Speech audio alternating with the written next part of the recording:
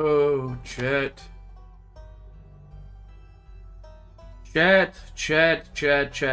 Where did it all go wrong?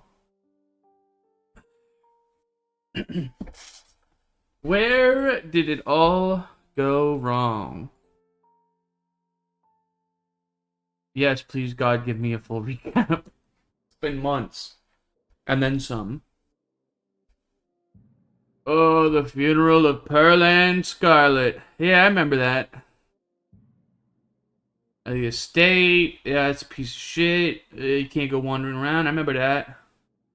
We go with our possibly girlfriend Stella. Poor Duke. He gets his shit blown off. Weird looking deer. Little creature thingy. Mm-hmm.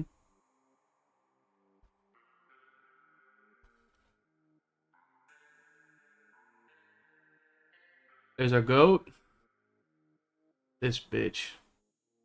This fucking Sybil lady. This fucking... Listen. Holler at your pug. Holler at your pug. Listen. I got beef with Sybil. Okay? I got beef with Sybil. I know that she's the devil.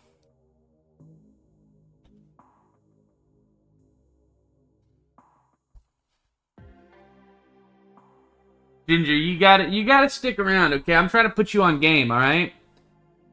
This is our stalker Wayne. He says he's the only person in town who cares about our safety. So I trust him implicitly.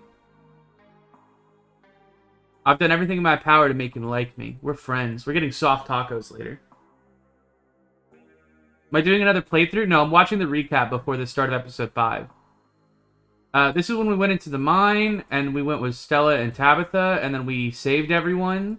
That's not a bit, by the way. We did save everybody. Nobody even got hurt. For those of you who watch Scorch, me and Scorch are doing a playthrough together, where I just keep my mouth shut and watch him play and chime in occasionally. This did not go as well for Scorch. He did not have a clean bill of health when everybody got out of there. Tabitha, you're so mean to me. Oh, 2 possums.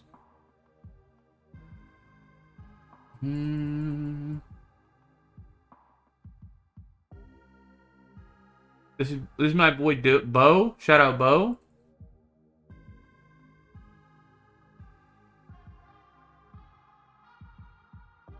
Dumbass dog mayor. Pastor Daniel. There's Reese.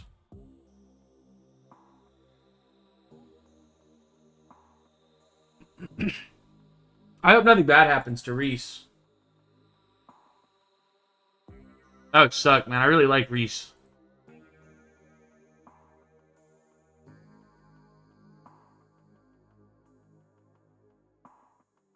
Thank God going in that hatch didn't lead to anything haunting happening. Thank goodness.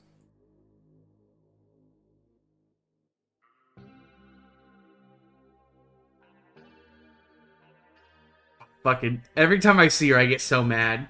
Because I know that I fucked up. I know that I fucked up, man.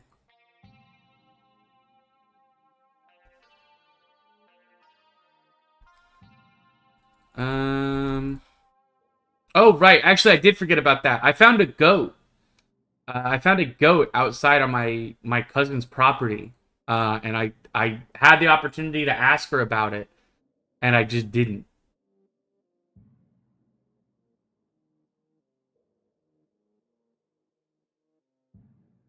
This is where I fucked up.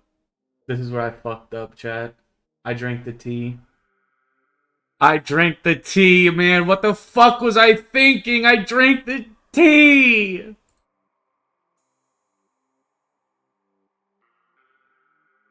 Oh, what a clown, man.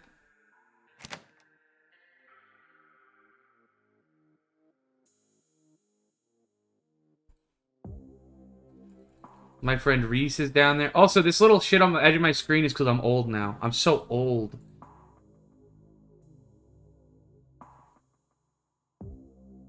Yeah. Yeah, so anyway, Reese is not okay. He got a little sick, but he gets better.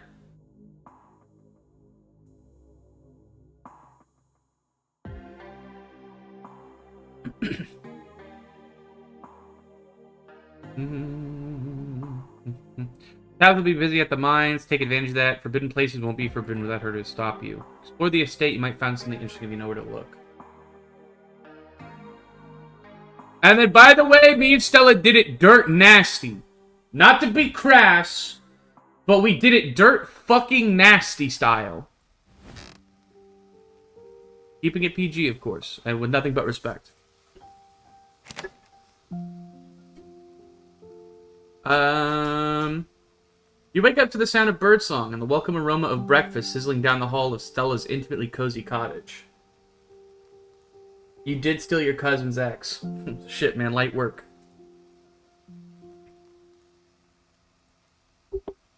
As you stretch, the soft cotton of her cheek slides against your skin. The aches and pains you've accumulated this week feel distant, lessened by the brief lightness Stella has brought into your life.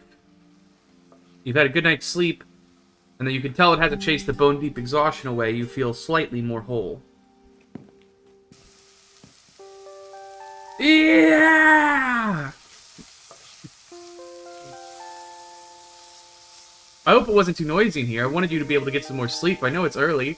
She's so cute! Still, it can't be too bad to wake up to somebody making pancakes for you, even if it's at the crack of dawn. First of all, your pancakes are really sizzling, Stella. Give her a morning kiss, bro. What? Put the moves on! You take a step forward, leaning in close. You can feel Stella's smile broaden as you plant a gentle kiss on her cheek. Oh, you can do better than that. You called my bluff. Before you can pull away, she takes your face in her flour-dusted hands, pressing her soft lips to yours. She smirks as she turns back to the pan. How'd you sleep? So annoying. Man, God, you're so fucking annoying with that. Aren't I the host here? Isn't that what I'm supposed to ask you? But I slept great, of course I did. Thanks again for everything you did yesterday. You have no idea how light I feel now.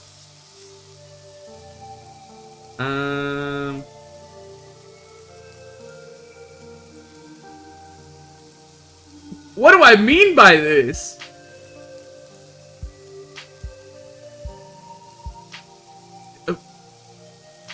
Wim, it's morning. Eat your food, you little freak. So nice to wake up here knowing that your face will be the first thing I see in the morning. Well, aren't you romantic? If you think my looks are nice, wait till you try my pancakes. These are what'll have you coming back for more. A breakfast feast. Stella motions the pancake-laden plate towards the table. You take a seat.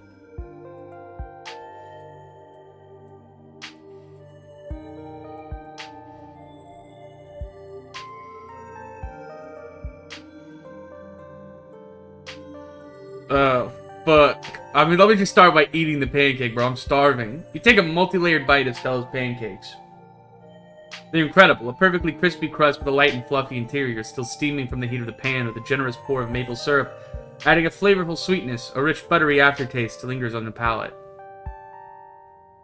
A stack of these, made by love with someone who cares about you, is a perfect way to start your day.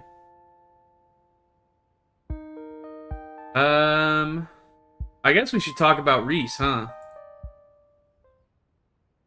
Why did something... did something happen? Yeah, so listen. I've got good news and I've got bad news. He's a big freaky monster. Stella stares down at her pancakes in shock, trying to process what you've just said. Tears fill up in Stella's eyes. She tries to blink them away before you can notice. He's what? She looks away for a long moment, trying to collect herself. He's a big freaky monster, Stella. So that means he's all alone right now, locked up in some tiny room? And I guess if he wasn't, then Dr. Kelly would be... I can't believe I was off dealing with my own pathetic little problems yesterday. If I had been there, maybe things could have been okay. I don't know, maybe I could have talked them down, or... I don't know, done anything besides moping around while my friend went through the biggest crisis in his life. He takes a sullen bite of pancake. With it, she seems to swallow her momentary distress, but her casual demeanor returns, giving you a smile. But it's over. I trust you made the right call in the moment, and for now we have a mystery to solve.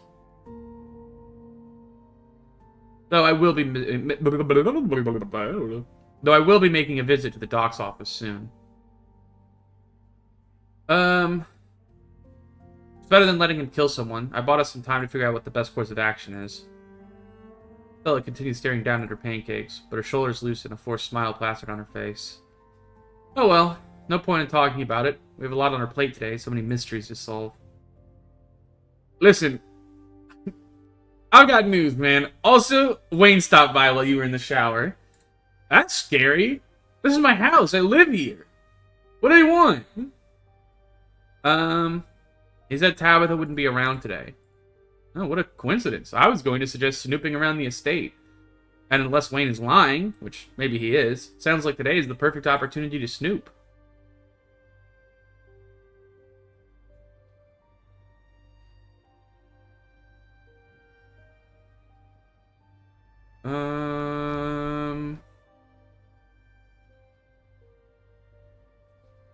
How can we be sure Tabitha won't be there? I know Tabitha. She'll be at work. Plus, isn't there a strike going on or something? No way she's going to be relaxing at home today. We'll have the place to ourselves. I trust Wayne. He hasn't led me astray yet. That doesn't mean we can trust him, but maybe just this once. He doesn't strike me as the kind of guy who'd want Tabitha to catch us snooping. Alright, pancakes have been eaten, and I am fueled up for today's activities. Stella stands up, Gretchen hopping down from her chair to stand at Stella's side, and the two of them lead you out to the door and out into the chilly morning air. The walk through town is quiet. It's early, and though you can smell the diner cooking up breakfast for hungry miners and brewing coffee for cops to sip while ignoring the horrors playing Scarlet Hollow, Main Street is deserted. You and Stella feel like the only people in the world watching the sun rise over the library. The estate looms over the three of you more unwelcome than it's ever been. As if the small bit of time you spent away in a warm house still full of love that built it made the mere thought of the crumbling manor unbearable. I can barely remember the last time I made my way up that hill. Berlin didn't exactly make it easy for me to see Tabitha, so we usually hung out anywhere else we could think of. Your aunt had a tendency to shoot first and ask questions later, so I figured it was best not to risk winding up at the business end of her shotgun. You only make that mistake once. Though it's sad to see how much worse it's gotten. The cliff used to look a lot further away. Or the cliff used to be a lot further away from the house, but it's claimed a lot of ground. The place looks like it could fall in a day now. It used to be such a beautiful house. The odd sadness that creeps into Stella's eyes as she looks up at the place makes you wonder if it's really the house she's concerned about. After all, a home is often a reflection of its occupants. And even if what they had died a long time ago, it's never easy to see someone you once cared about decay and collapse in on themselves. Together you cross the threshold, the ancient door creaking open to reveal the familiar dusty foyer. Knowing Tabitha isn't here to keep you in line gives the place a new feeling, like you have complete ownership of the place, or that any secrets it once held are yours to be uncovered if you only figure out where to look. Hey, geez, you can feel how much the floor is tilting. The place has really gone to the dog since the last time I was here. Everything feels so much older and disused. I can't believe Tabitha is still living here. I'm sure she has a lot of memories tying her to the place, but it feels like it could come down around our ears any second. The most important secret is what does the ice cream taste like? It's banana and peanut butter, right? So, where to first? The bedroom. Got something up there you want to show me? Stella gives you a flirtatious wink. Lead the way. The two of you make your way up the rickety stairs and into the guest room. The moment you enter the room, Gretchen and Frau start growling at each other. Uh-oh, this is gonna be trouble. Gretchen lets out a short, sharp yap. That's all it takes for Frau to launch from the bed, skittering away down the hallway. You hear her gallop down the stairs, undoubtedly returning to her spot in the kitchen. Gretchen is victorious. Anyway, if I remember correctly, this is Perlan's old room, right? Tabitha really wasted no time getting this place turned over for guests. Someone has been here. The closet's wide open, and its contents have been dragged out into the room, a huge discolored residue smeared on some of the larger boxes, giving you a hint as to who might be behind this invasion of privacy. Holy shit, that mess has got to be Wayne, right? I think I know if you were that messy.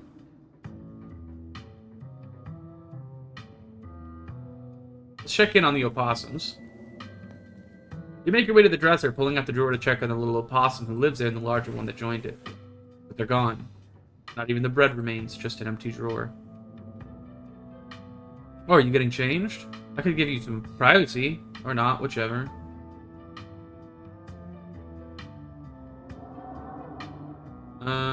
There's usually a little opossum in here. I hope he's okay. Oh, opossums are cute. Kind of weird that one lives in the drawer right next to where you sleep, but guess I'm sorry you wandered off. And, I'm glad you took that shower at my place. Okay, like you're so fucking clean, Stella, okay? Like you don't have some weird shit going on in your life. Does that mean this is where Perlan died? I wouldn't know. Tabitha hasn't really said anything about it, but she died in her sleep, so one can assume. It's okay. Now you can just sleep in my bed for the rest of the week. If Tabitha gets mad, oh well. She shouldn't have made you sleep in a dead lady's bed without even telling you. The closet wasn't like this yesterday morning. So your room's been tampered with. All the more reason to check it out. You and Stella cross the room to investigate the open closet door. The back of it hangs slightly ajar. It looks like it was never solid wall at all, but rather a door previously hidden behind the pile of boxes and papers. It was dragged out of the way overnight. There's no doorknob, only a small circle of metal where a doorknob would be, punctuated with a keyhole. Can't help but notice that the doll from the other day is conspicuously absent, both from the closet and from the pile of garbage flowing out of it. Is that a hidden door? Yes, I knew it. I knew there would be a secret passage. Stella whips out her camera, nearly fumbling and dropping it in excitement, but she regains her steadiness, aiming it into the gloom of the closet at the sliver of light from the room beyond. Stellars, you are not going to believe this. We're here in the Scarlet Estate trying to get to the bottom of what exactly is going on around town, and I have just uncovered this hidden door in Wim's closet. There used to be this really creepy doll in here, but it's gone. Oh, well, maybe we'll find it somewhere in there. Maybe the doll's behind everything bad that's been happening here. Don't you think Tabitha's gonna get mad at you for filming in here? Like, legal action mad? That's the nature of journalism. I take risks to get information out into the world, whether that's the risk of bodily harm or legal consequences for sneaking into my friend's old house. If we don't find anything, I don't post anything. But if we do find something and it blows your dark, possibly incriminating family secrets wide open, well, I guess that's a problem for future Stella to figure out.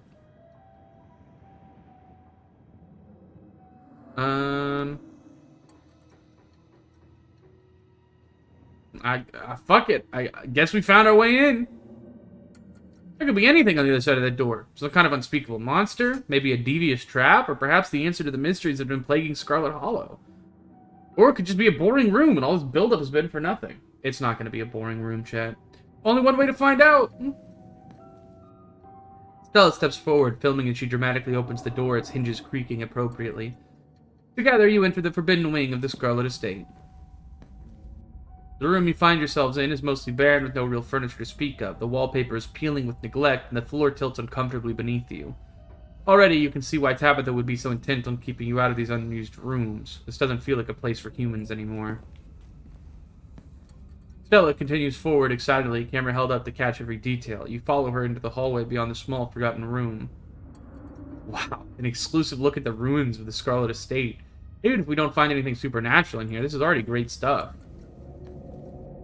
Before you is a long hallway. Dust dances in the weak sunlight beaming in through the cracked glass. A tinge of mildew stings your nose, warning you away, though there's nowhere else to run to now.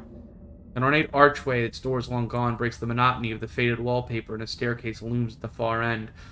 It sucks, too, because at this point, there's not even, like, a way to save this house. You know what I mean? Which is it's an odd thought, I know, but... Like, this is a beautiful estate, like, beautiful manor, and it's just, like... Even with all the money in the world, it's basically impossible to save this fucking place now. You know? It's gonna fall into the ocean on exactly, Lemony Snicket-ass house.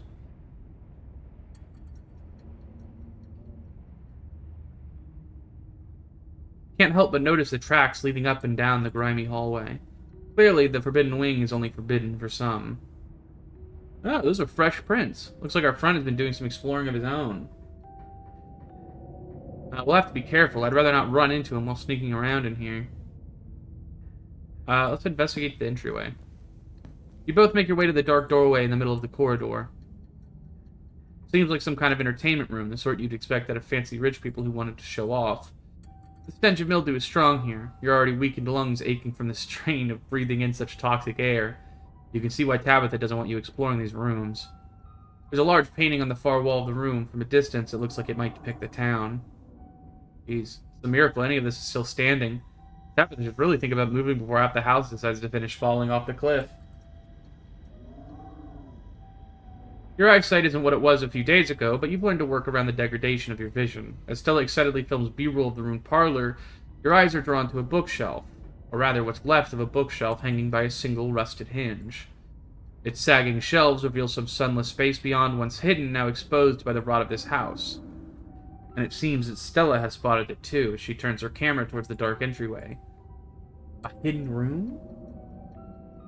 Oh man, the fans are gonna love this. Let's look at the painting first. The painting highlights a number of old buildings and locales, many of which you've already visited. The town hall, the estate, the mines, and the clinic, still called a hospital at the time of this painting. The church, and then there's somewhere you've yet to see. The historical Callaway/Tremaine homesteads. That would be our little town. Oh, there's a plaque under it, in commemoration of Enoch Scarlet, head of the Scarlet Hollow Landmark Revitalization Project. Let the past never be forgotten. Oof. I feel like writing something like that is just asking to wind up gathering dust in a neglected room like this. Let this be a lesson to all my viewers looking to immortalize their life's work. It's all two of you, maybe. Check out the hidden room. Stella gives you a helpful boost over the wide crack in the floor, her strong hands hoisting you across with ease. Together, you duck between the shelves. Oh, come on. Duck between the shelves, entering the dark room. The space is dark, its features barely illuminated by the faint light trickling in through the myriad of cracks and holes in the wall. The wallpaper, a deep, exquisite red, adds a blood-like glow to the dimness. This is a sick fucking office, dude. The walls are lined with ornate display cabinets, some empty, some still presenting their antique treasures. Nestled between the cabinets, a single tall bookshelf remains standing, its occupants dusty but mostly intact. All of these are ornamental details. Your focus is drawn to the expensive-looking antique desk in the center of the room. Gretchen barks out at the rest of the room, attempting to intimidate whatever it is she smells. Shh, Gretchen, we wouldn't want anyone to find us here. Who knows, they might try to seal it back up, Montadillo style. Gretchen quiets down, but that doesn't stop her from thoroughly investigating the space. This is it, Stella. It's the kind of fun every urban explorer hopes for. A hidden room locked away in the Scarlet Estate full of weird artifacts and keepsakes no one was ever supposed to find. They weren't counting on a couple of investigative documentarians like us to go looking, but here we are, about to blow your family's sordid past wide open. Investigative documentarians? Is that what YouTubers are? It's what this YouTuber is. I've been thinking of opening with that instead of the YouTube thing. Then I wouldn't have to explain what YouTube is to any old people who ask what I do for a living. Not that the old people around here don't already know about it, you know, but... And they have YouTube accounts, too, just so they can follow my channel. But, you know, hypothetical future old people I might meet. Okay. Alright, sure, Stella. You're an odd lady. You step towards the desk. Maybe there's something wrong. Or maybe there's something worth finding in the drawers. Let's check the top drawer. The top drawer mostly contains old-timey letter-writing materials, complete with fancy dagger-shaped letter opener and a wax stamping kit emblazoned with the initial ES. The wax seems slightly gnawed. Underneath, you find a pile of crumbling financial documents scrawled in neat cursive. In every spot that needed a signature is a name Enoch Scarlet. This must be his desk, meaning this must also be his study. And hidden among the documents, you find an ancient photograph. A stern blonde man stares at you from the detritus at the bottom of the drawer, a face you're surprised to find you recognize. The man from your vision, the one in the hospital bed. I've seen that before. That's the picture of Theodore they put in the local history books. That's your great-great-uncle or something, the one who died in the collapse. I had a vision about him yesterday. No way. Enoch said he was working with a witch and that she'd be able to help him fix things, but this was in the hospital after the collapse. Stella focuses the camera on you as you explain the vision you saw yesterday. She's clearly shocked by the revelation, drinking in every word, eyes growing wide. A witch? And then somehow they managed to convince the whole town that Teddy died in the collapse? But if he didn't, and some witch was involved, sounded to me like your family was more than just Charles Shaw's skeleton in the closet. Let's feel around for anything we might have missed. As you search for anything more notable among the contents of the drawer, you notice something peculiar, an irregularity in the molding along the top edge of the desk, as if something had been removed and replaced at some point. You slip a hand into the drawer, feeling along what would usually make the solid oak at the top of the desk, but the space is clearly hollow. Your fingers making light knocking sounds as they fumble against the wood. Fortunately, it's a very simple lock, and you have years of experience. In moments, the secret drawer slides open, revealing its treasures. Oh, what the fuck is this? The bundle of notes. As the pages unfold, Stella's eyes grow wide. Isn't that... Scrawled on the first page is a design you find familiar. It's the stone from the pit in the mines, its many-armed design scratched into the paper by an untrained hand. There are more here, little notes next to them too. The handwriting is terrible. I don't even think some of this is English. But it looks like this one says prosperity? There are other drawings here, some of which you find just as familiar. The goat head carving from what was once the town hall, and the circle of the figures from the clinic. There are notes scrawled in the margins around the designs, most either illegible or written in some language you don't understand, though a few words stand out. Prosperity, next to the stone from the mines, Dominion paired with the stone from the town hall, and Vitality with the clinic. The remaining captions seem to read Spirit, Bounty, and Throne, all attached to designs you don't recognize. The bottom drawer offers resistance as you try to pull it out. It would seem that after all these years, the lock still holds. Not a problem. Look who it is! You're surprised to see familiar faces staring up at you from within the nest of odd glass vials. The little opossums from your room. Seems that they too have found their way into the Forbidden Ring.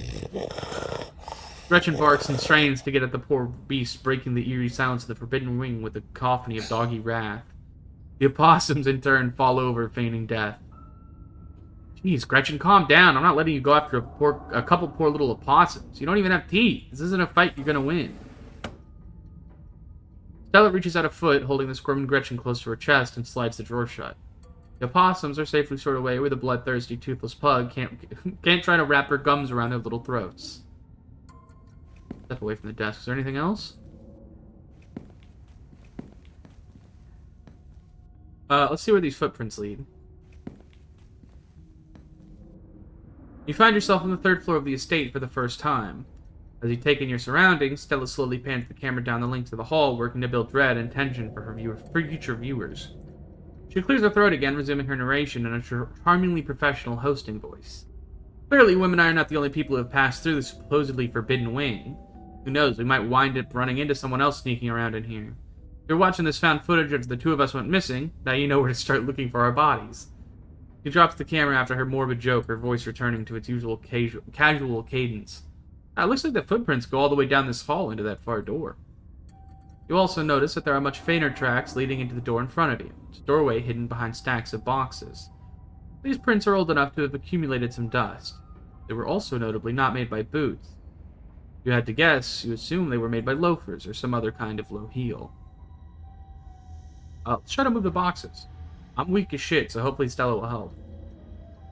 They feel packed full of lead. You can practically hear your shoulders and hips creaking and straining with the effort, but try as you might, you can only budge them about an inch. Then they seem to cement themselves in place, and you find yourself gasping for breath after a few desperate pushes. Let me help you with that. You don't need to go straining yourself, what with the whole, overnight graying situation. Stella steps in, pushing the stack away with a bit of strain. Ugh, seems like somebody was trying to keep what was in here extra secret. Joke's on them, that just makes me want to tell everyone about it even more. The room is coldly empty. The large antique bed is made, its sheets ancient and dusty, but somehow still giving off the feeling of tidiness, even with cobwebs stretched between each corner of its four-poster bed. There's the desk. You step towards the desk, its drawers practically overflowing with stationery. You start opening drawers, each one filled with paper stacked haphazardly, practically spilling out as you attempt to dig through for anything important. All these bills and receipts are in Edward Dean's name. Sorry, chat. Guess we know whose desk this is. The rest of the room is so neat and tidy, it's amazing that her drawers are such a hoarder's nest of old paper.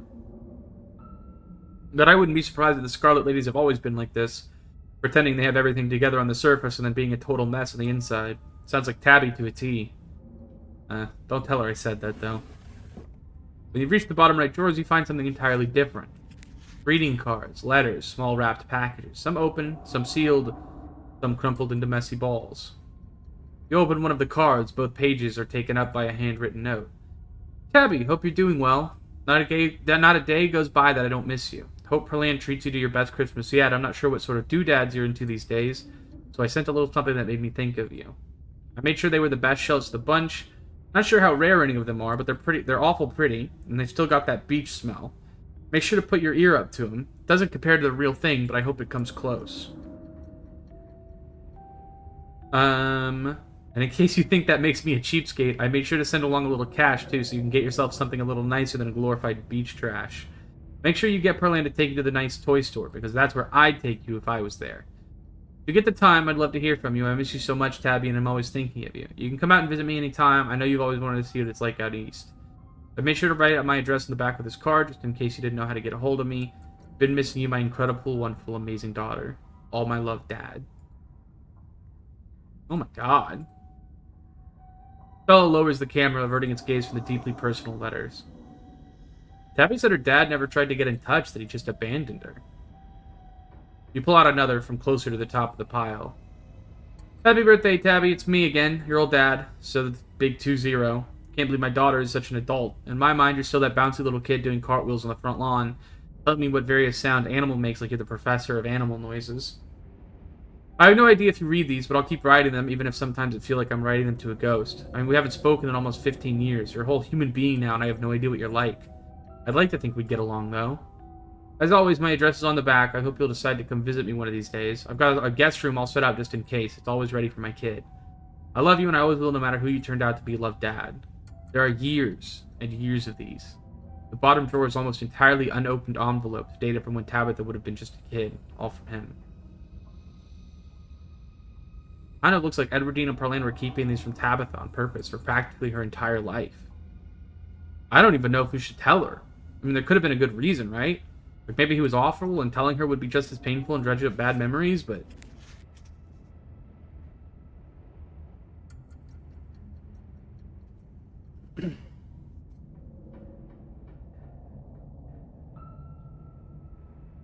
Fuck.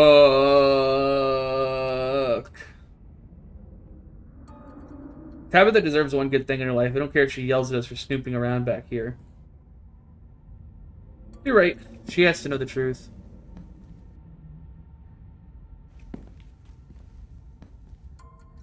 Make your way to the closet. It is lifeless and tidy as the rest of the room. It seems Edwardine kept things neat and orderly, or as neat and orderly as she could, considering the decaying state of the place. It looks to me like where Perlan would go shopping for Tabby's clothes. It's exactly the sort of thing she wears. In fact, I'm pretty sure I've seen her in that dress before. The only thing here besides her clothes and shoes is a box shoved off to one side. Pick it up. Child-sized overalls, striped shirts, a small pair of trousers with suspenders still attached, and one of those little sailor suit boys from the 50s that we're always wearing. Boys' clothes. That's weird. When was the last time a boy was born into the family? Other than you.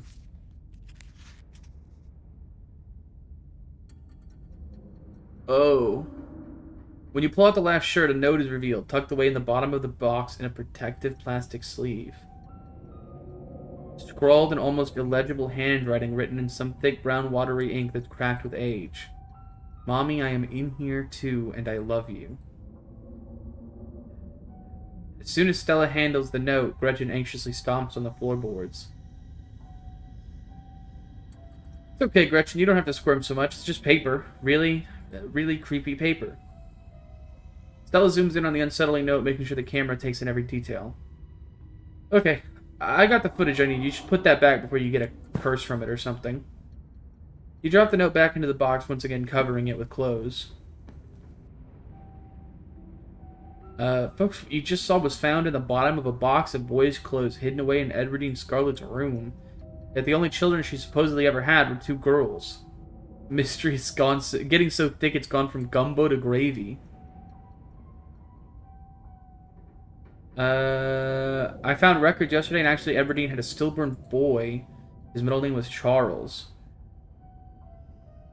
No way. You're not just winding me up, right? Because that is a bombshell. I mean, do you think Charlie? Oh my god. Alright, what if he wasn't stillborn? I mean, he would have been a bastard son, right? And with Enoch the way he was, and the fact that your family has the whole Southern Gothic thing going on. Oh, we find more about this. Forget about gravy. The mystery just boiled over. You and Stella return to the hallway. I mean, let's look out the window. I'm a sucker for a good window jump. You carefully approach the window at the far end of the hall. That sure is a cliff. There's nothing below the window but the tops of distant trees, the ground having crumbled away. The only thing stopping you from plummeting to your death is the shrining foundation that somehow still holds this place together, at least for now. What was that Achivo? It was for exploring, Perlan's room. Or, not Perlan, fucking, Edwardines. Called her Ladyship's Chambers. Oh boy, we've got a haunted nursery, everybody. Let's check the bookshelf.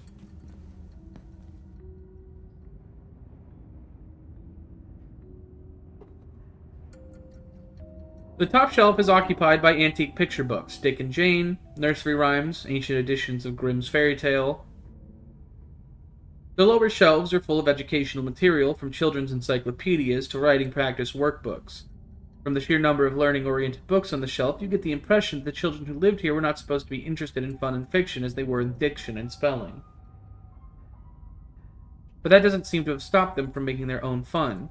You see quite a few books with children art stuffed in between the pages, the corners peeking out, tiny scribbled hands waving at you from their yellow paper. Have a look at the children's art. You take a particularly doodled-on encyclopedia off the shelf. If Daddy plays with me and Mary Belle, my family goes to the zoo. If Mommy and Grandpa took us to work. If me and Mary Belle and my Mommy and Daddy and Grandpa have a picnic. Really cute, actually. All are signed with a carefully scrawled signature of Alexandra Scarlett. There's a strange, fantastical element to these pictures. Everyone is smiling and sitting together as any family would in a child's drawing, yet it feels like these are drawn in the same hopeful way a child would draw a unicorn. Expressions of some reality that Alexandra could only dream of. There are less joyful illustrations as well. Daddy napping shows their father sleeping in a chair, a bottle of brown liquid conspicuously drawn on the table next to him. The girls hovering in the doorway some distance away. Mommy going to work shows the girls crying in the upstairs window of the house as their mother walks away and angry frowns scrawled on her face. Wow, these are awful. The viewers are going to eat this up. You get the feeling these are more accurate depictions of the girls' lives. The last picture you pull out gives you pause. There's a new figure here seemingly drawn behind a barrier. The two girls sit on the other side, smiles on their cartoon face. Boy in the wall. The boy in the wall? Are you kidding me? People are going to think I planted this or something. This is just too creepy. Stella makes sure to linger on the image, getting plenty of B-roll of the scribbled lines. You leaf through a few of the practice workbooks, gently turning the near crumbling pages. Reasons Mommy should take me and Mary Belle to the zoo. 1. We have been very good girls and have not cried for a whole week.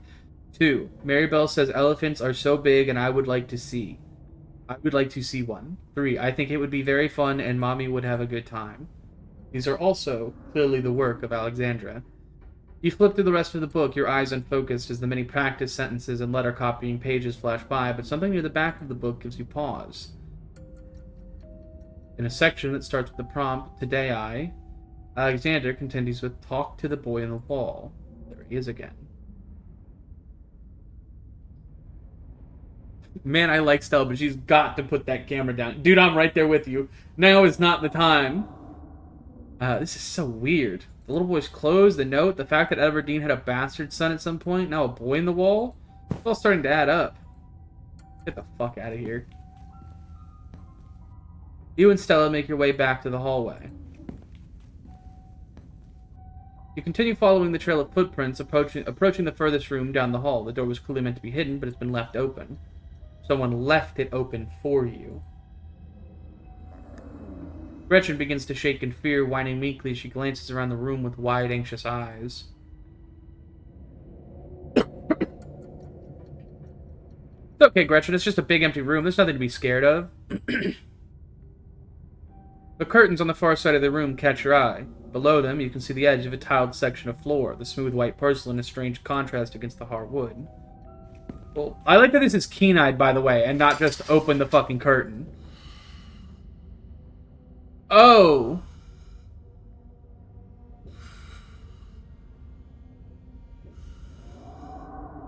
Huh.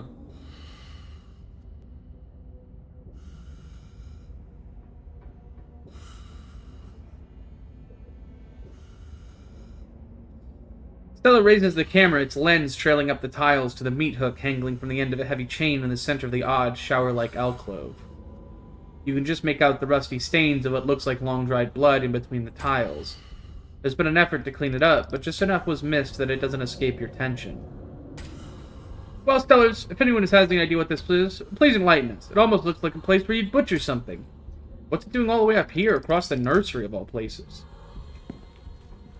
Stella crosses the room, training the camera on the door of the far side. Like the way you entered, it too has been left ajar, as if inviting you to explore what might be beyond it.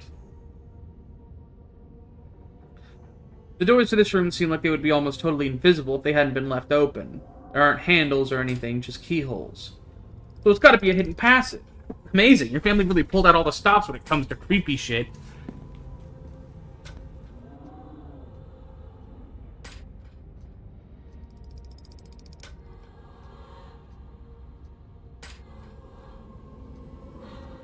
Oh.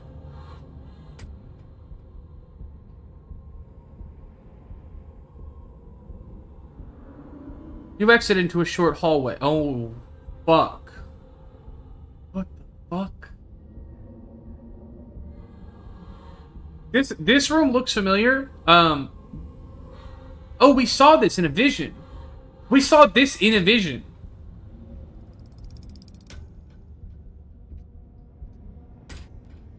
Yeah, it is from the ghost sequence.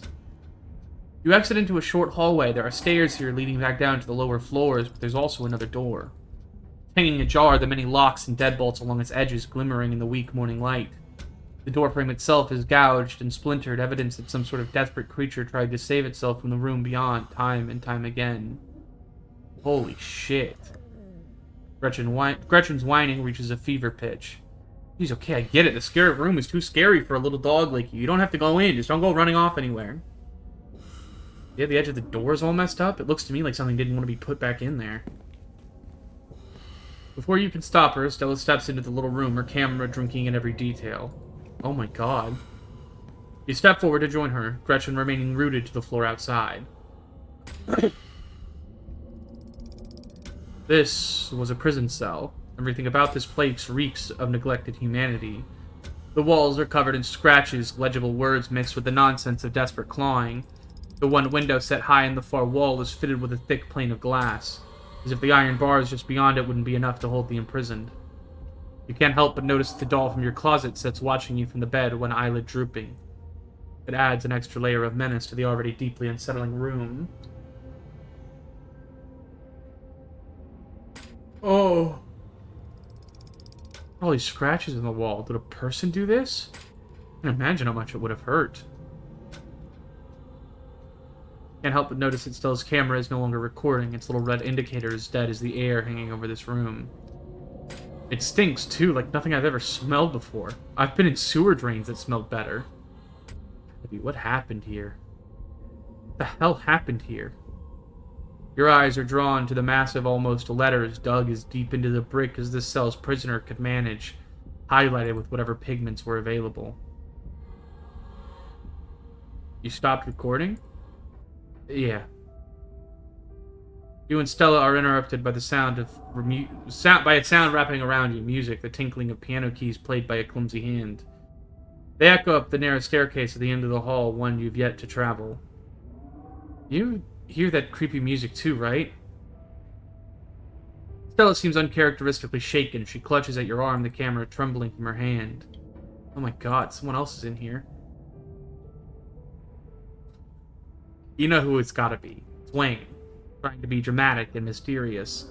Though it seems to be working, as you can tell from the wide-eyed look in Stella's eyes as she stares down the length of the hallway. There's something strangely compelling about it, too, like he's giving you a personal invitation, asking you to come to him rather than forcing you to another confrontation. The two of you stagger back into the hall. Do you think it's him? Wayne? Stella seems to swallow her momentary fear, straightening back up and letting the light return to her features. If it's him, he could have information. It seems like he knows a lot about what's been going on in town. Who knows, maybe he'd be willing to talk more than that we found all those secrets your family's been hiding. I didn't mean to click that. Fuck. Wayne wants to talk to me so badly. Fuck. No, I didn't. I fucking just double-clicked on accident. Fuck.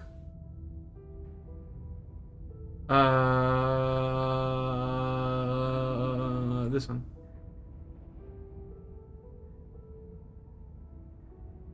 Yeah, okay.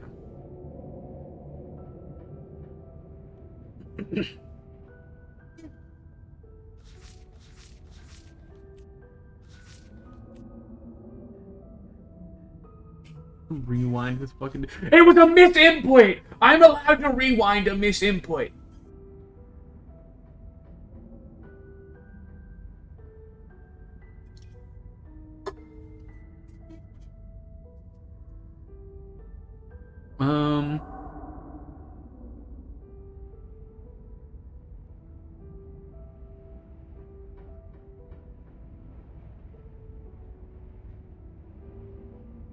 I guess we'll go talk to him together. No way we're splitting up. I'm not gonna let that creep draw you into some trap without me around to help you out. Come on, Gretchen, I'll carry you. Stella scoops up Gretchen, the pug still visibly shaking with the fear this place seems to instill in her, though Stella's comforting grip seems to ease her poor doggy spirit. That's right, my little old lady, nothing bad happened, besides being shaken to my core, I guess, but nothing physical. We're just seeing one scary man and then we're leaving. Her grip is firm and warm and reassuring, and together you make your way down the hall to the source of the eerie music. The stairs take you to what you have to assume was once the servants' quarters, a network of cramped passageways hidden behind the expansive rooms of the estate without so much as a window for illumination.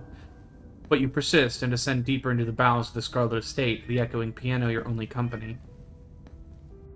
Soon enough, you see light again, the sun creeping in through the edges of a nearly hidden door. You're at the end of another long corridor. Its high ceilings and tall windows are almost disorienting as you step out from the cramped, gloomy stairwell.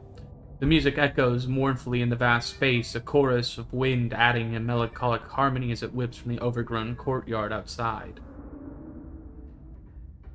But as you make your way into one of the side rooms, utterly dark save for the open doorway on the far wall, the music stops. There's no warning, no gentle fade or dramatic slamming of keys. When you make your way to the music room, Wayne is already standing, his eyes glimmering in the darkness behind his stained veil. I hoped you came alone.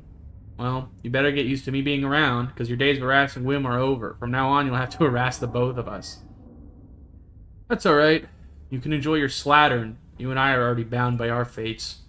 You need to come to understand that if you expect to help anyone, yourself included. You're running out of time. Slips away into the shadows. What did he just call me? Hold on. I gotta Google what a slattern is.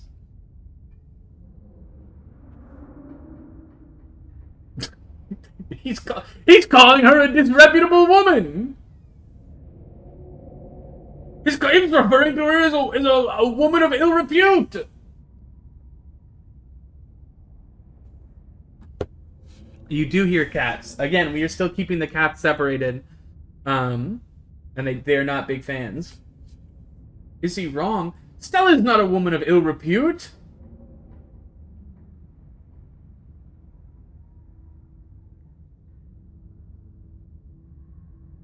Whatever, let's just leave, yeah?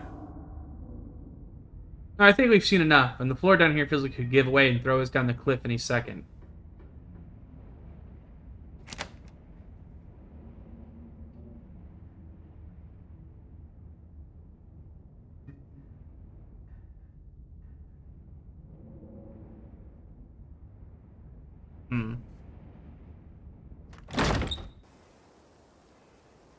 The warmth you and Stella shared last night seems to fall apart in the fresh air, shaken by the unearthed secrets of your family's past. A tense silence holds between the two of you as your mind does its best to grapple with what you found. The cell, the doll, Enoch's occult sanctuary, the boy in the wall, and his outfits in Edwardine's closet. Is it possible your cousin has known about all this?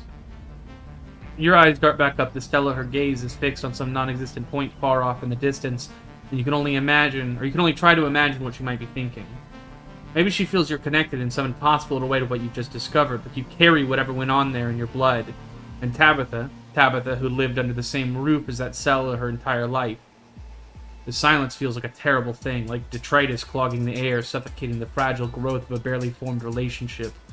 There's a feeling the longer you wait to say something, anything, the more your tentative relationship will unravel, second by second. So say something. Say anything just to break this awful silence already.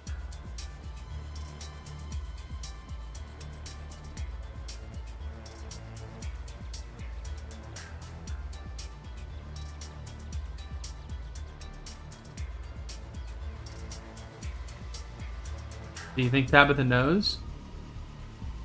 What? Absolutely not. Tabby's not the kind of person to lock someone away in some sort of dungeon. I know her. She's not the sort of person who would keep something like that hidden from me.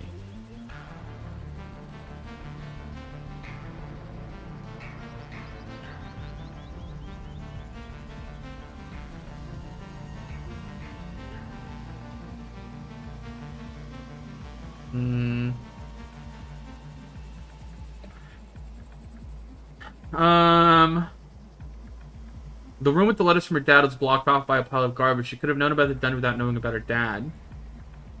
But, okay, I get it, but if we're not going to Tabitha, then what are we supposed to do? We have to do something.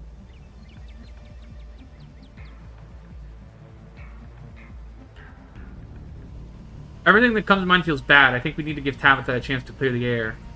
A palpable wave of relief washes over Stella. Yeah? Alright, then we're going to the mines. Come on. This is a mistake! Put your hands in the air if you fuck with making a big, huge mistake, Chad. Who's ready?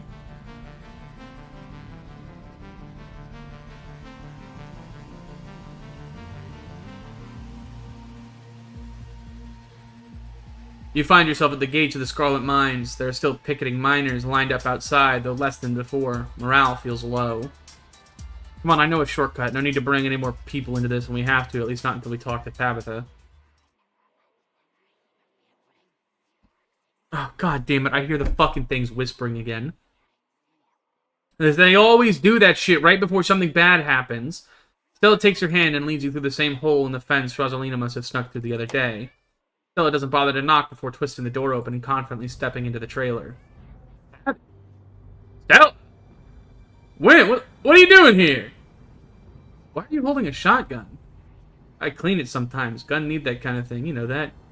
Well, I would have appreciated a heads up that Wim was safe in your bed at your place last night instead of having to wait up wondering if my cousin had managed to die while out of venturing around town. Same for you, Wim. I thought you would call or something. Just let me know you were okay. Oh, no, but I did forget to call last night. I did forget to call. I forgot. Fuck. Let's skip the small talk, Tabby. Stella pulls up a chair and the two of you sit down across from your increasingly anxious cousin. I didn't say you could sit. We just came from the Forbidden Wing, Tabby. Have you been there? Stella's question is answered with silence. Your cousin's eyes dart away, unable to meet your gaze, or Stella as she avoids the answer. But her silence is the answer, or else she would have launched into some lecture about safety and doing as you're told. No such lecture comes, only a quiet monosyllabic response. Oh. You wouldn't believe what we found in there, the things your family had hidden from you.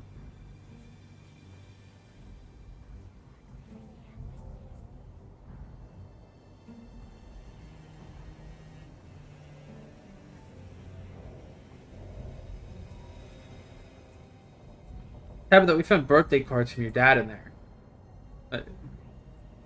Stella's taking over. Stella, chill the fuck out, bro. You're blowing this shit. Like Enoch's study, it was behind an old bookcase and there was all this occult stuff in there.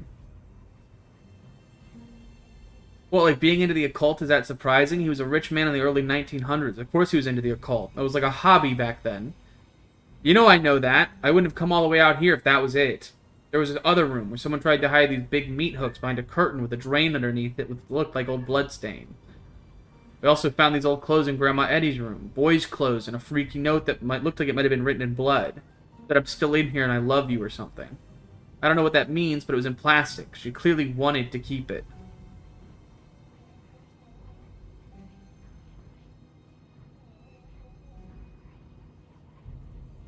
We're not trying to jump any clues. We're just trying to make sense of what we found in there. Dude, Stella is actually pissing me off in this conversation. Stella is making me so mad. But none of that is important because at the end of it, there was a cell, a prison cell. Somebody was being kept in there. We found these old notebooks talking about a boy living in the walls, too. I feel like it's all connected, especially to this creepy old doll in there. I just feel like maybe your family was keeping some of their own kids in that room. And just before we left, we ran into Wayne, and I'm pretty sure he's the one who made sure we found it, but I don't know why. He was all mysterious and called me some old curse word and left. There, that's everything, okay? It's all laid out on the table. Oh, can I say something now? As soon as I saw her, I just had to get it all out of my system, I guess. Oh, no, can I speak now, goddammit? But it's out now. We're all on the same page. We're all in this together, right, Tabby? Wait, I'm not sure if you know how bad this looks. Stella's been a nuisance before, sure, always pestering me to hang out, trying to visit me at work, but even she knew where real lines were drawn. Until you showed up. Now suddenly, here you are, having convinced her to break into my house to go looking for whatever skeletons you thought we had stashed in closets. You notice your cousin make an odd twitch, some unnatural movement hidden behind her desk. Unnatural, but intentional. There's some sort of switch she hit? Maybe he has a panic button.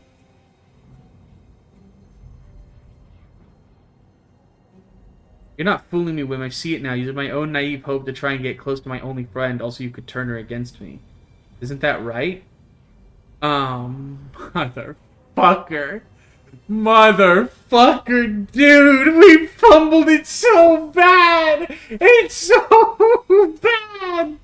Oh, what have we done?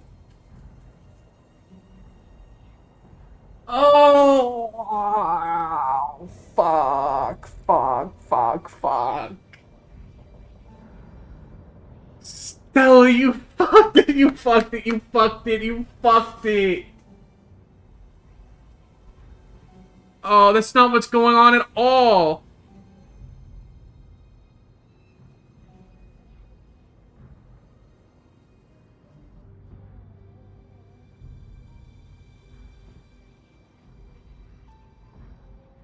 Did you just hit some sort of panic button? Now you're both being ridiculous. Of course you didn't. No, Wim is right. Perlan had a switch installed on the desk ages ago. Clearly we need a mediating party, and one is on its way now. But I'm here. I can mediate. I'm good at this. I know you're not to blame for anything we found in the estate. Clearly your family has a long legacy of keeping secrets, and I know you feel like we violated your trust by going into the close off and liver clues. Now we can all try to get on the same page. All these secrets? Don't want to end up with anyone being dragged off by the police with what we have on you. Won't be Wim who winds up in handcuffs.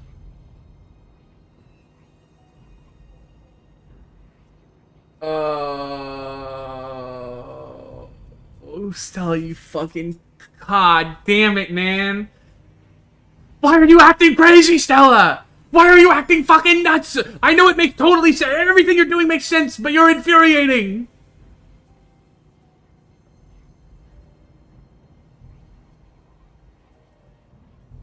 Do you have any evidence of these supposed crimes, or just footage of old rooms? Maybe an even better question would be, would you be even willing to use it if you did?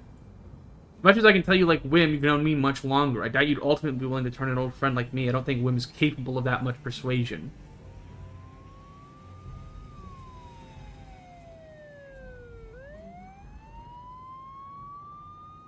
Hope you had fun last night, Wim. I doubt the jail is going to be nearly as comfortable.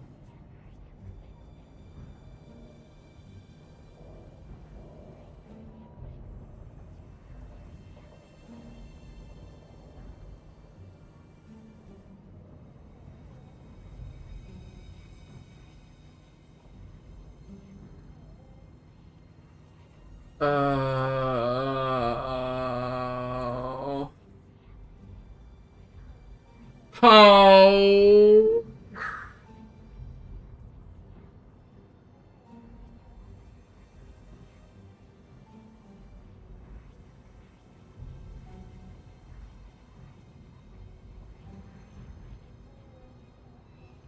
What a doomed world I live in. What a fucking doomed world.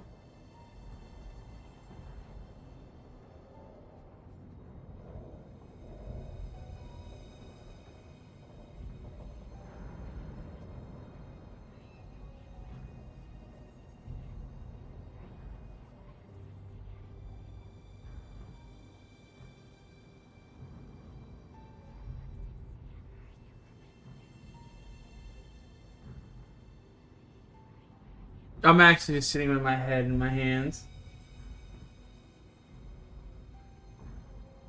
Uh,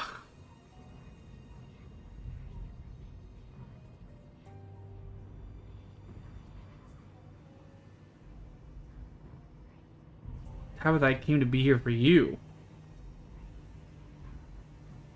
Try that most of bullshit on me. You think I don't know what a freeloader? You don't think I don't know a freeloader when I see one? I came here for you, yeah? Not the free lunch? I doubt it. You just act like everyone is helping you with some master manipulator. A certainty settling over her. I do wish I could be honest, you know. Or really, I wish honesty would do anything. But it's not going to keep the mines running. It's not going to fix the things that are actually broken around here, because that's what Scarlets do at the end of the day. We keep the machinery oiled. We make sure its components are replaced when they break. The legacy I have to maintain is cruel and unglamorous as it might seem to anyone else. And I'll keep shouldering that burden alone for as long as I have to. It's what I was born for. You too, Wim, though you've been neglecting it for a long, long time.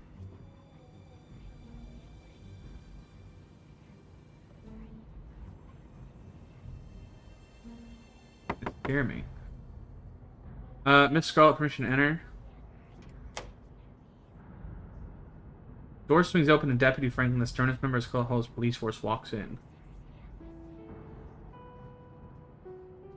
Isn't this a pleasant coincidence? I've been looking for you all morning. You're in a lot of trouble, kid. Too much trouble to let you keep wandering around causing mayhem. Oh, so you were already planning to take my cousin in then? As a matter of fact, I was. Yes, Miss Scarlet. See, there's been all these problems around town lately, and I don't need any explanation. Go ahead, be my guest. Oh. Fuck it. God damn it, man. Motherfucker.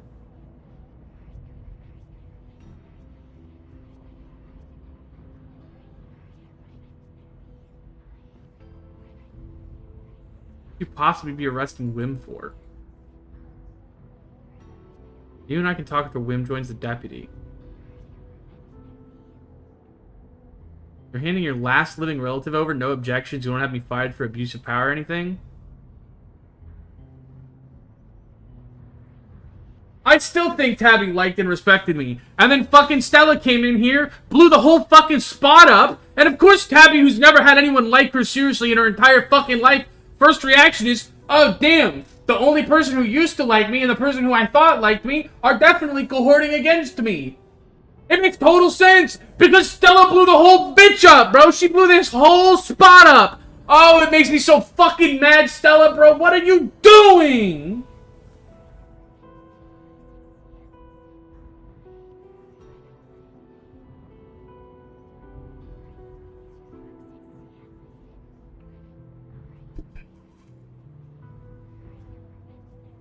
I think some time under lock and key will do my cousin some good. Now, if you could take care of this outside with Trishman, I would appreciate it.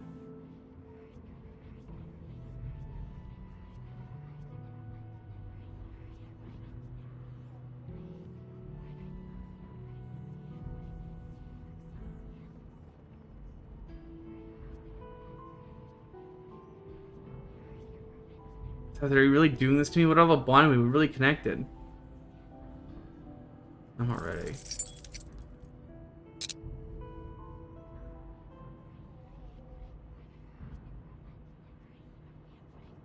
Fucking ice cold. As you're dragged from the office, Stella calls out to you one last time. Me and Tabby are gonna work this out, then we'll come get you and everything will be okay, I promise.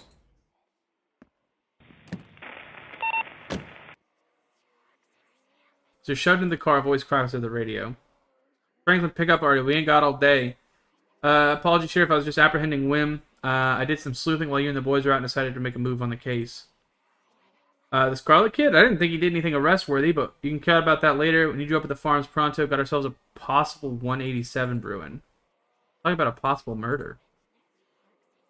Damn, this day just keeps getting crazier. Suppose you'll have to come along for the ride. Deputy Franklin wastes no time in turning on the sirens, blasting down the road towards whatever emergency is underway with you in tow. Possibly one of the few times that he's ever been able to do this, and despite his sunglasses and stiff demeanor, there is a definite excitement in the way he cruises around the treacherous mountain turns.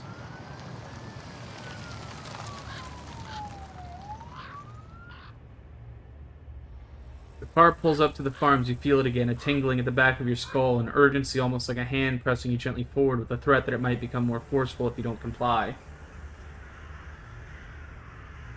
I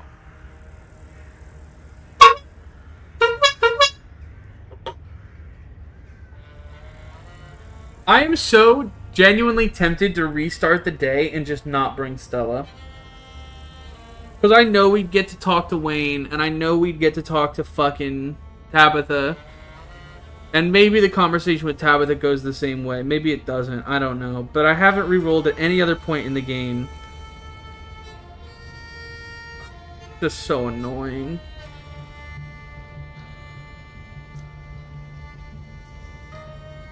And I fucked up at other points in the game, and I've lived with it. I would abandon my Jezebel, my woman of ill repute, as fucking he would say.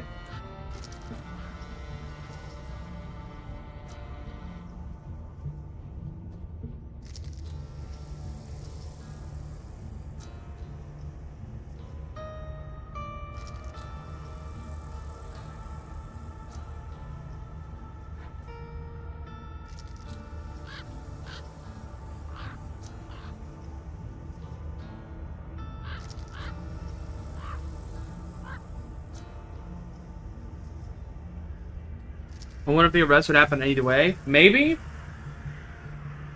You probably get arrested.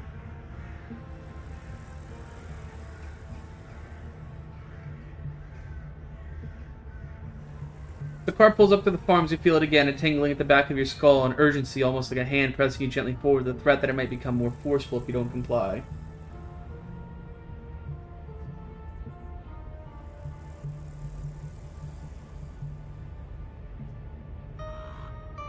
Might not be Tabby that does it. Yeah.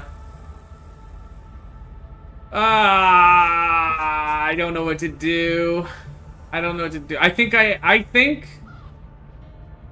unfortunately I am gun to my head. I'm forced to hold on. I'll tell you what I'll do. I took a save right there. I'm gonna go load.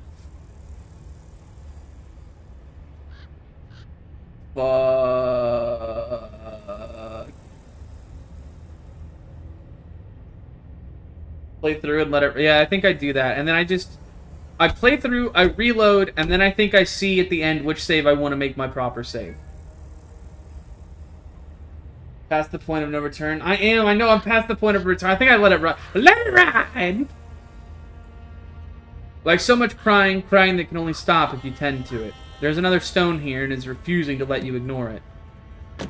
Deputy Franklin gets out of the car, leaving you in the back as he joins the assembled crowd. Alright, Sheriff, it's the situation. Bo got tired of waiting for y'all to come do your job, so he took it upon himself to go investigate the Tremaine household, and he ain't come back out, and it's been hours. Irma, I'll do the honors of briefing the officers on our current situation. You can go back to the house and let us handle it from here.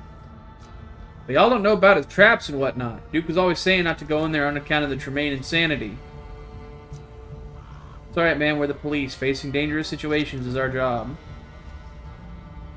The woman who you take to be Bo's mom reluctantly returns to the porch of her house, watching the other building intently as the officers talk amongst themselves. Franklin, you're with me. We're headed on in to get a handle on the situation. Derrickson, you listen in from the squad car. Hopefully we can settle this without you, but you're our backup if things go south. If there's any hope for the hostage, it's been awful quiet. If you ask me, I don't suspect there is a hostage. Not anymore.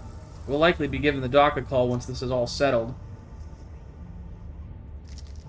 With the tip of his hat, Hugsby signals to Franklin, and the two of them make their way up the hill towards the old farmhouse. Hey there, Wim. Sorry you had to come along for the ride. We'll have you back at the station soon enough. Sounds like this won't take long to settle. In the meantime, I'll keep you company. The thing calling after you is starting to lose its patience. You need to find a way out of here before it gets angry.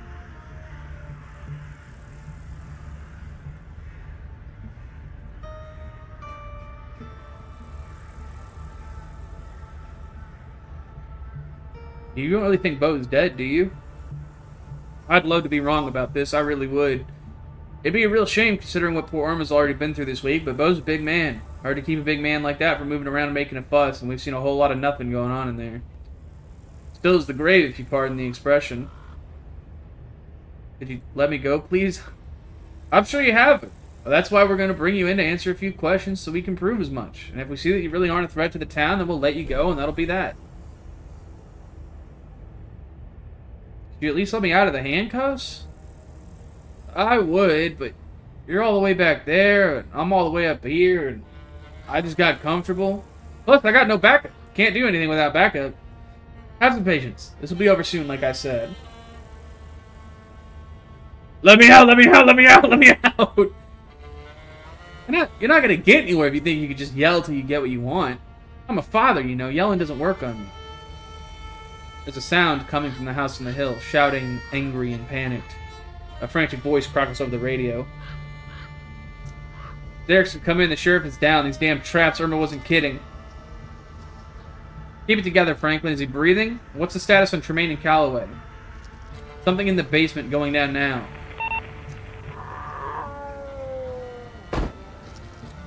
Hear an ungodly noise, a gunshot, and then static.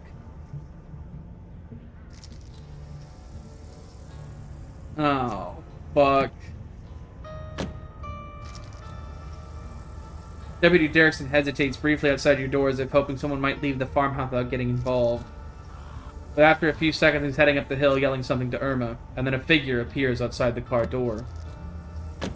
A moment later, you hear the click of a lock. Time to go.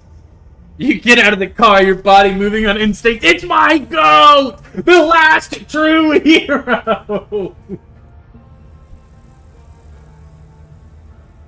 The stone is louder outside, its song buzzing in your ears, drowning out the world, calling you up the hill towards the old farmhouse.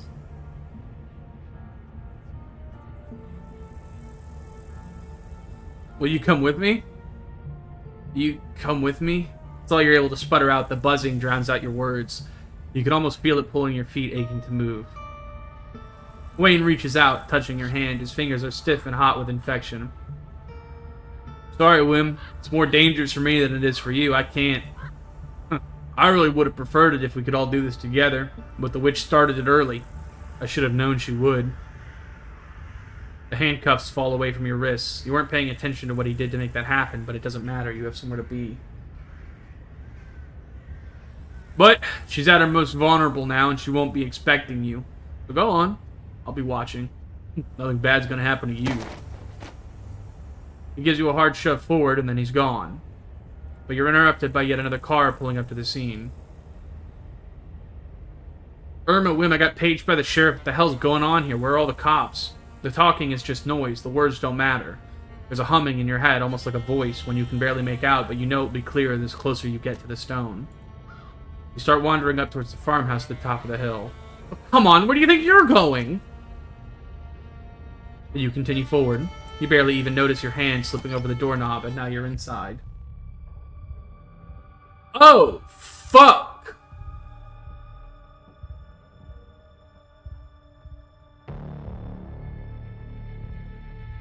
Sheriff Hugby dangles in the middle of the room. An axe attached to some strange mechanism in the ceiling is embedded in his face, holding up the corpse in imitation of life.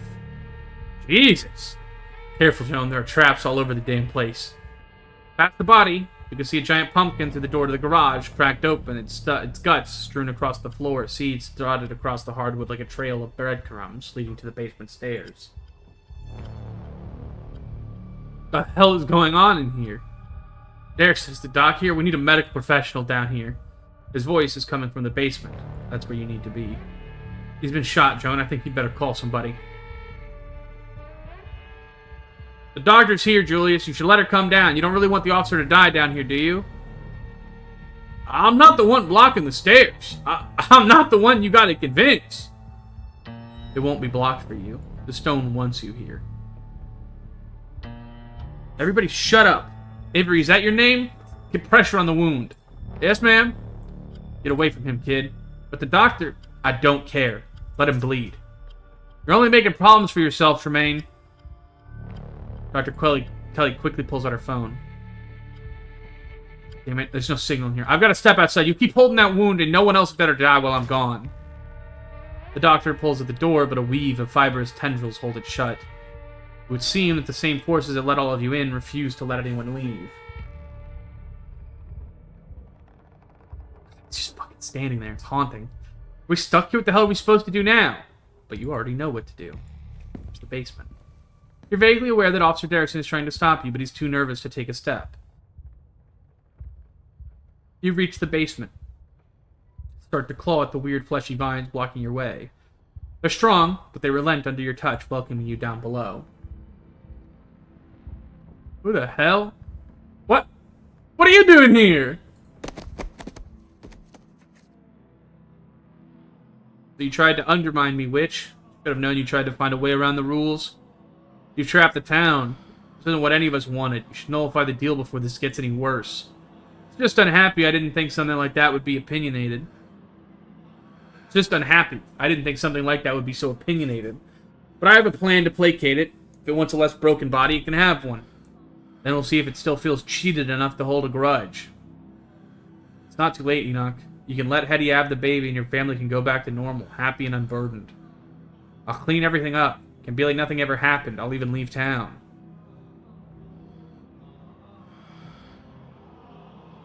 Manipulative hag. That's what you wanted all along, wasn't it? This whole ordeal was just an opportunity for you to have access to it. Well, I know better than to hand an ounce of power over to you, Verena. Hey. You're not dead, are you?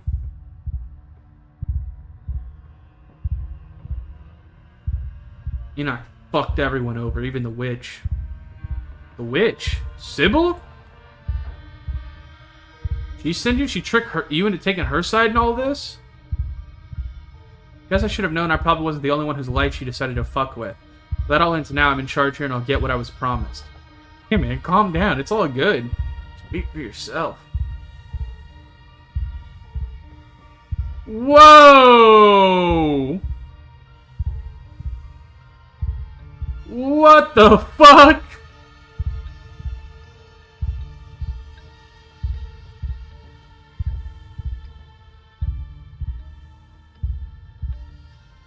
Oh! Your vision finally focuses as your mind is once again your own. Avery watches you furtively from across the room. The man Julius holds a gun in silent threat. Franklin clutches at a nasty wound in his side, blood spilling out onto the dirt floor of the unfinished basement. And in the corner, his bow. Something attached to him, the source of the awful noise. It stutters with pained inhalations. Bo is still breathing, but he doesn't look well. The stone brought you here and stuck you in the middle of another nightmare. When we can't get to you, the door is sealed shut. Even as she yells to you, her voice is faint, barely audible behind the now thickened roots and vines that block your escape. Let's bring Wim up to speed, Julius. He looks a little shell-shocked. Where do I fucking begin? Alright. So the witch. I caught her doing some shit she shouldn't have been doing, and she offered me a deal if I kept it to myself. Always wanted to raise a boy of my own. God never saw fit to give me the chance. He gave me the means to right that justice. Only it obviously didn't quite go the way it was supposed to. Calloway's interfered, just like always. Made it so I had to hatch him earlier than he was ready. And he came out hungry. Too hungry for me to handle. Kept trying to get at me, so I had to hole up down here. Been stuck since fucking Wednesday night. Damn roots won't let me leave, and they clogged up the drain. So I haven't been able to call that witch and get her to make things right. But I'm a man of preparedness. Figured I could wait it out. Till Bo here decided to trespass. Guess he lost a tussle with my boy, and the two of them wound up down here with me. That about sums it up, I guess. In the end, it's only fair. Son for a son. And birth ain't ever pretty, is it? Not like I'm doing it the old-fashioned way, all sunshine and roses.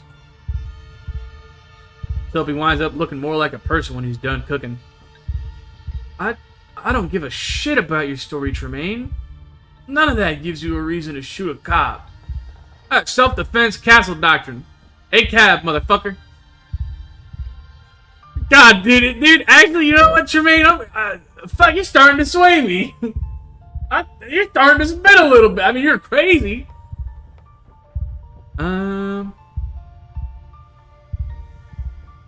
Said you've been down here since Wednesday. Why didn't you call anyone till now? Because it's my business. You city people have no true concept of privacy, do you? But I'm not so prideful that I can't admit this particular situation got out of hand. That damn witch's fault. She knew this would happen. All this was a long con to get me out of the picture, I'd bet anything. Part of me only wants to survive all this unscathed so I can rub it in her face.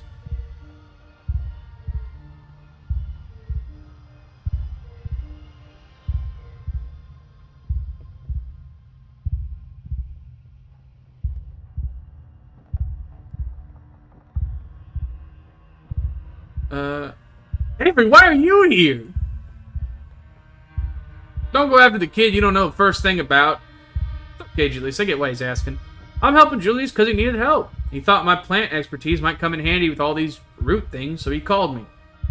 But so far, I don't feel like my plant tricks have been that useful. There's no getting these roots out of Bo without causing serious damage.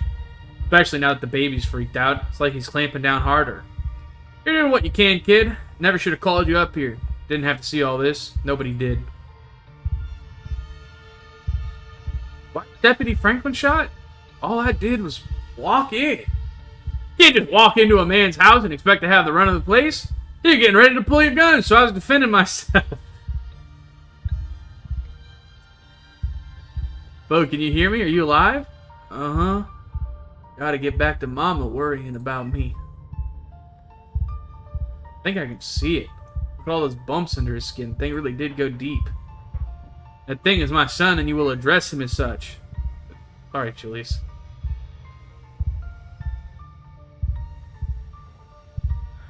Can't help but notice the way Julius pushed himself away from the thing and planted in Bo. He's afraid of it, and when I was clutching his side, he's likely already been wounded. You need something. You woke up talking about the witch. You want to know where she is. I can tell you where to find her. If none of you does anything stupid, then I'll tell you what I know. Sound fair? The conversation is interrupted by Bo shifting uncomfortably as the creature lets out a guttural moan. So what, we're just supposed to wait until the Calloway kid dies? Exactly right. My kid gets born and we all forget this ever happened. Feels like you've only gotten part of the picture of exactly why Avery is here. The presence is odd, to say the least. Julius, can't you see he's reaching for you? Maybe you should take it. Just have some spasm. Quit reading into it.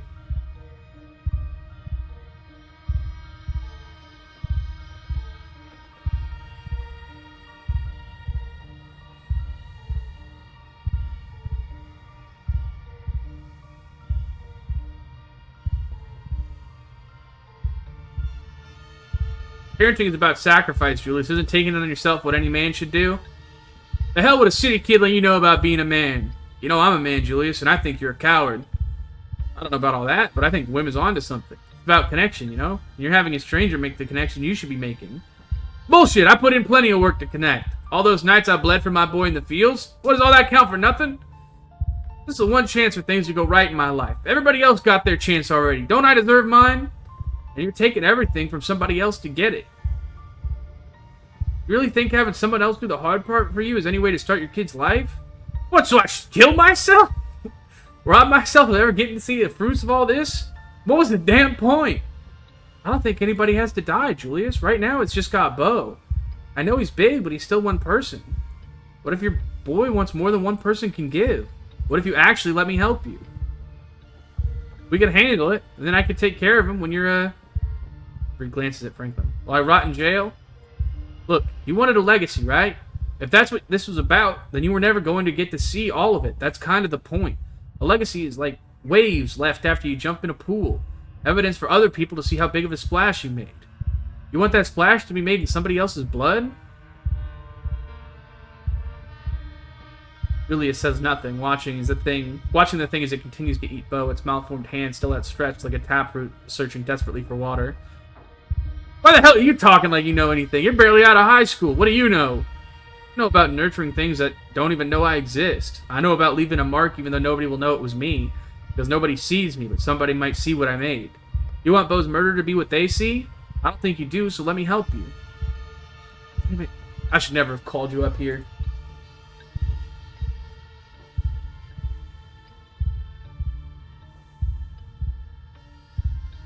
You're the one with the gun, Julius. All we can do is talk. You're the one who has to make the choice.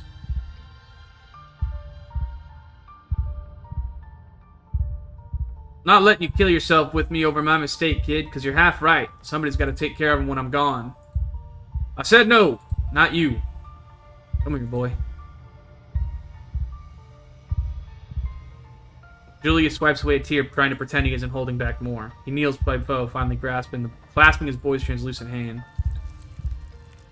He grimaces as the roots slide under his skin, and its hand like appendages grab him desperately as it transfers himself to Julius's chest. He cries out in pain as it nestles into him. That hurts like hell. Look at that. I think he's smiling, Julius. He's coming into the world smiling. Is he? This nice, boy. This what you wanted? You don't remember, but I've been there every night with you been alive. Bleeding for you. I was gonna love you. I was gonna be a good daddy, better than Duke. Send you to school, make sure I did better. You did better than I ever could. God damn it. I bet you don't even know what daddy means. Maybe you can say it for me if you try. How about it? Can you say daddy just one time? A strange sound escapes the thing's whole of a mouth. A horrible gurgling does not resemble a word. Please say it for me. As Julia's breath stops, the thing's panic finally seems to fade. The vines blocking the door slacken, and the house groans unnaturally, straining under the weight of relaxing meat of the creature's womb.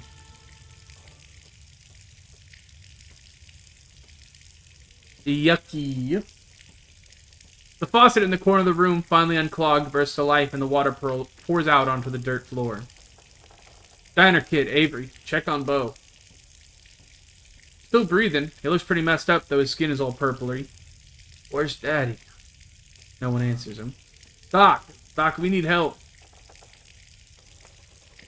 Your hands are wet, the water is spreading, pooling around you, making the floor slippery with mud.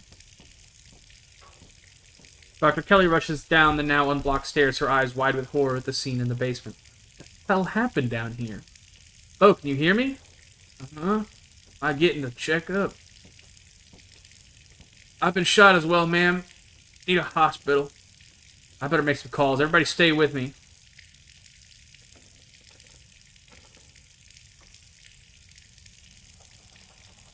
Do you guys see the water? The water is suddenly much higher. It rises up past your ankles. What are you talking about? There's no water. But there is. You just can't seem to see it. Not that it matters. As his words are swallowed by the flood. That was the end of episode 5? You feel like you're choking. There's water in your lungs, or there should be. Your ears are filled with the sound of a rushing current. It's cold and dark, and there are people screaming somewhere. What the fuck? There are bodies in the water with you. They were all dead. 1,000 corpses, 1,000 homes, all torn to pieces. But the flood recedes. It hasn't happened yet. You are the mother of a daughter, and your daughter has told you about her terrible dream. Going to kill everyone. You are not the one who had the vision. Not yet. It has only been described to you by the daughter you have been teaching as your mother taught you. You're the only one who can stop it, Mother, but you won't be strong enough. Her words are heavy. What the fuck?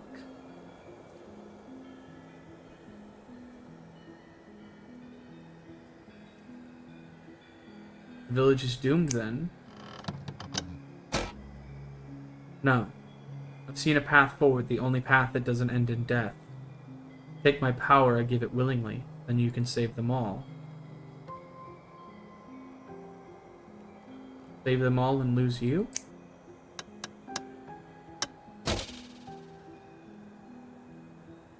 You will lose me in any path but this.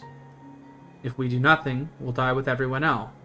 If we flee, I will have the weight of 1,000 lives on my shoulder. I couldn't live. I would be lost either way. I do know. The first thing I noticed was the mouth pointer. Also, this is like, this is such a cool, radical shift in art style and imagery. I love it so much. This is the way it must be.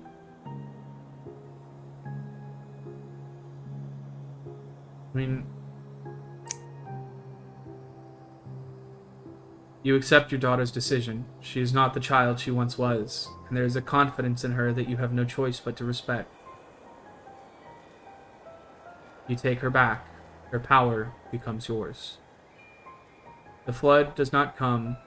The village is saved. And no one ever knows the sacrifice that was made for their lives. No one but you. Years have passed. You outlive everyone you used to know. You move on, you meet new people, you start a new life. You have another daughter. This time the vision is yours. The peace of your first daughter that lives in you shows you what is coming. Rotting bodies in the streets, the smell of sickness on the wind, church bells ringing for an endless parade of funerals. An entire city whose gates will never reopen. Everyone inside the walls falling to the curse of a plague. You are among their number, your body no longer strong enough to heal even itself. You are not strong enough to stop it. Not as you are. There is another path, a narrow thread. If you were stronger, you could tug at it and unravel the tapestry of the future. Mother, what's wrong? Your daughter will never be as strong as you are, not after what you had to do. But she still carries in her some strength. Enough. Explain her to her as it was explained to you. You tell her what's coming. You explain what she has to give up. What you both have to give up. You love your daughter, after all. You will miss her as you miss your first daughter. She is angry. Even when you try to explain that she will be a part of you, that she won't die, she cries and cries. She tries to run away from you. Fate is attempting to cut its loose thread.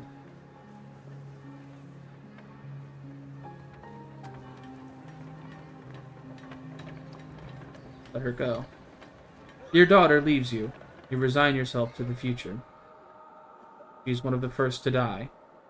The streets flood with disease, and the bodies are buried, then burned, then left in heaps, until no one is left to remember any of their names. But that's not how it happened.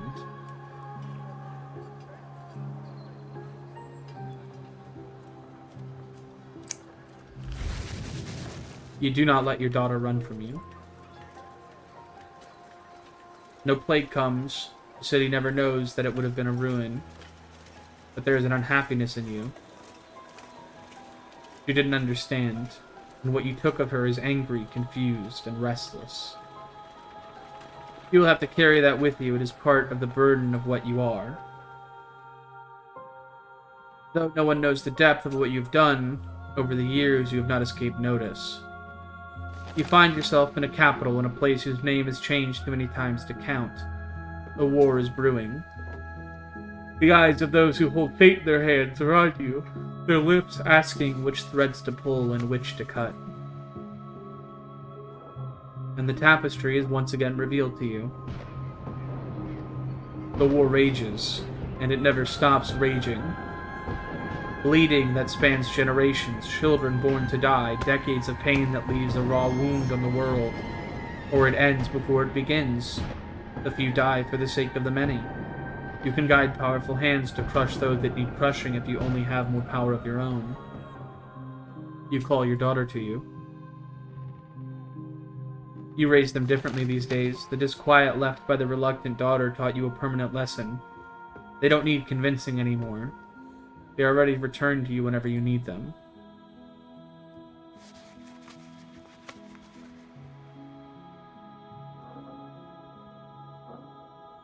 You have a change of heart. It has to end sometimes. You let her go. Hundreds of thousands suffered. Countless lives are cut short. Your daughter is among them. Even in her privileged place by your side, the war reaches her, and the both of you burn along with everyone else. You saved her for nothing. But of course, that's not how it happened.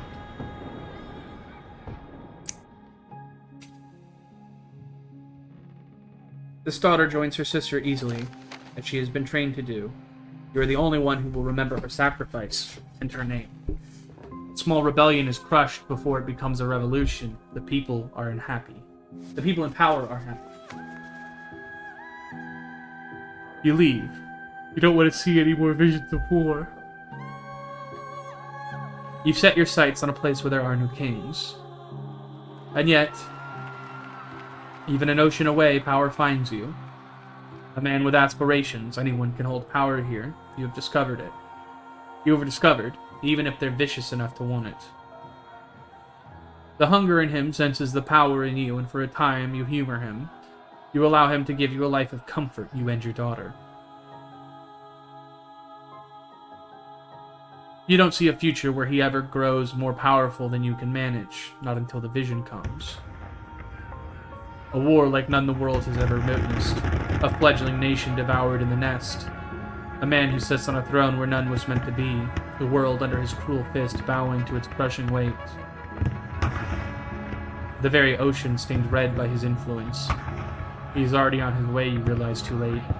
You have been too close to him to see it. Your choices have already narrowed. The war is coming, whether you strike now or not, the loose thread sticking out from a mass of blood with you too weak to grasp it. But you have a daughter. You always have a daughter until you don't.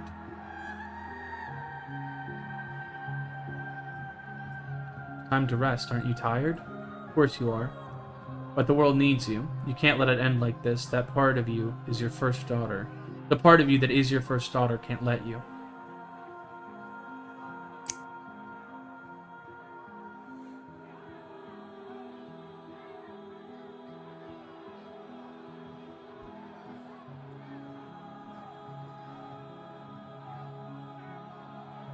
She joins her sisters, as is her destiny, and you remove him from the world.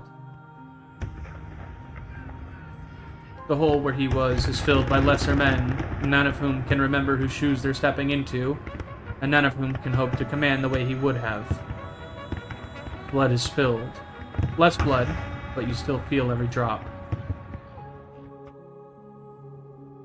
You hide yourself away from the world. You and your daughter. The visions still find you, but here they are small, the decision simple. You make them all the same, helping where you can. A storm halted, a conflict settled. Until one day when you are shown a dark pit. Splintering wood and debris trapping everyone inside, bodies burning as the very rock catches fire. Children screaming as their flesh bubbles, then silence as lungs fill with smoke. You know the choices that lie in front of you. Not this time. You take your daughter's hand, and you look her in the eyes. They're green, like yours. You don't want to do it this time. You stare out over the hills together as a plume of smoke rises into the air, but you can't hear the scream from here.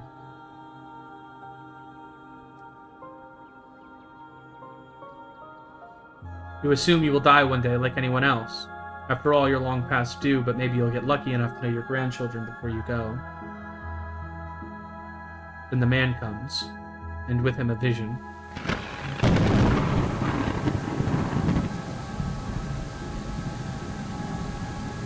He's already decided. He's bringing something here, something ravenous, that doesn't belong, but that has been pressing at the edges of your world trying to find a way in. It has its way now, whether you help him or not. More of the thread you followed comes into focus, and for the first time, you follow it beyond your death. Disaster after disaster, crisis after crisis, thousands of years of little cuts that you weren't there to mend. On and on it goes, longer than you can ever hope to follow, its toll eternal and incalculable. But there's a new thread, too. You are patient enough. You are strong enough when the moment finally comes. If you do everything right, you can devour this thing that sits outside the world. And it will give you so much power that you will never have to take back a daughter again. You could fix as many things as you'd care to fix. Floods, plagues, wars, kings. You look into her green eyes, so much like yours.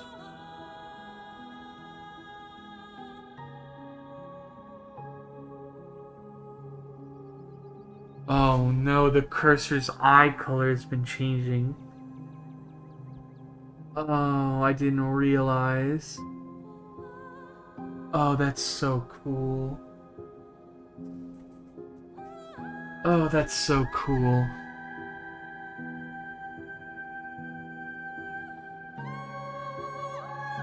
But you did.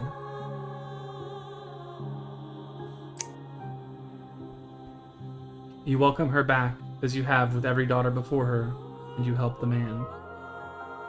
He is arrogant. He cheats the thing from another world in every way he can. You waste your time. There will have to be more daughters before the day comes that this will be over. But days and daughters come and go, and you are very patient. You have to be. You are to stop the hurt that would scar a world without you there to guide it. And now, you are here, on the cusp of the end, the final daughter. What? What are you doing here? Are you real? Oh, it doesn't matter. I don't care if you're a dream or not.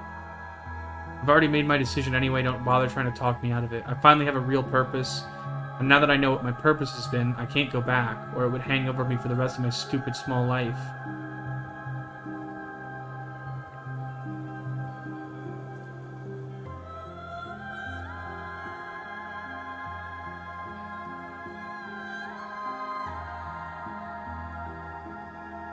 No, no, Sybil, you bitch! Oh, you bitch! It's the T! It's the T! Kanika, don't do it! Kanika, don't do it! No! Oh, don't do it! Kanika, no!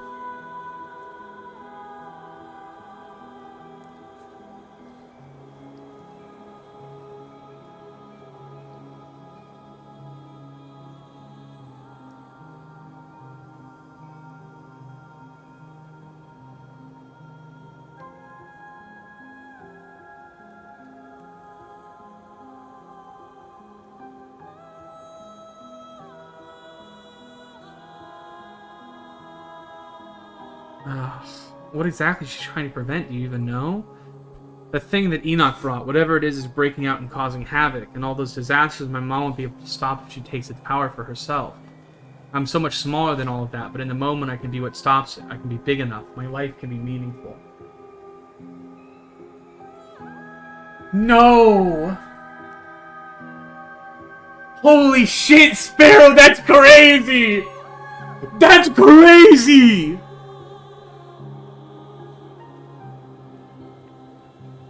That's so crazy!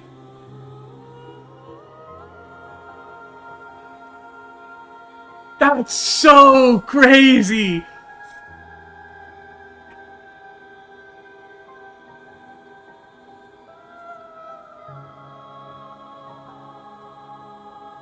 That's so crazy!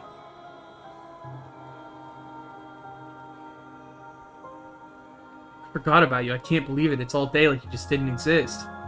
It's okay. It's part of all this. Soon enough, you can go back to forgetting and it'll be all like this never happened. You won't even know to be upset about it. What decision? Did you not just go through that whole life story thing? Was that just me? I'm going to do what I was born to do. I'm going to save lives when more than most people could do in a lifetime. How do you know any of that really happened? Doubt all you want, but I'm not taking the chance, because if I turn back now, I'll know everything my mom could have stopped was all my fault. Do you really feel like you have to sacrifice yourself for your life to have meaning? Working at a shitty little general store in a dying town? I'd call that pretty meaningless. You don't have to do this. Yes, I do. You saw what's going to happen if I don't. What am I supposed to do? Go back to my normal life after this, knowing how many people are going to suffer through the generations because I was too selfish to save them? How could I ever live with myself?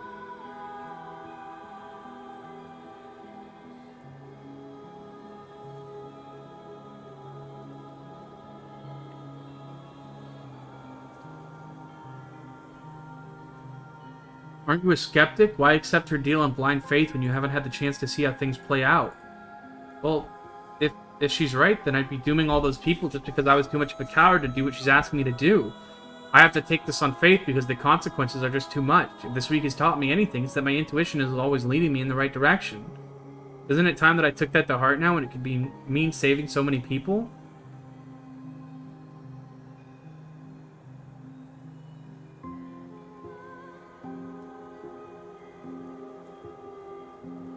You know she has plenty of reasons to want to convince you that's true. Are you going to let her?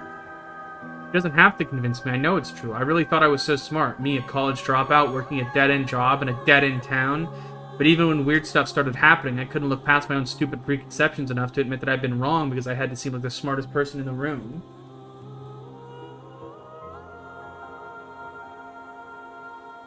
It's pathetic, honestly. I almost wonder if I've been using my dad's death as an excuse to stay here because I was too scared of not being the smartest person anymore.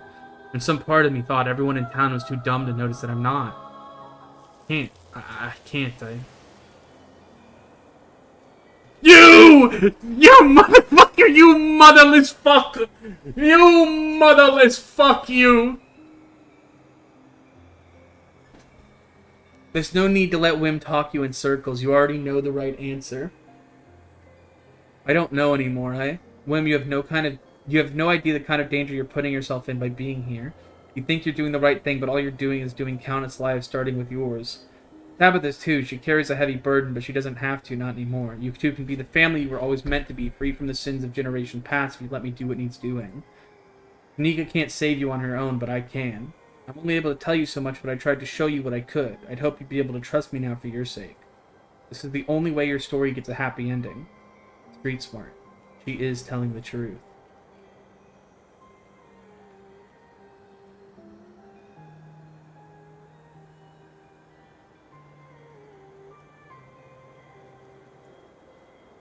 If there's nothing else, if I can do one thing in this world, chat, then I can save another friend.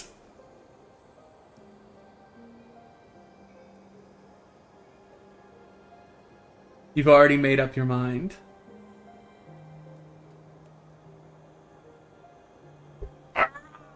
Ah! You reach forward, grabbing Kanika by her arm and doing your best to wrench her free from her mother's grasp.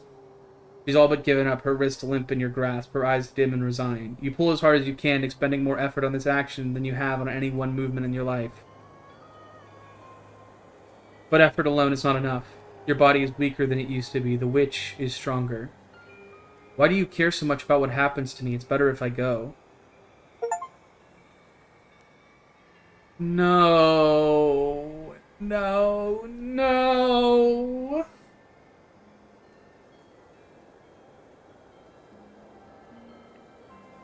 Kanika is pulled away from you and the dream floods back in. For a second you struggle to remember why you were here. There's a weight in your chest, an emotion unmoored from its source. Your heart is beating fast. You were looking for someone, or maybe you found them, but... That's right, you were trying to find Carmilla.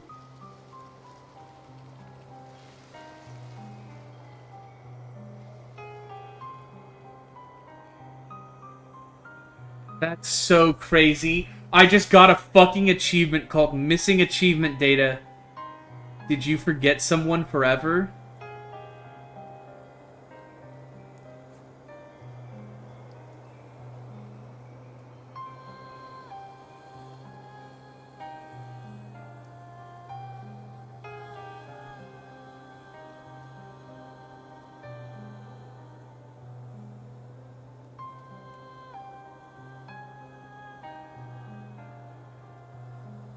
I was worried everyone else had forgotten about me. I don't know how long I've been stuck here. I was not too late. We need to get back to town. We have to help Stella and Tabitha and everyone else. But before that...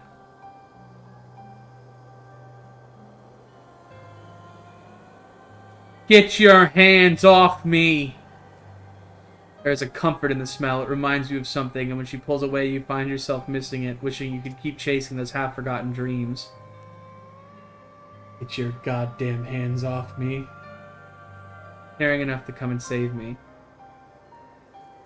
No, but that's not right. That's not what happened. That's not what happened. Fuck, man. After the two of you spent all day yesterday looking for Stella together, even though you've only known each other for a scant few days, it was only right that you come looking for her when she needed your help. I feel like we have rolled the worst possible ending. I actually don't care if we could have gotten worse. This feels worse. This feels like the worst. It feels like I have blown up every relationship. Let's get out of here before we both get sucked back into the dream. Was someone else here? The illusions, all this meant to confuse us. Don't let us make you doubt reality. You and I are alone here. Everything else is a dream. What did I come to save you from? There's far worse. I guess I could have gotten literally every possible bad ending today. Oh, man. What a... Day 5. Be still my beating heart.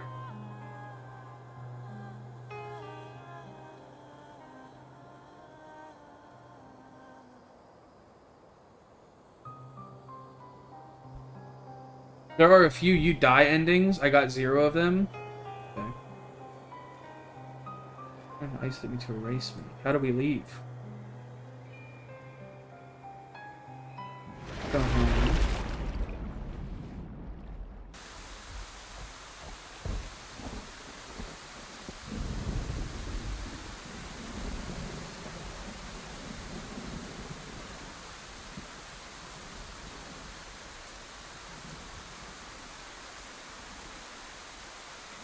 You're outside.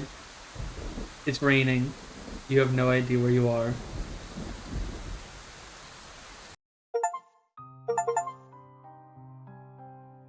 I just got another achievement called Actually Finish. Alright, so hold on. You get an achievement for going into the dream state that says Finish Episode 5, and then you get another one that's called Actually Finish Episode 5.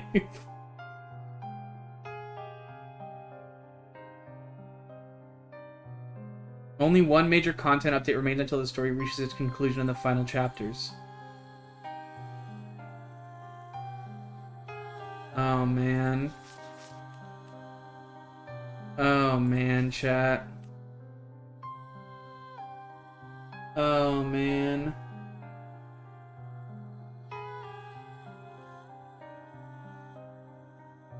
Oh, man, oh, man, oh, man.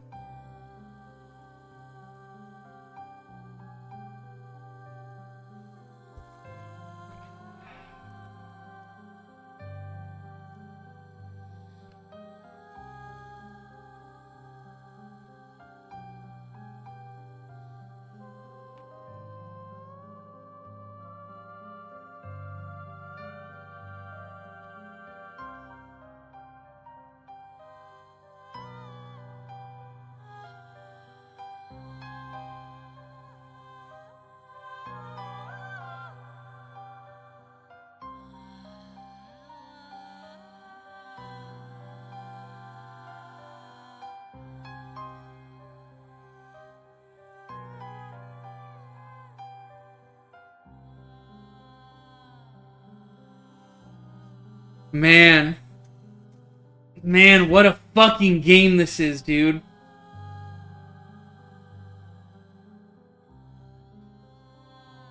I feel like a piece of shit. This game makes me feel like such a piece of shit, dude. I spent the first part of my day running around with my new girlfriend, breaking into places and looking around, and then we go and we instantly detonate another relationship, and then we get arrested, and then we watch somebody fucking die, and then we watch somebody else fucking die, and then we watch somebody be erased.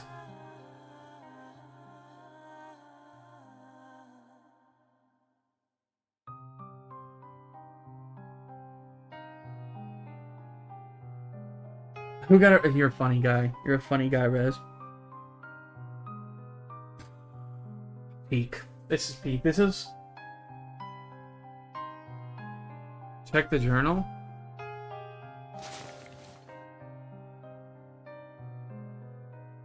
Oh, man. Oh, man. Oh, man.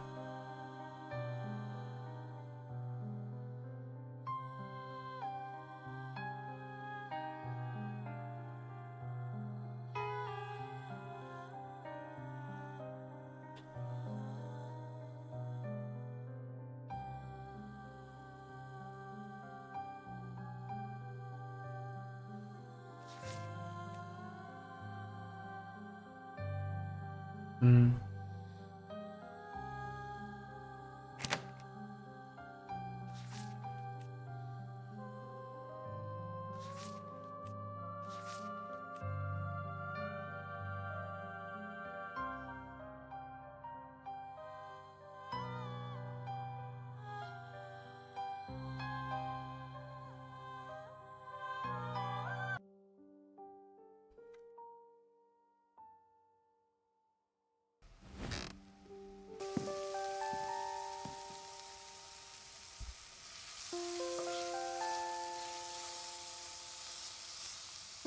Mm. Mm.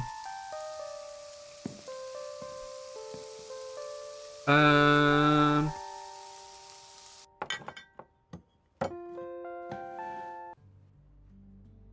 Um.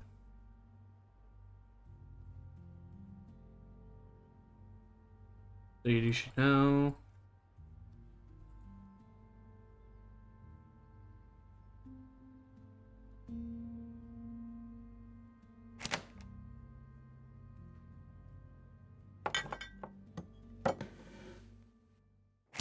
Me when I'm a clown and I fucking click through the option too quick.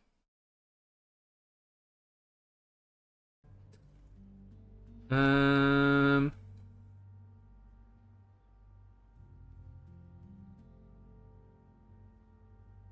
Hmm.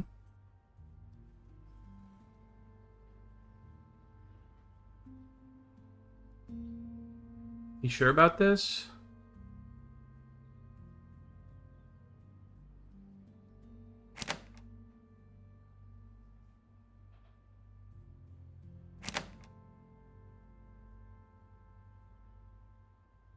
Um.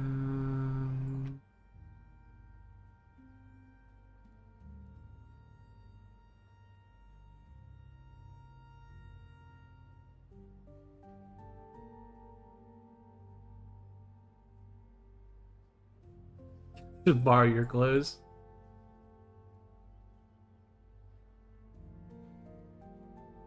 Uh.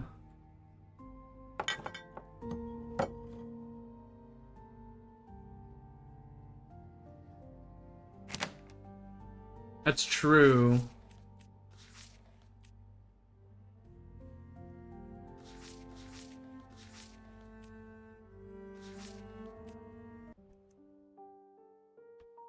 No.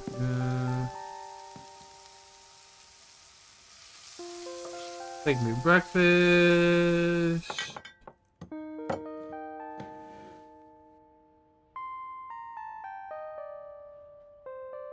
I really missed you yesterday.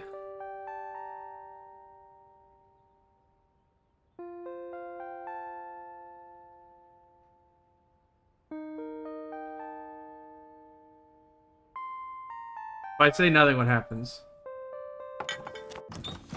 Hmm. Oh, that's true. I could go to creepy door. Do that. I'll go alone. Ready to fight for you? See, that's why she's kind of the goat.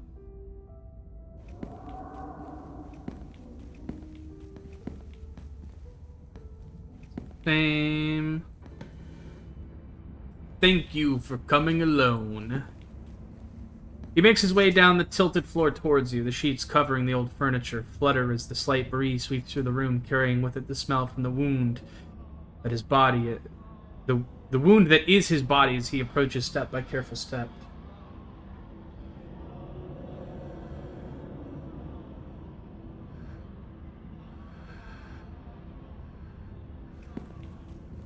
He is still fucked up from his fight with Reese. I hope you enjoyed the sightseeing. He stops a few paces away. And I trust you understand the implications of everything you see.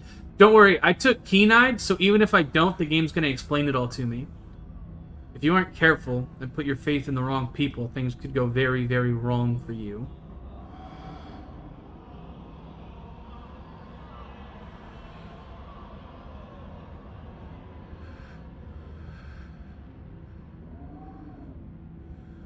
Does Tabitha know about all this? Of course. Why do you think she invited you here?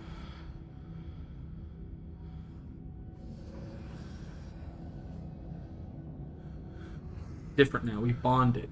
Do you think a flimsy bond formed over the course of a week will be enough to stop the generations of expectations and duty that have fallen on Tabitha's shoulders? You want to bet your freedom on that bond?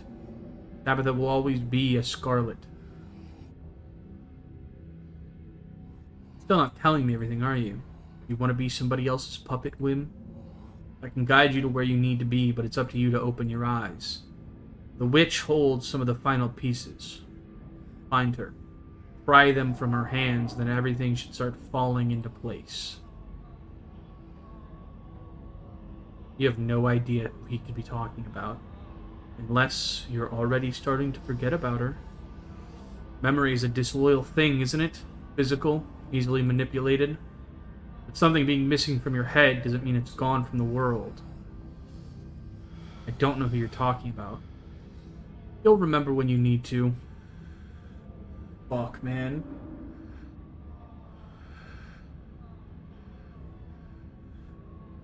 You still elements, you're forced to explore the estate, but when going out of it, you convince her to not seek Tabitha immediately. Even then, she will lock some of the options you point to if you're not romancing her. Ah, okay. Thank you.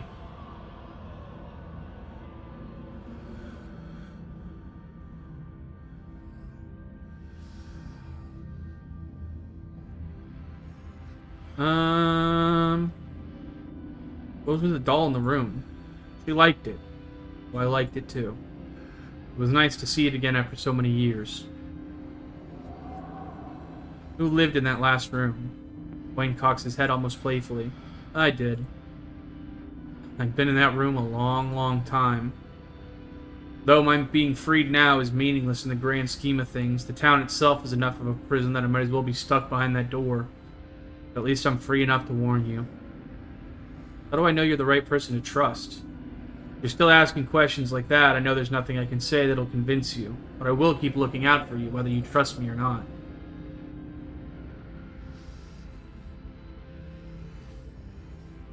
What's with the dramatics? Isn't all this a little theatrical? There were many things you needed to see, and I doubt you would have been interested in a private guided tour. Not when I'm the one who would have given it. And once I'd helped you find what you needed to find, I wanted you to choose to come to me, to know you were truly open to conversation. What do you mean the town is a prison? Can't leave. No one really can. As it stands now, Scarlet Hollow doesn't like letting go of its prisoners. They might be able to cross the town line, but not without paying a price. That could be changed, though. It wasn't always this way, and it wasn't ever meant to be. We can put an end to it. I want to leave. I've had enough of this place. I want to go home. I'm afraid that's not possible. One way or another, you'll be stuck here, and the more you try to leave, the worse the consequences will be. You have to stay and face what's coming, but you won't have to face it alone.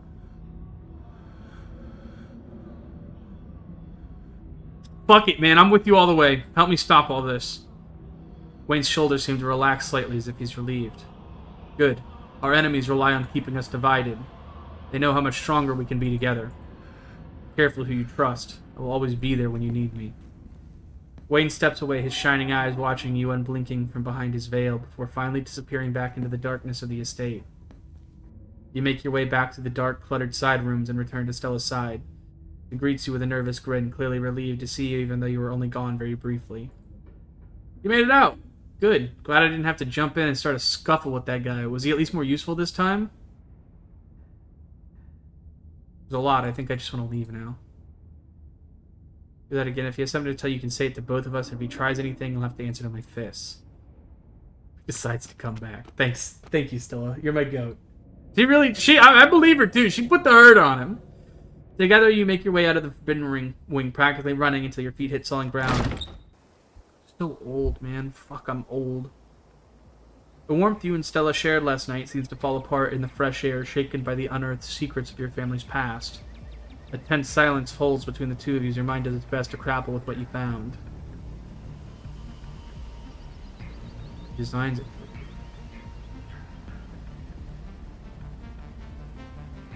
You're not posting any of that online, are you?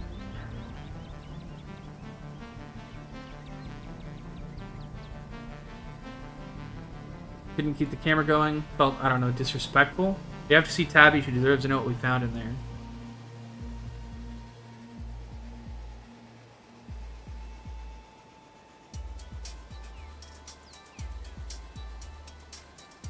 There's no way she's innocent in all of this.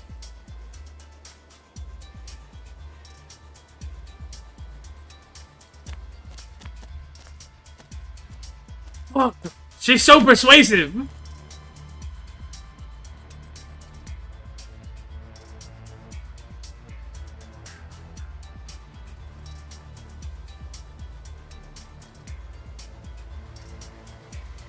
Last person either of us should be talking to.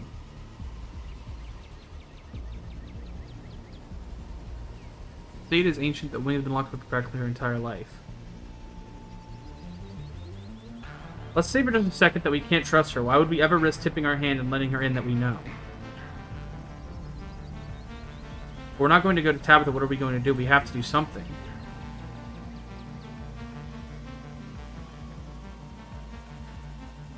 Before I left, Wayne told me I should find the witch. The witch?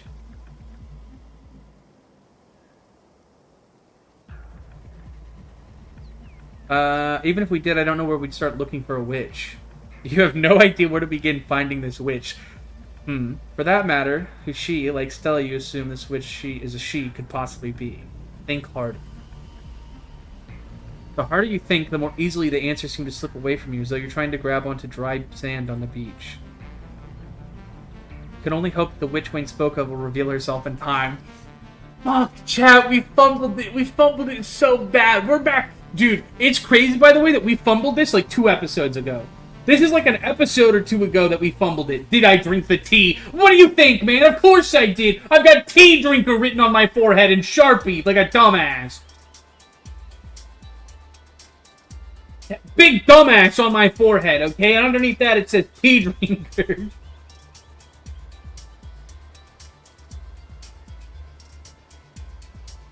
Can't remember that long ago. It has been like 2-3 months.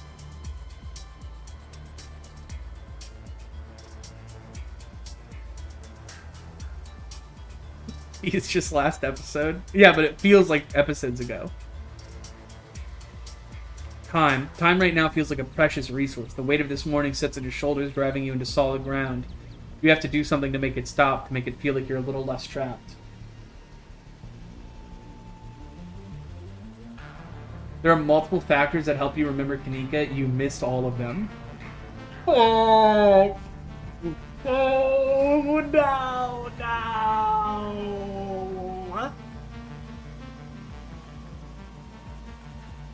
Fuck.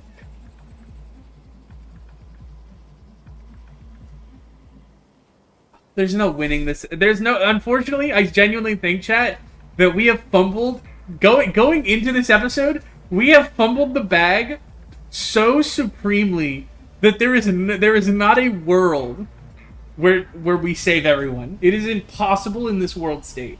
We exist in a doomed world, and we can do nothing but live with our choices. So that's a dead end. It is impossible to save everyone. I know, but I can at least save the people I like the most. You let Duke die? I know.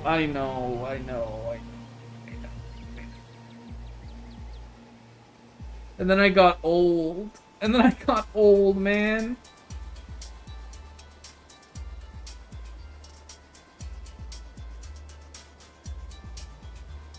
There must be someone other than Tabitha we can go to. How? Son of a bitch. Son of a bitch. Wait a minute, chat. Hold the phone. Everybody grab your tinfoil hats. Everybody grab your tinfoil hats and adjust them, okay?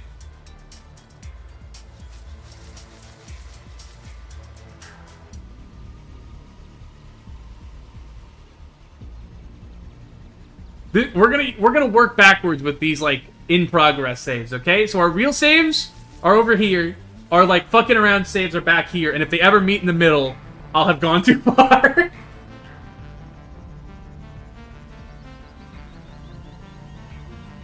He's always been helpful. Smiles into the camera. We got her, that son of a... We got her, boys. Lock and load. We're going in. Always been there for me and for you. Maybe she'll know what to do. Maybe we just need to sit down, have some tea, and talk everything out with her. Let's at least get out of the woods. I want to put some distance between us and the estate in that room.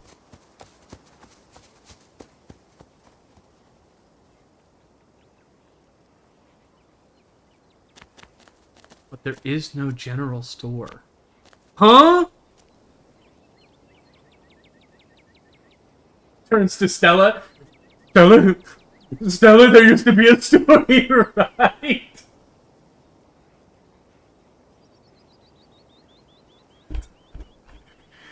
Dude. Oh, what the fuck? Dude, what the fuck, man? Dude, what the fuck? There's a building where the general store used to be, but it's clearly been abandoned for years. Its edifice bricked up with weeds growing between the cracks. A quick glance up and down the street reveals that no mistake has been made. There is no secret hidden general store anywhere in sight. This should be it, and it's definitely not. There was never a question mark in Scarlet Hollow. Oh, is this what you were looking for? I thought we were supposed to be looking for Sybil. Why would she be here? She's usually at... Sorry, I had a long morning. I'm drawing a blank, but it's not here.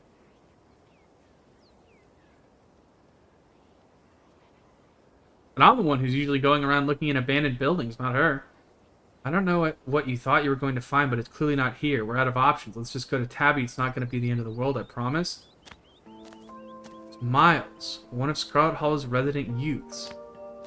Hi, Miles. What are you doing here? Ooh, just looking for Sybil. What are you doing here? Aren't you supposed to be chasing the Loch Ness Monster? Not right now. The Loch Ness Monster lives in... We're looking for Sybil, too. Have you seen her? Sorry, I didn't mean to put you on the spot. It seems like if she was here, she's not anymore, right?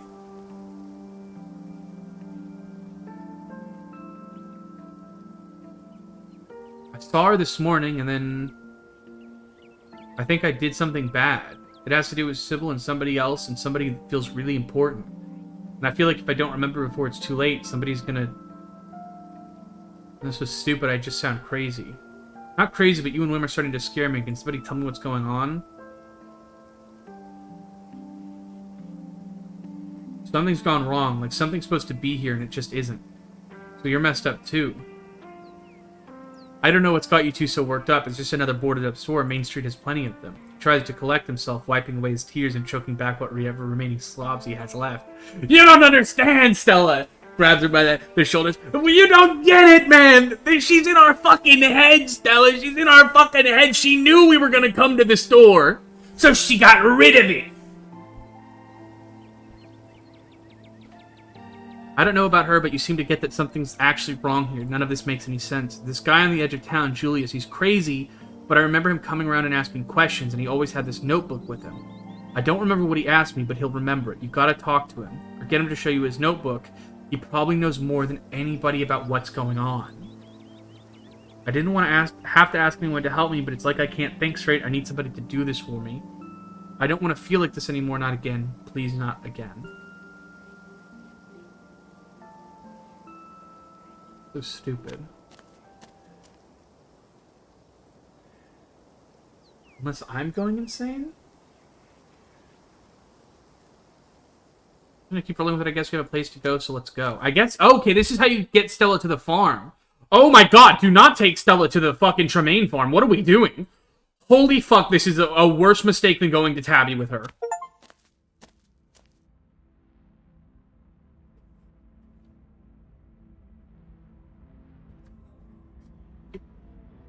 Oh, no.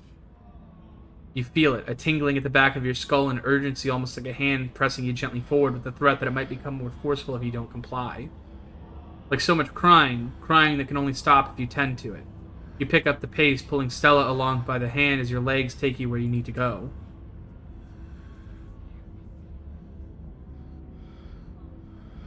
You don't need to tell her a thing. Explaining would only waste time, and right now you're needed elsewhere. Stella continues to talk, but her words grow faint in the back of your mind. Your attention fixed elsewhere, your mind ceding control to your feet. And so the trance goes until you're halted by an unlikely sight of a familiar figure on the path ahead. Good. You found your way. Figured you would eventually. Oh, not this guy again. Surprised to see the girl is still here after how badly she wanted to run to Tabitha. Wonder how long that'll last.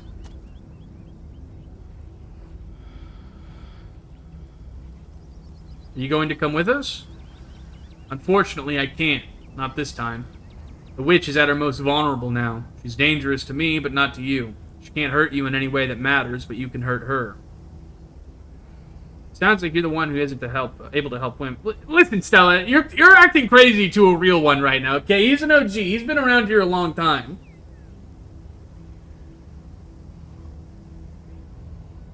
What have you done? Voice sounds far away. You should be feeling something right now, but you're not. Too disconnected from your surroundings to ground enough to care. Know that letting you speak is a privilege that can be revoked. I can make it so you might never speak again. Now, may I finish? Be careful of the farmer.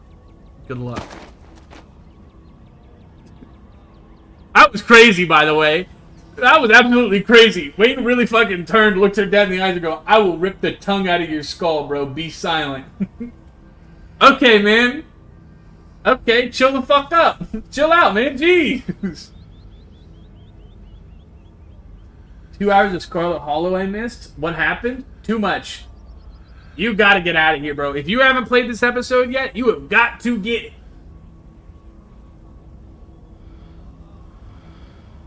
Gives you a hard shove and your feet are moving of their own accord, one in front of the other, set on their course to the edge of the woods, whatever might be. Who said you could manhandle Wim like that? Next time I see you, you'd better watch out. Stella must still be with you, chilling behind you as you march onward past the trees into the sunlit clearing where the 2 farmhouses stand. The trees part, the woods thinning and giving way to messy patches of scraggly, end-season garden vegetables. And in between a pair of farmhouses on opposite hills. Not that the details are important. Your destination is the further of the 2 structures. I got a page from the sheriff, but nobody's here. Where are the cops? I called him on account of Bo went missing, and last I heard he said he wanted to give Julius a piece of his mind. First, the sheriff went in along that white deputy, the one in sunglasses, but then something happened. There was a gunshot and this awful howling. Weren't no creature I ever heard. That's what the other deputy, the black one, he ran in and the door shut behind him, and nobody's come out since. So everyone's inside? I was starting to get concerned. I'm running out of folks to call for help.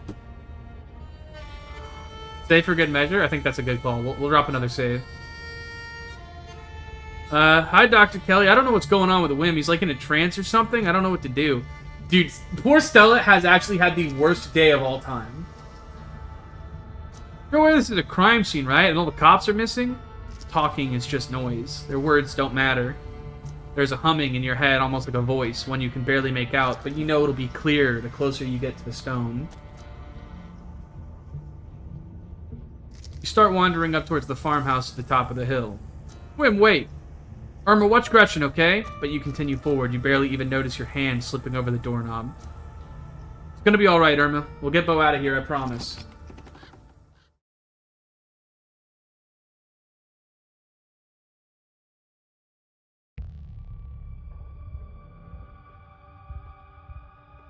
I know it's not... Let me preface what I'm about to say, okay?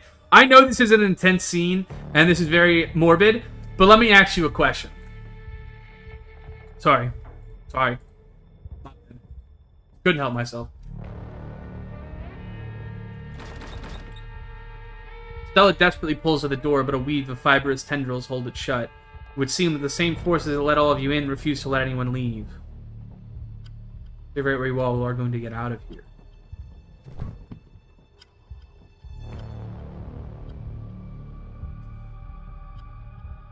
Seriously, Stella, I know they already told you, but please don't move. He hit a tripwire and he has an axe in his face, so just don't go anywhere.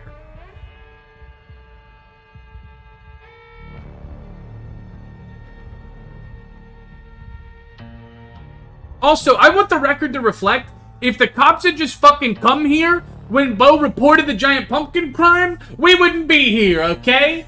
I'm just saying.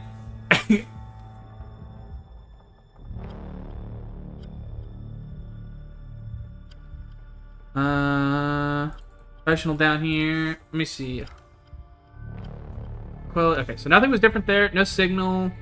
Already know what to do. Approach the basement. Okay, so that's the same as we've seen. Have to find the witch. Find the witch. The witch? Sybil? So yeah, business with her too. Yes, this is pretty much the same. I'm in charge here. I'll get what I was promised. Self-defense. Unfortunately, Julius does have the funniest lines in this scene.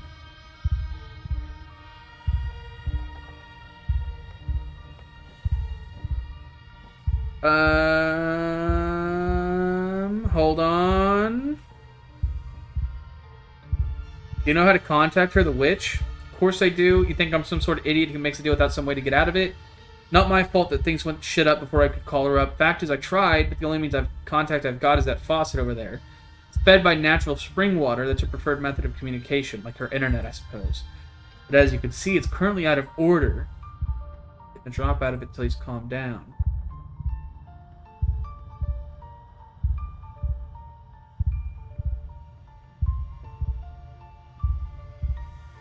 Dude, that is so funny. If you've only met Avery in the diner, and then you come down here and you're like, what's diner guy doing?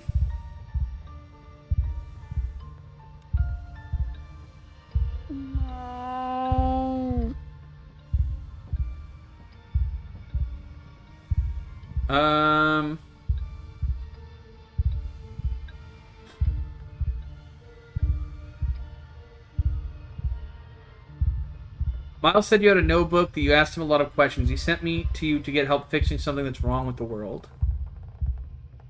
I don't go around showing my notebooks to just anybody. For all I know, she sent you here to test whether I'd be able to keep my mouth shut or not. That's some extremely vague shit anyway. What am I supposed to do with that? I don't know what's wrong with the world. I've been stuck in my basement for the past 2 days. What the hell do I know about what's going on out there? Can't even try to get in contact with the old crone because the tap's all clogged. Not that I didn't fucking try. She's okay, maybe she's in trouble. As if that hag would ever get into any trouble she didn't mean to. Not that you'd be able to understand that, now with all the tea she pours down your throat, and the throats of damn near everybody in town. She's got just about everyone convinced she's God's gift to the holler. That's short for hollows, for those just joining the stream.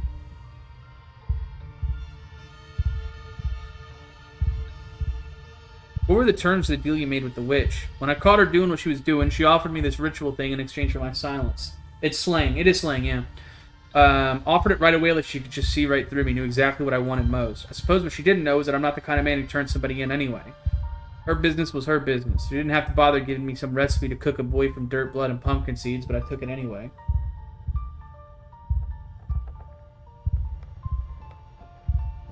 Then I just sat on it for a while, till a moment of weakness. You do something to Duke's pumpkin? It wasn't his damn pumpkin. It was on my property, and the only reason it got as big as it is because I fed it my own blood every night since the day it was planted. Bleeding on the dirt like some kind of Satan worshiper. If that don't make it mine, I don't know what does.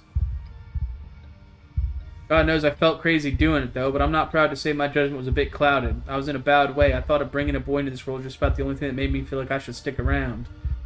Not that any of you need to know about all that, only serves as an explanation as to why I trusted her in the first place. What exactly did you catch her doing? Not at liberty to discuss. But perhaps it has something to do with that husband of hers and whatever it was he was sick with. So young. That old crone must be talking about different people, kid. It ain't like she married now anyway. You've been dead for some time on account of the illness.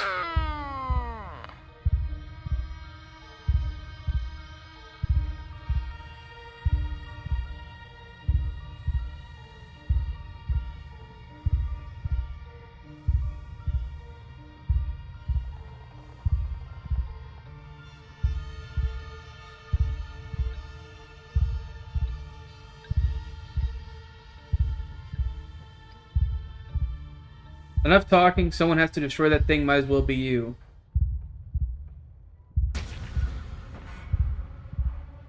Fuck it, boys, I'm going in!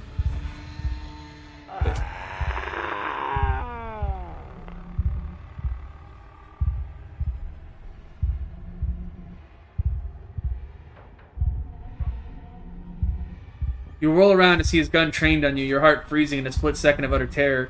Franklin stumbles forward, trying to reach for his gun, but unable to stifle a cry of pain. Julius's attention is pulled away from you towards the starry side of the cop, trying desperately to wield his pistol.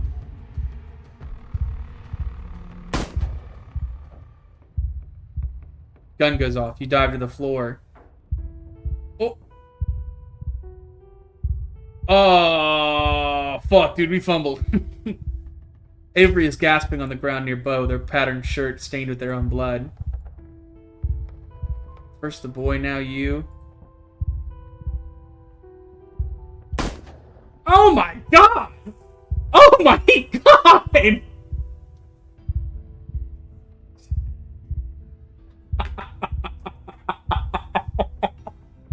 Dude, do you remember, chat, when I was like, oh man, this must be the worst ending. How much worse can it get? Dude, what the fuck? fuck was I smoking? Oh my god, what was I think? Oh, it can't get worse than this, the clown said to his audience. Oh, fuck, man.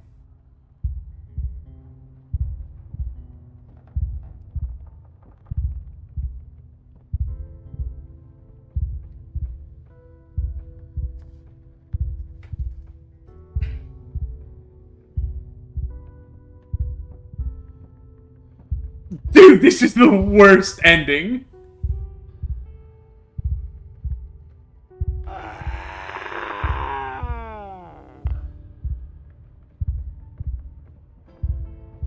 Live.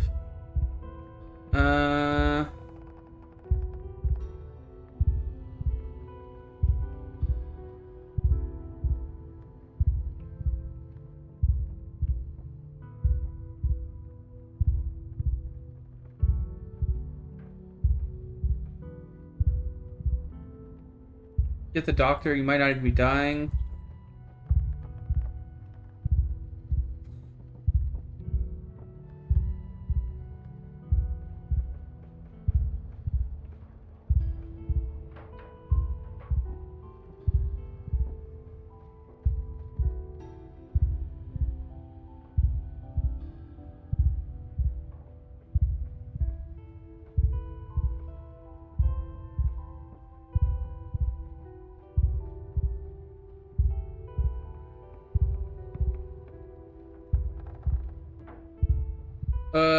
Fuck. Bo twitches too, seizing as he's released, the two of them becoming a chorus of shock as the weak body of the creature coils itself around Avery, clinging desperately, sealing its weeping gash against his.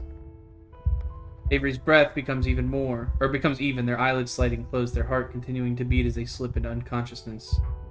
And the creature too seems to sigh in relief, the panic fades.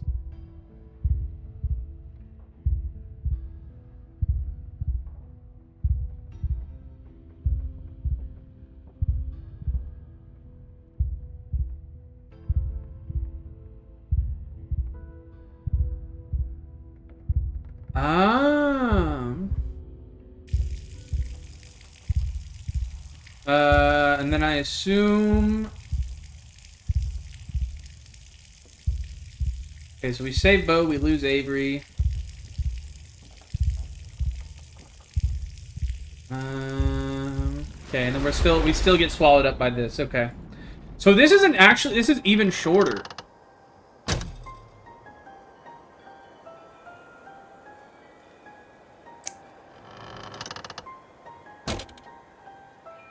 You will die. There's another path. Take my power. I give it willingly. I want you to be your own person. I can't do this to you. I can't lose you.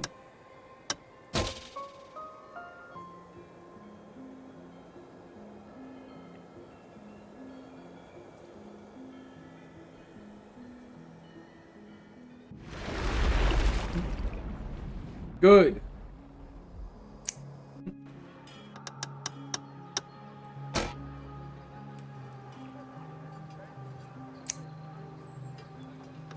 So it doesn't look like... Yeah, it doesn't look like I can change anything here, basically. Maybe I'm wrong. Like, I'm just not sure how much this changes. But I guess that's kind of the point of this fucking game, is you don't know what you're doing until it's too late, huh?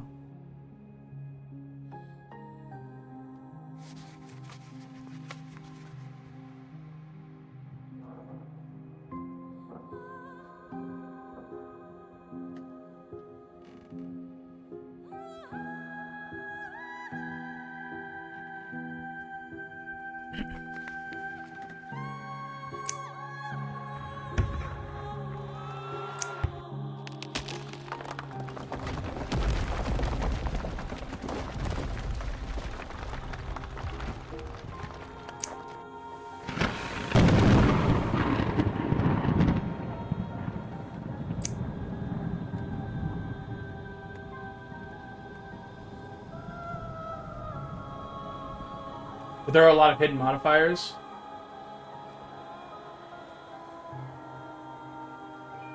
It is a big thing with Mystic in this part? Okay. I figured it would be something like that. Makes a lot of sense.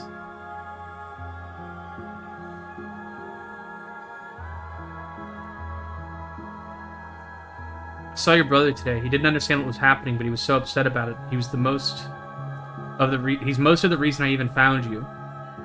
Miles? But he doesn't even like me that much. He always thought I was bossy and annoying. He was upset. It must be just because he doesn't remember how much he hates me. If he did, he wouldn't feel that way.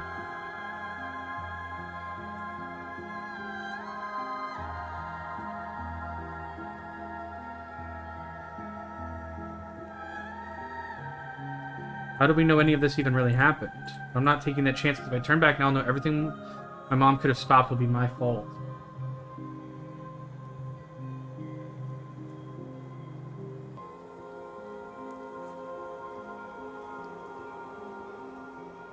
Hiding the explore options, by the way, deep down here is actually one of the funniest things this game has done. You even know? Alright. No! No! I fucking hate clicking so quick. I should blow my fingers off. Didn't overreact at all, by the way.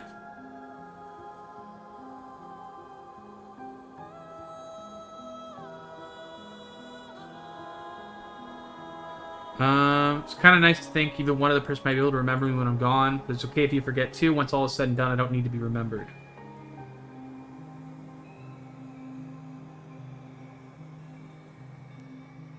I forgot you. I can't believe it. It's all day like you didn't even exist. If you remember Kanika better, the options are at the top.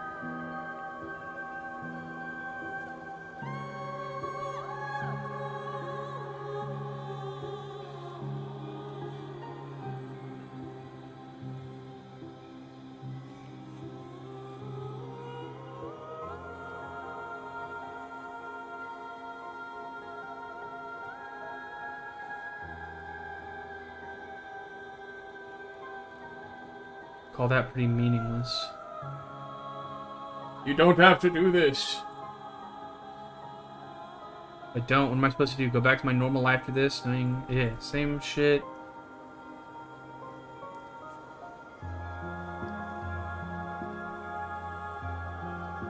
You're just gonna throw your life away because someone else is asking you to? Why do you think yours is less important than anyone else's? I don't. I just know I'm in a position where I can make a difference, and this is how I do that. And I'm just one person. We're not talking about trading one life for another. It's so much bigger than that. All of this is bigger than me. Honestly, the fact that I could have this kind of influence feels like an honor. I'm in a rare position to change the future, and I barely even have to do anything to make it happen. That's not true. You have to die. You don't have to do anything. You'll have to die. I'd say that's a pretty considerable thing to do. It's not dying. It's something else. I'm sure the whole world is going to forget I ever existed, but at least I'll know I meant something if I can still know things where I'm going.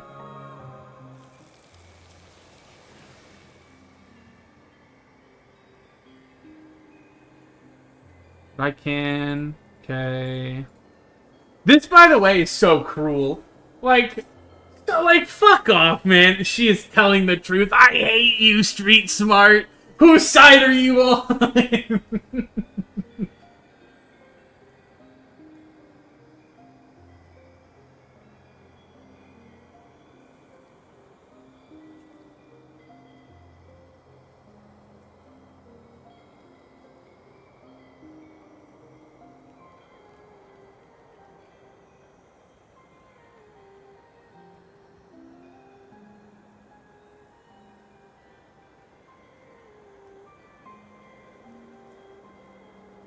So it's her life or mine? Is that what you're saying? That is a very distinct possibility, yes, though any harm visited on you won't come from me. You're in danger, though. I can feel that, and I'm sure of it, and I make a powerful ally. Believe me when I say I understand the burden that's been placed on you. I saw your son this morning. He was confused and miserable about all this. Do you even care?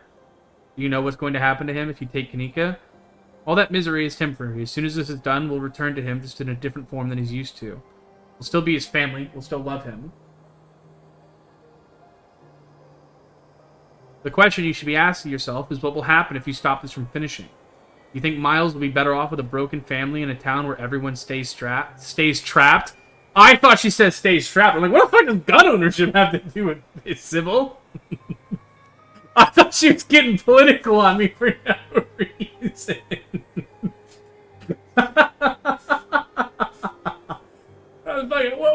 talking about, Sybil? Dude, Scarlet Hollow is a different game if you were allowed to carry a gun 24/7. I'm just saying.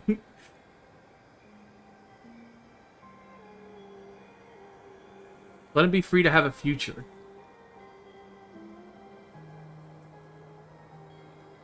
Did you know I was going to wind up here? Do I throw a wrench in your plans?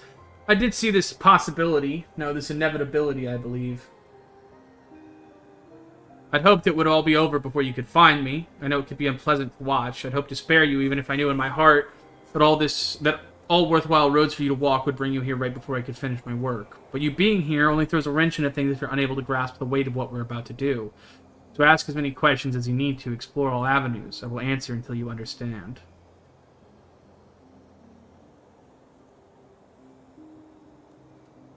Why should I trust you after everything that happened with Julius? Oh, the baby? The one he was supposed to keep incubating until the pumpkin had shriveled in the field? I gave very clear instructions, you know. It isn't my fault that the Calloways decided it was their property, or that he decided to hatch it while it was still hungry. I saw the possibility. I won't lie to you about that. But I see many possibilities. It was just as likely that the baby would consume him before anyone was the wiser. Or that the pumpkin would be taken to the fair, and the thing inside would die where no one could see it suffering.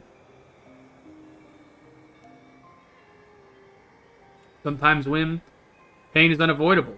Julius wanted a fix for everything that had gone wrong for him over the decades of his life.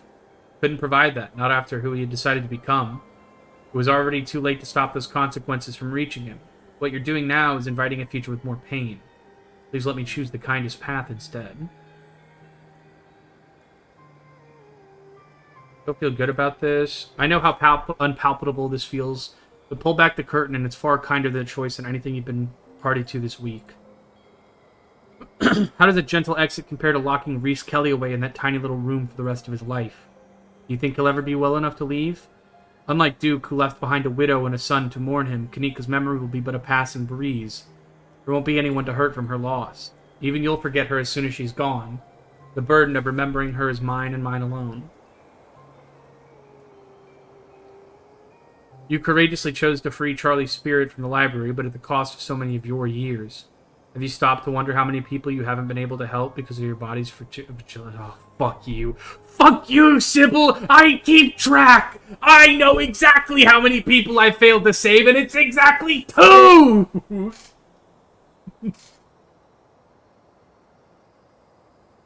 How long do you think Avery Bell can last with that thing attached to them? I don't think you've made any wrong choices, Wim. Enoch's legacy has simply stacked the deck against you. My daughter is one person, and she won't die in the traditional sense of the word. She'll be here with me and her sisters, and it'll be gentle like stepping into a pool. All these lingering threads left by your decision can still be mended if you let her help me. Why can't you just be direct? Why all this mystery? Those are the rules. Every bargain has its rules. But what about this bargain? What rules would I be agreeing to? Finally, we're getting to the meat and potatoes. This isn't a bargain. I was always going to help you. After all, I intend to break the structures that have been holding everyone in place. I have no interest in building a new prison. Wayne's already taking care of me. I don't need help. Sybil flashes you a pitying look. Poor dear, do you really feel like he's the only one you can turn to? You think I've been manipulating you? That the man somehow managed to earn your loyalty just because he's been kind? Yeah, kinda. Kindness is easy when you're free to lie. Truth is what's hard. I'm giving you the truth now. You call this truth? The closest I can get to it, yes. I understand perfectly what you're asking, but I would never agree. This stops now. You reach forward, grabbing Kanika by the arm and doing your best to wrench her free from her mother's grasp. She's all but given up, her wrists limp in your grasp, her eyes dim and resigned. But effort alone is not enough. Your body is weaker than it used to be. No, I care! I care so much, Kanika! Fuck! I say I care, but I forgot, you know? So it's like, I'm the asshole, man. I'm the fucking villain, dude.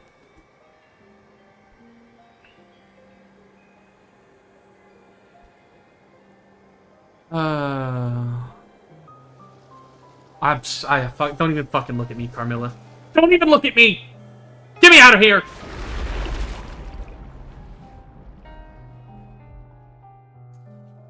What a doomed world I'm in episode 5. Fuck! I don't think I can do anything, man. I think I'm in such a bad place right now. I drank the tea. I'm with Stella. Stella is fucking me this episode, I'll be honest. It's like... Oh, man, what a mistake. Oh, man, what a mistake. And I'm old, yeah. It's so locked in, unfortunately. I think... Oh, jeez. I mean, yeah, we're gonna obviously continue the other save that I took earlier on, like, Season 3. This is the save we're gonna continue, obviously, when episodes 6 and 7 come out.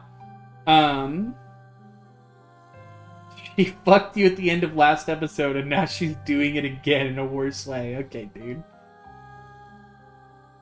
How do you not drink the tea in episode 4? You know what's crazy? For those of you who are watching me and Scorch play through this game, he instantly was like, I'm not fucking drinking the tea, bro. And dude, he did that, and I put my head in my hands, and I went, fuck.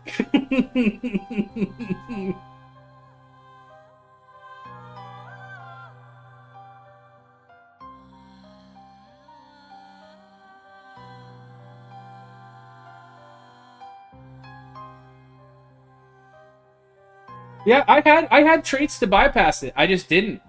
Because I trusted her. I was all in on the Sybil Payne train, man. And now it's catching up with me.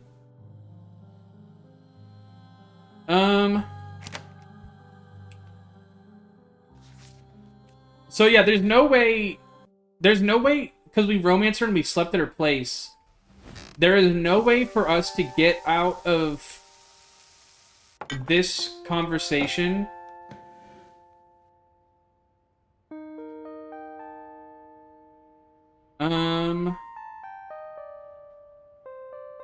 there's no way to get out of this conversation without Stella coming with us, basically, is my understanding.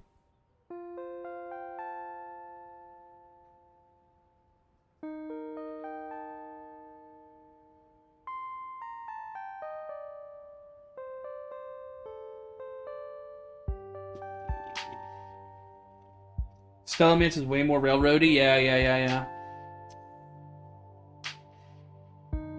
I haven't done Stella Mance because I just can't stand her. Stella's my favorite character. Even now, with everything that's happened in this episode, she's still my favorite character. She's so well written. I love her. Tabby's my favorite. Tabby is my absolute favorite character, yeah. But in order, it's probably Tabby, Stella, and then Sybil. I think are my top 3 favorite characters.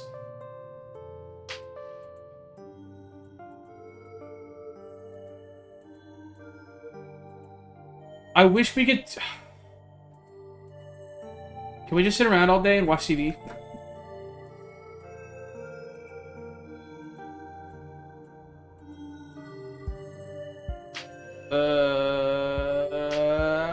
I'm really not feeling this. Sure, but no funny business.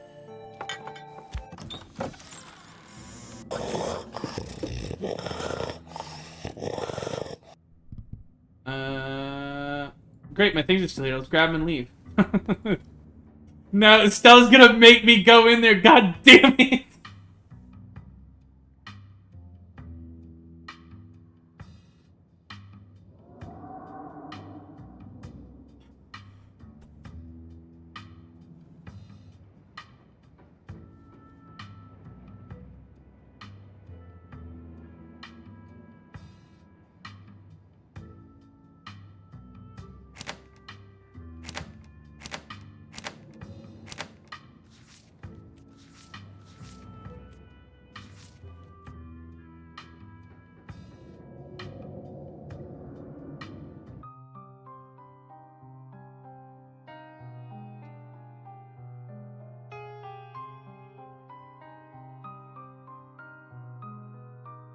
She goes to talk to Tabby alone to be able to go to other places for a short period of time.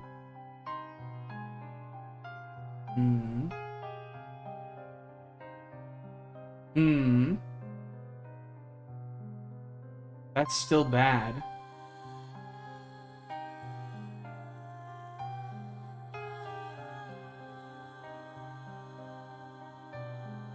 Do it? Yeah, right.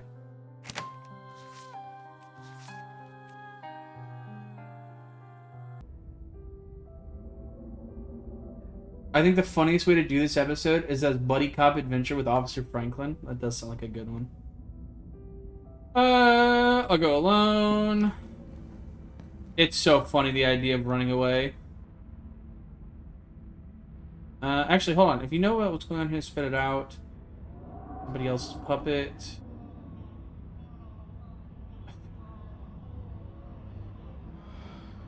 This conversation, by the way, is actually so cool. Wayne is also one of my favorite characters. Honestly, so is Kanika. I actually just love this game, I've decided just now.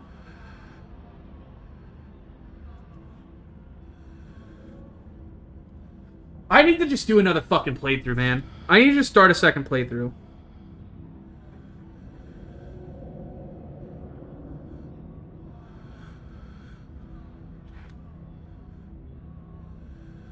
Start a hardcore playthrough? It's kind of tempting. Kind of tempting. I mean, not a today thing, but it is kind of tempting.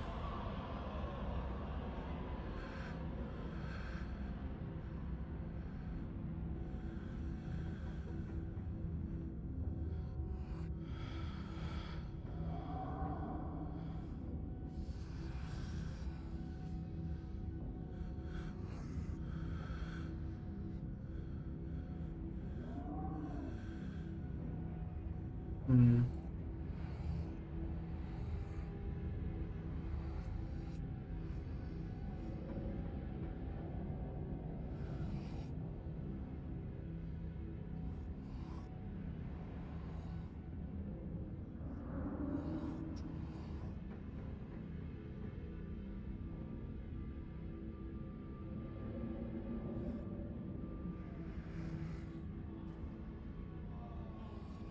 Hmm. They're cool, but it takes a lot of weight away. Well, that's the point, though, right? Is that like your character is good at stuff, and you can save the people around it being good at that stuff. Listen, even with traits, and here's my hot take. Genuinely, I think strong and keen-eyed are the most overpowered traits in the game. I think as long as you have those two traits, you can probably save the most amount of people to a ridiculous degree.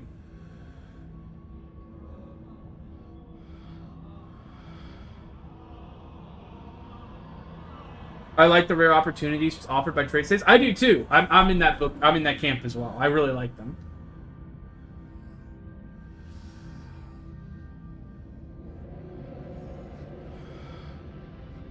Strong once you save the dog and Duke. And my point exactly.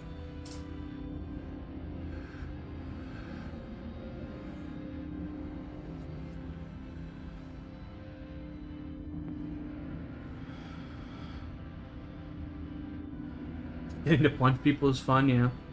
Keen-eyed and what's the other trait I have? This is such a silly question, I know, sorry, but Keen-eyed and Street Smart are like the dumb person's key to this game. And I don't say that with any like I have both traits, okay? I'm talking about myself here, clearly. They are like with Street Smart and Keen-eyed, every conversation is your character going, "Of course. I've experienced this once before." And it's just like, the game is just every keen-eyed, street-smart combination is just the game telling you exactly what the other character means and shit like that.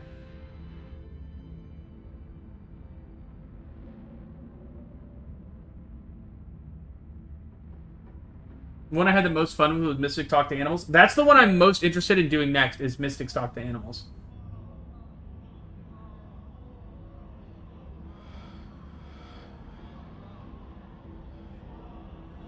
Everyone looks at you like you are legitimately insane. That's gas.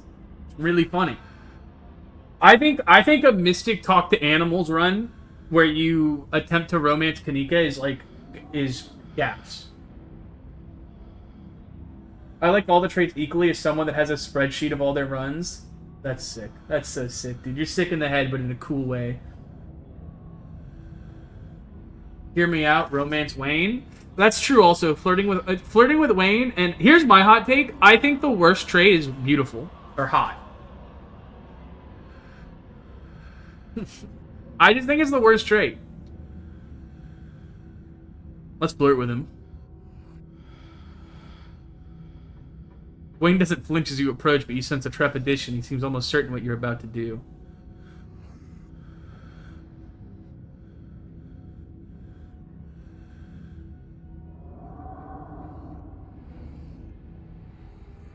Hot has some cool paths. I know Hot lets you save, Hot lets you save Reese, doesn't it? There's like a Hot check that you can do where you save Reese. Or am I mistaken? Is that not true?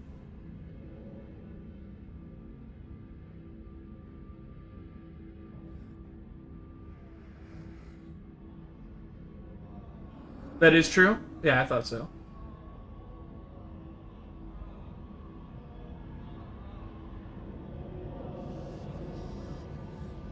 I don't think you can get the pasture to go ghost hunting.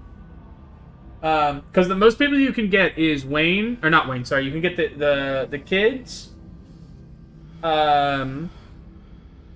Tabitha, Stella, Avery, and then I think you can also get Reese if you don't fill up the other way. I think no, maybe not Reese.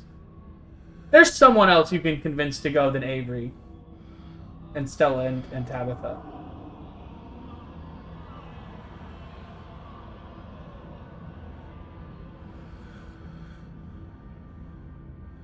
But we don't have to play hide and seek anymore. We can be partners. I like the sound of that. Oh shit, he really reciprocated.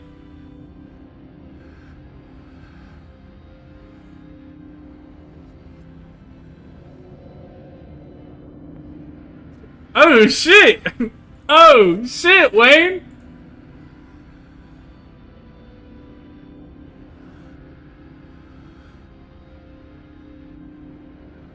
This made me fall apart like you.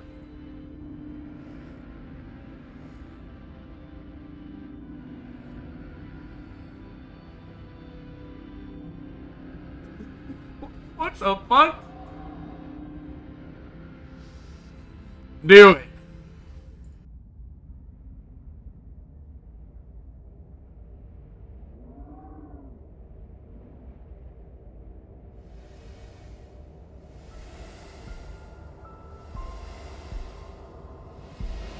Hmm.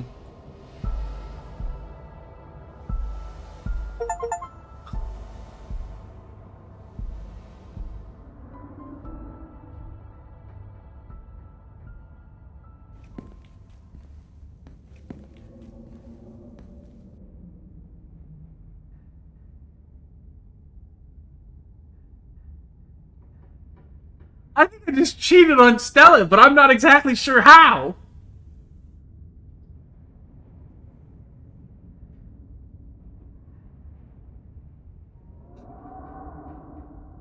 He's an evil ghoul.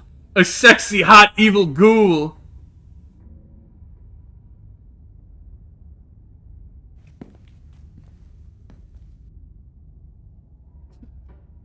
Get the fuck out of here, man.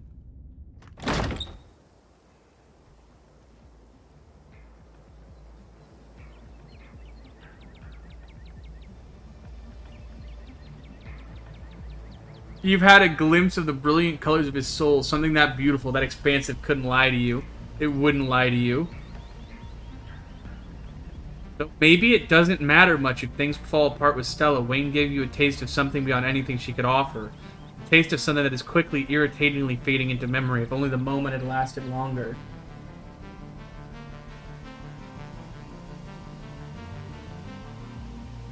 Maybe the dungeon was just a sex thing. You know it's not. Jesus, Wim, can you not make fucking jokes right now?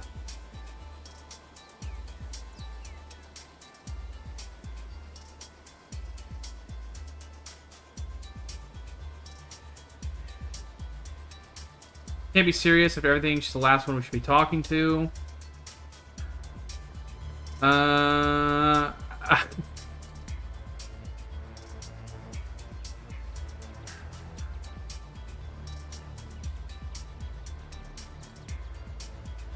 How can I trust that you're not in all this?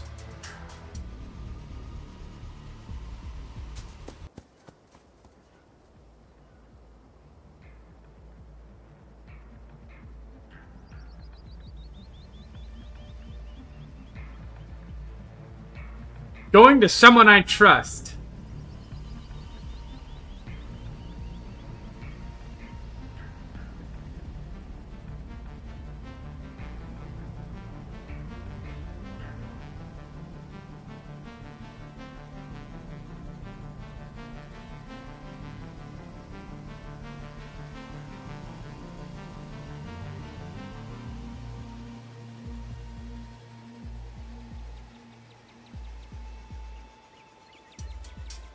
This is a bad idea. Save here, maybe? It's a good call.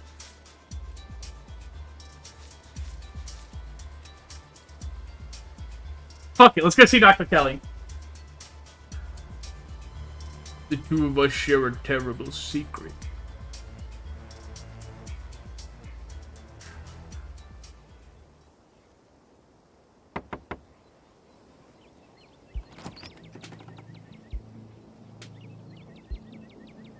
What is it now? Don't tell me out here, get inside. The doctor ushers you in. All signs of what happened yesterday seem to have vanished. There's no streaks of paint on the walls. Oh, fuck, I skeleton. My bad. All signs of there's no streaks of paint on the walls. What's going on? Do I need to be worried? I just need to get out of this town. Please get me out of this town. Can't go far. He gets out because I'm not around. Got you so panicked. Then I'll go someone else. I can't stay here.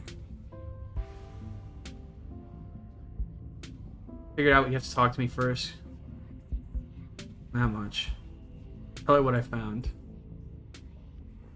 You've just uncovered in the estate. Your family's secrets, the possibility of other stones, the cell, and your cousin's strange insistence throughout the week. Nothing is wrong.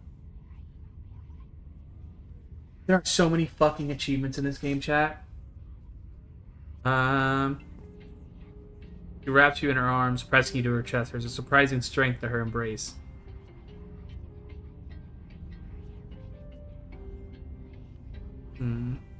Okay, you did the right thing coming to me.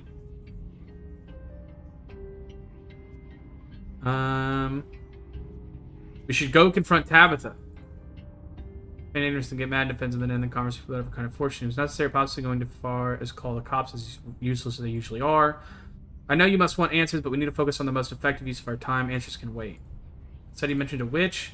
Not his biggest fan. I don't know what he was doing in the clinic yesterday, and I don't want to know. That being said, if this witch is who I think it is, I have business with her anyway.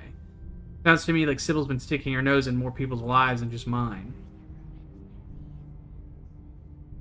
God, every time Sybil comes up and the T takes over my thoughts, I get mad. Going to town, see what she knows. Big if. Only someone who knows what they're doing. Usefulness is you like to be seen. That's why I'm not here. I could distract him? What do you want me to distract? You just have to stand outside the door, probably come to talk to you, then I can hit him from the food slot. All bluster. Sure we can't talk to him? Drugging him seems like it might make things worse. We got an alternative. Okie dokie.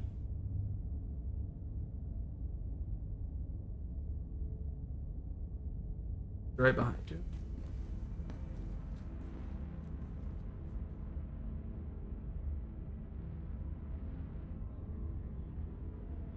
Approach the door. You walk up to the door, peering through the porthole into the dark concrete cell. Reese is huddled against the far wall. His long limbs are sloppily folded over each other on the hard cement floor, his tail twitching like a headless snake. The walls are streaked with red, messy lines coalescing into rudimentary paintings, massive hollow mouths and anguished eyes screaming out at you from the bricks. Hello, Reese. The shrieks are drying to a crusty brown, showing without a shadow of a doubt that he's desperately pulling this paint from his own veins. Give it 50 years or so, and this will be just like what you found in the estate, only with the occupants still trapped inside. I know you're there. Came to see me, huh? Came to take a look. Go ahead and gawk. Take it in. Check out the freak. Now that he's in a cage where he belongs. I won't lie, he did scare me with that. That did scare the shit out of me. Reese cries out angrily, stumbling back, a fresh dart lodged in his thigh.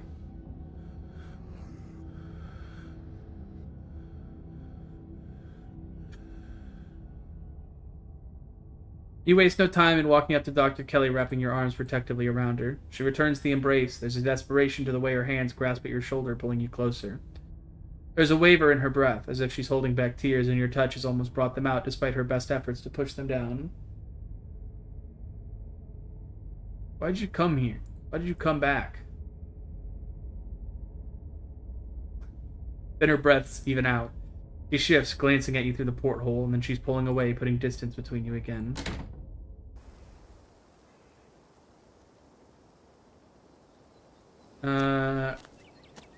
What?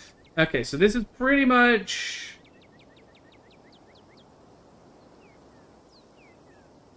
Stare at the storefront in confusion.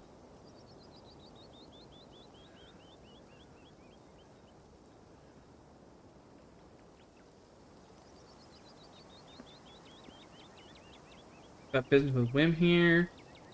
Oh! So now we get arrested because we came with the doctor. I see. Hello, hello, friend.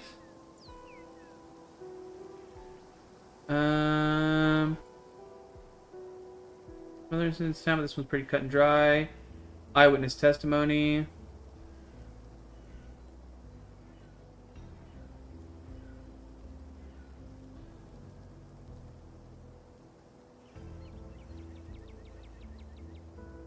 Stella betrayed me? Sounds like an admission of guilt. So when you back to the stage, pretend you couldn't find Win. Sadie gets arrested.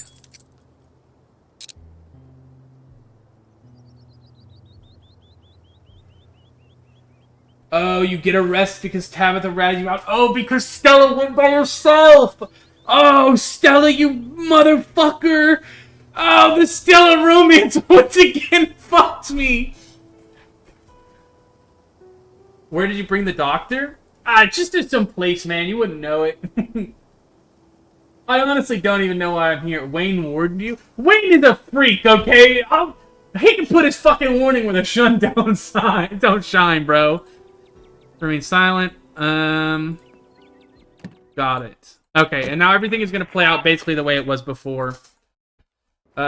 Yeah, okay, and then we just end up back here, and it's the same shit. You're on a timer because of Stella, right? Right. Let me check something.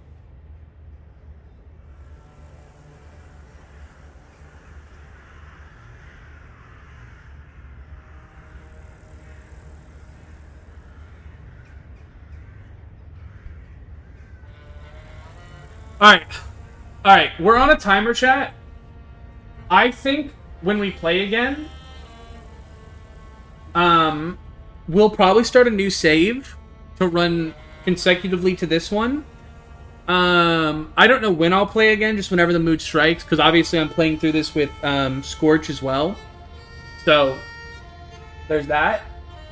But for now, I think I'm done going through this. I have like an hour left of stream. I'm just going to warn everyone who's only here for Scarlet Hollow. First of all, thank you for watching the stream. I love this game. We're going to radically shift gears now, and I'm going to go play a game with a friend of mine. I'm going to go play some Dawn of War, the RTS. Having strong and hot gives you the I can trust the police smiley face option. That's so funny. That is so fucking funny. But for those of you who are just interested in Scarlet Hollow, you know, thank you for watching. I'll be streaming this again in the not-so-far future. I also play other visual novels. Before Scarlet Hollow, I was playing through... oh, man. Zato. I love the world and everything in it. If you haven't played it, I'm not going to say it's exactly the same as Scarlet Hollow. It's more of a kinetic novel than a visual novel like Scarlet Hollow. And the only difference between those two is that a kinetic novel doesn't have choices in it. You just like watch the story with the art and everything, and like, you know, read it as you play it. But I recommend Zato. I really do. If you like visual novels, and you like that sort of thing, I can highly recommend Zato, alongside Scarlet Hollow. Um, and yeah, otherwise, thanks for watching, guys. I'm not ending stream. Like I said, we're just gonna go play with Sam, on Dawn of War, at least for like another hour or so, and then I might end stream, and raid into him and go make dinner or something.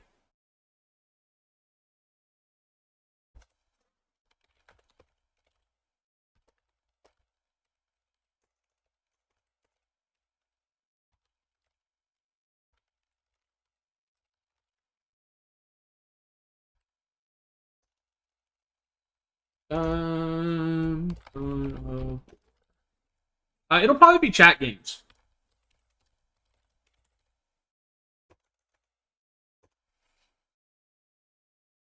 That would be my understanding.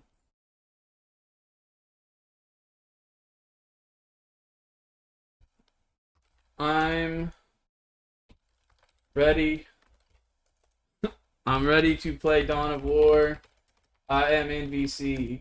Let's play that or the Warno Star Wars mod. Let me know. I'm ready to play. I want to play. I'm just spamming his chat.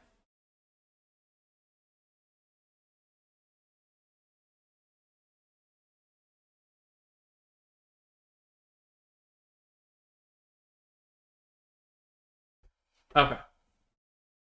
I will be in VC, my big, strong, handsome friend. There we go. Good song, though. Weird cover. I don't know what cover he was listening to. He asked his chat who wants to play games and then started staring at Warno for the entire stream. That's my friend. That's my friend! That reminds me, though. We gotta turn on our own music now that we're done playing. How about some shit from the 80s, chat? You guys fuck with 80 hits?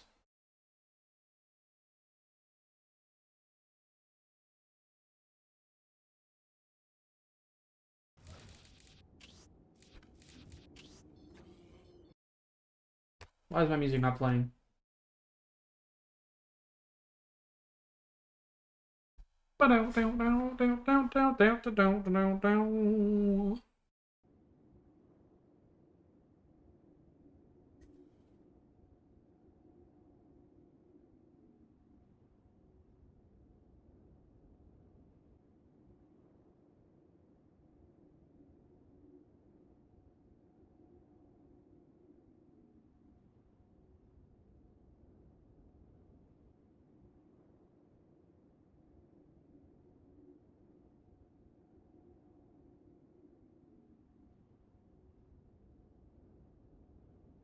Lady, coming through the motion.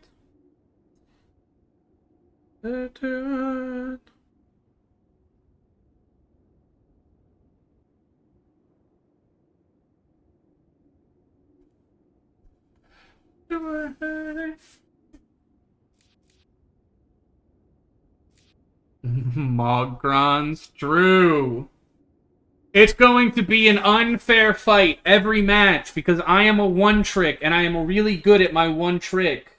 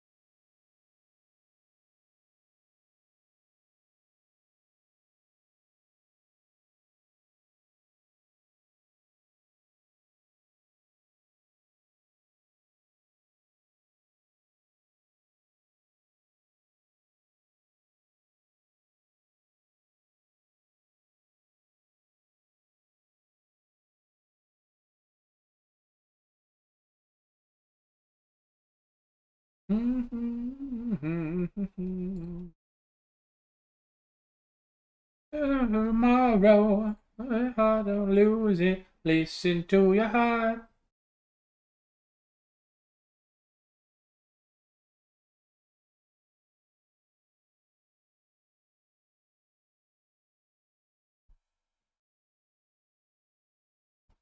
Whew.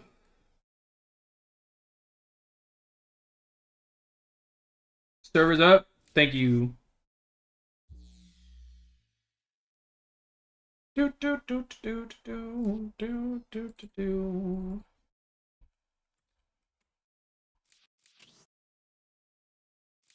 What the? What the hell is it? What's the password?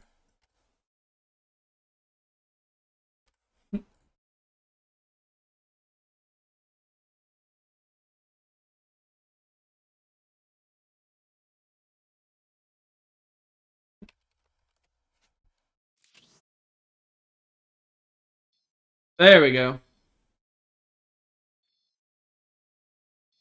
Thank you, Sparrow.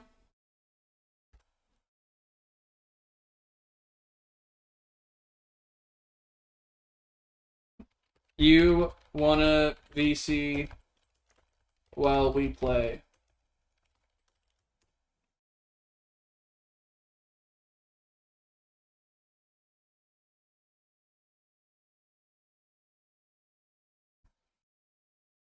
He hates me. He hates me. I'm closing his stream. Fake friend.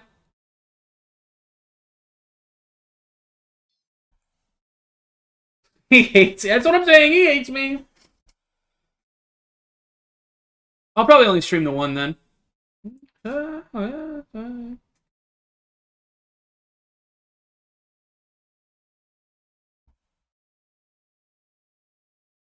Oh, he does his yap. I know. He's a yapper at heart.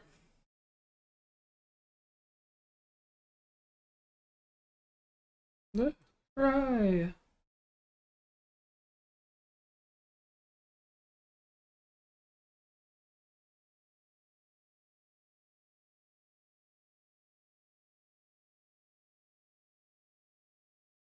Oh, me.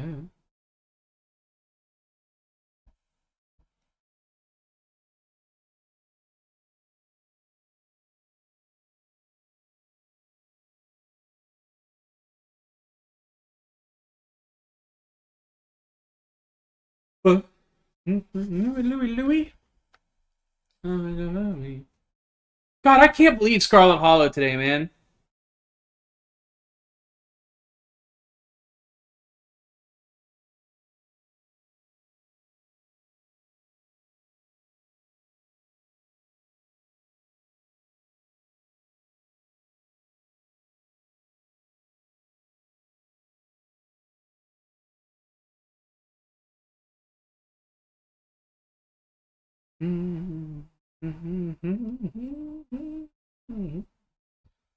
Yeah, I was waiting, man. I am so glad I waited to play episode 5 till it was one cohesive episode. I would have been so frustrated with where part 1 ended. Because the whole episode, for like, from where I was at the very beginning, it took me like an hour and 45 minutes. Mm-hmm.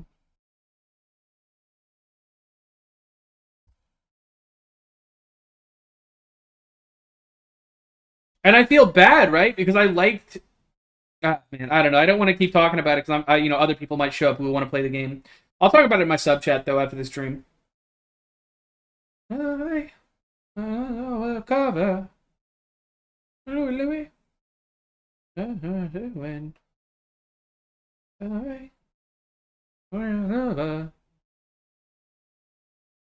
Do do do do do. Do do do do do do do do do.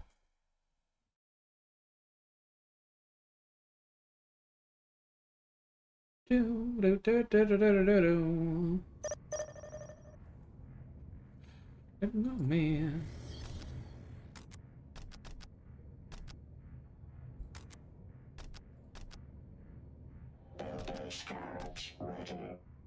Activating.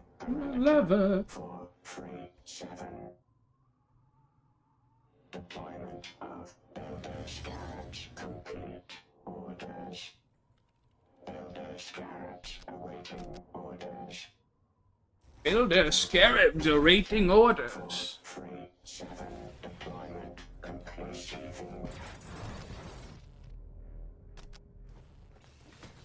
This is so greedy, by the way. This is so fucking greedy of me. By the way, because we're playing with the special rule where everyone gets a critical location, I just want you guys to know that I actually get the most insane fucking buff of all time. And it's actually overpowered. Because I start at 30% build speed where I'm supposed to start at like 10.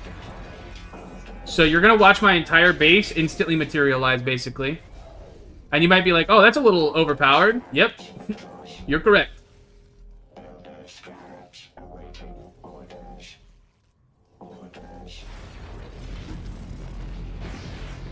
You start at 1% even? Even better. Shit.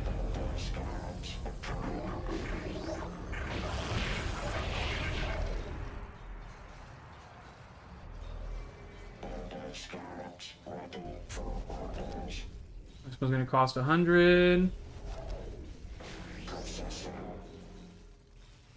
Oh, well.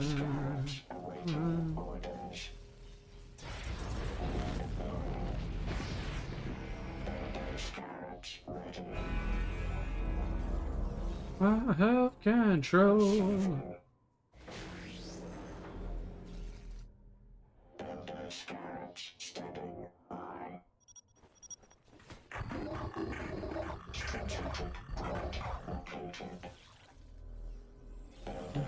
Of control. Hands of the night.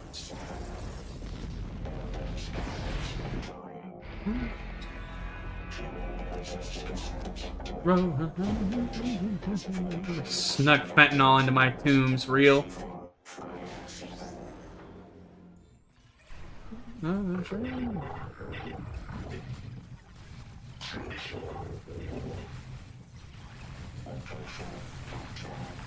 Help.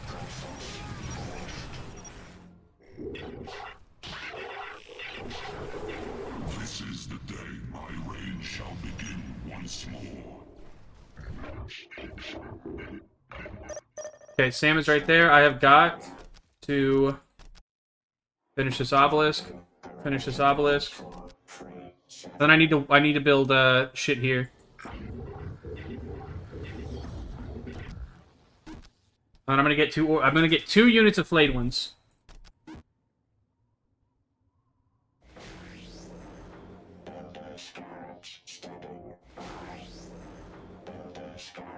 Self-control.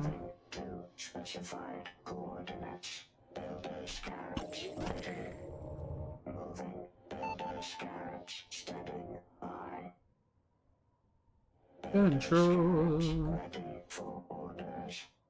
Of the night.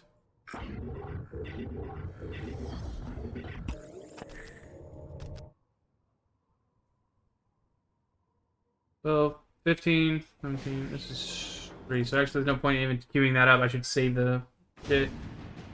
I can queue up a camera tech.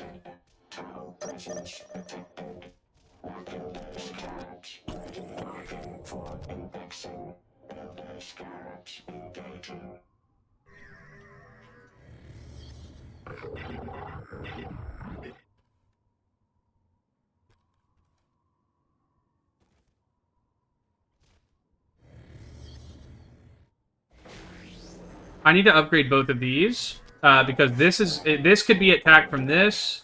You are fortunate that I permit you to bask in my glory. Rave ready for orders.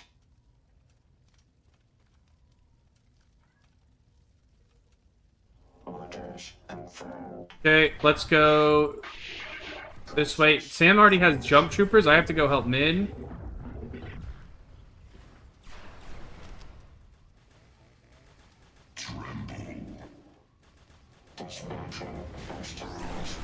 Okay, I've got Imperial Guardsmen here. I'm gonna grab these guys, and I'm gonna dump as many of them out as I can behind. I want this one on this unit, I want this one on this unit. Okay, their morale is breaking.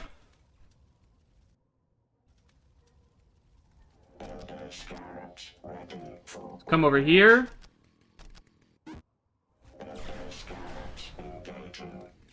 You presume too much.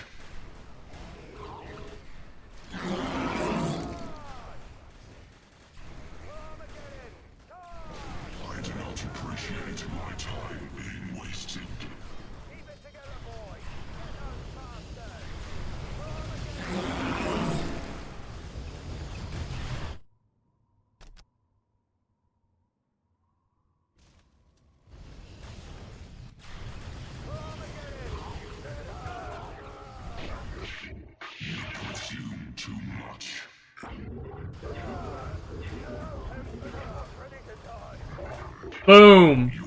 The perfect siege. Okay, I've got to pivot everyone back to defend my base. I'm going to spend the money on this, I think, to upgrade it. This is good. I need detectors down here in case they're sneaking around. Scanning area. Receiving.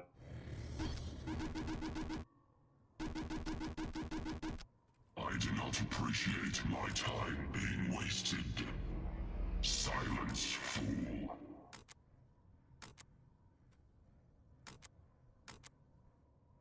I do not appreciate my Right round, baby, right round like a record, baby. I do not appreciate my time being wasted. Oh, pivot everybody back up here.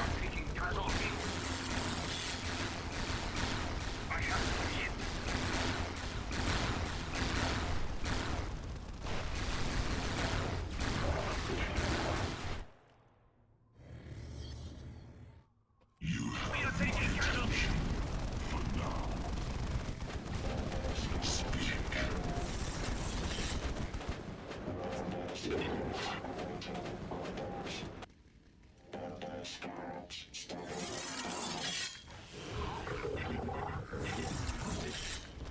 I just need this. I need this down here to scout.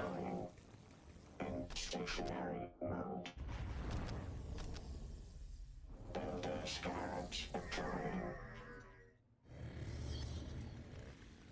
Scanning area.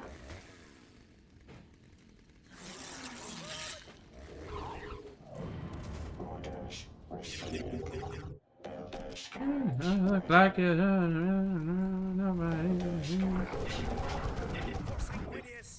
Charge! Combat blade. Good baby, round. Oh yeah, you're right. You can.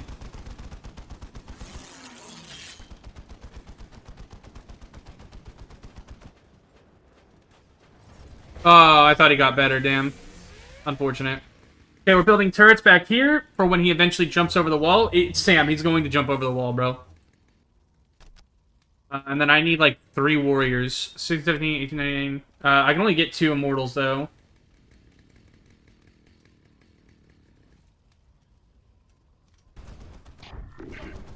Oh, sorry, Pain. Sorry, Pata. Sorry, Pata. That's on me. I didn't realize Pata was going in. I unironically trolled that. Sorry, Pata was scaling. Okay.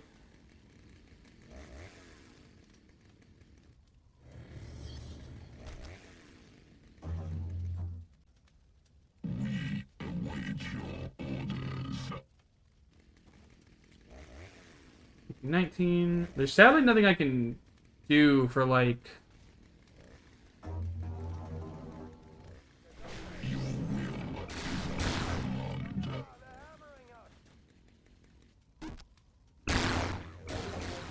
Specified coordinates. Builder scarabs deploying. Orders.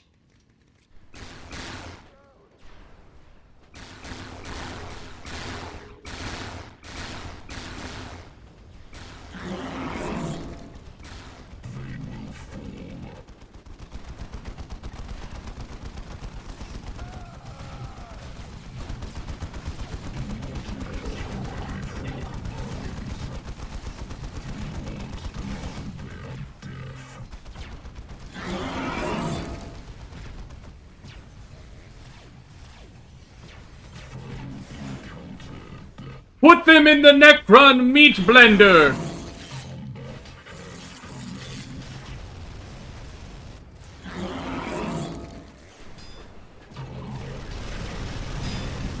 Unfortunately, he assumed these immortals were not good in melee. A foolish mistake, my friend Sam. A most foolish mistake.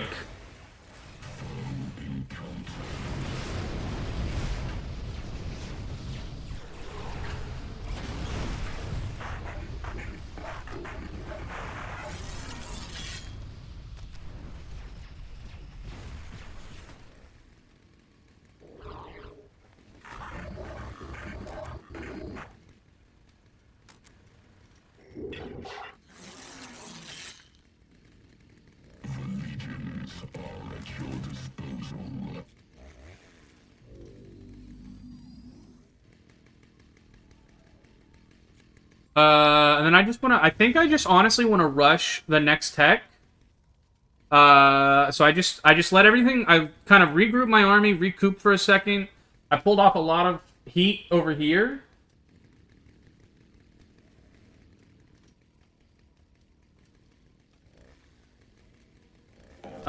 Is there anything else I can do? Is there a slag deposit anywhere? Yes. That's so gross. That's so fucking gross. There's a slag deposit.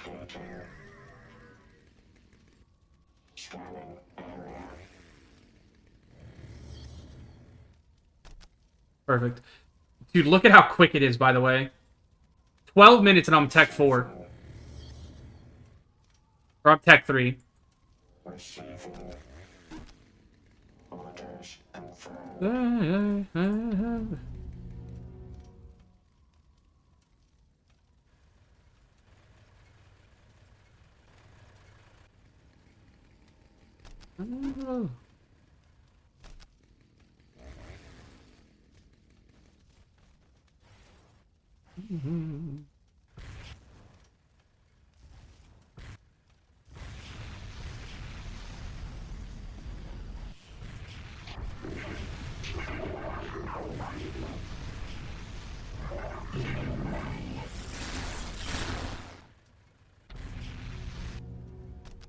Okay, let me get disruption field.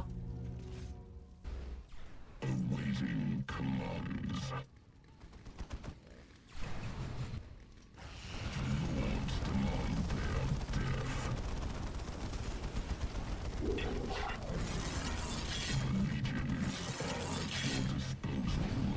I'm just keeping the pressure up, keeping him anxious, keeping him worried, putting the fear in him, you know? Making sure he knows that at any moment I could do it. I'm not doing it, but at any moment I could do it, you know? I'm not, but I could. I'm not doing it, but I could.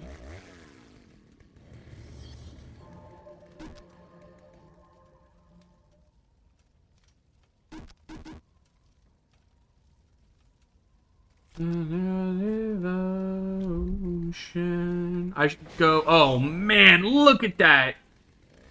Oh, doggy, that is a thermo generator.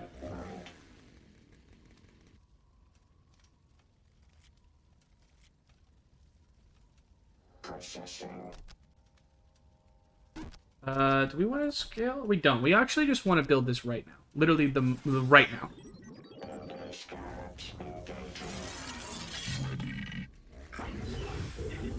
Oh, our lord's dead. How long has he been dead?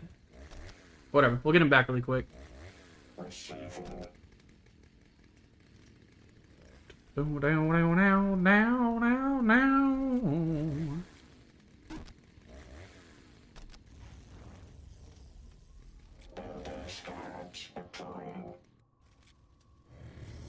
Tremble, for I have arrived. Scarabs ready for orders.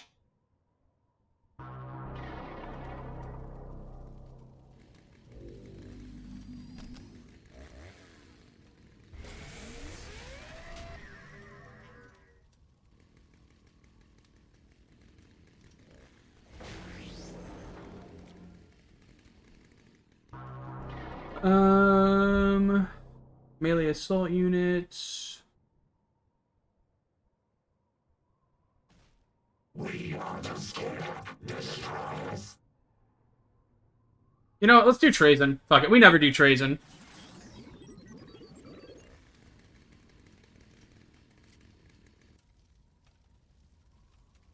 Lord, give us something to disembowel. I do not appreciate my time being wasted.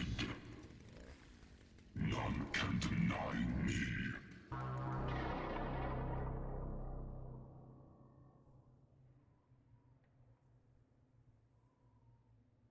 Chicago.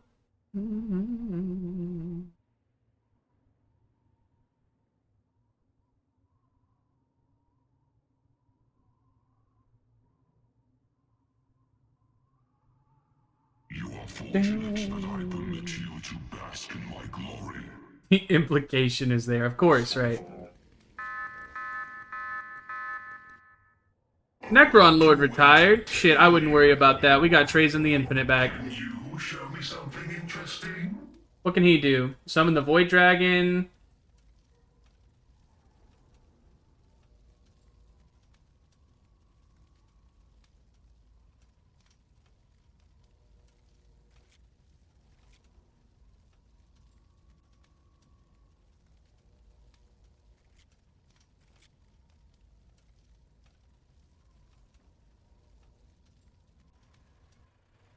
Builders cards ready.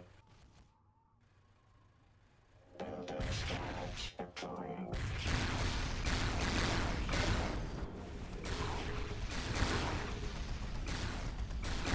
An opportunity to start a new collection. Reality Tether Device! Go! One trick up my sleeve. Obliterator Squad!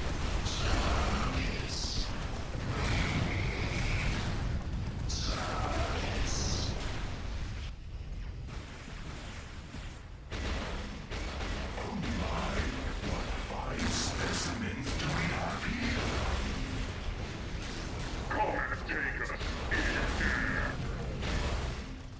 What will you have me do?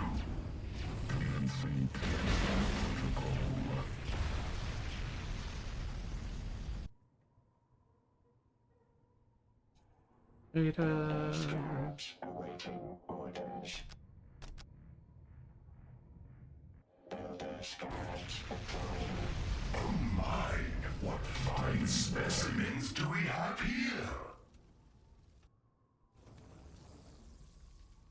I do have Trays and Pokeballs, yeah. Theater, and all living things merely players. Down their throats!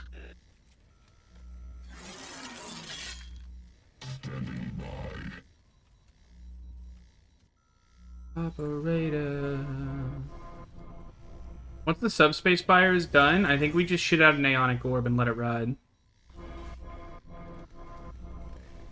So I want to see it so bad. This will be the first time I've ever gotten the fucking Titanic unit, bro, and I just want to see it.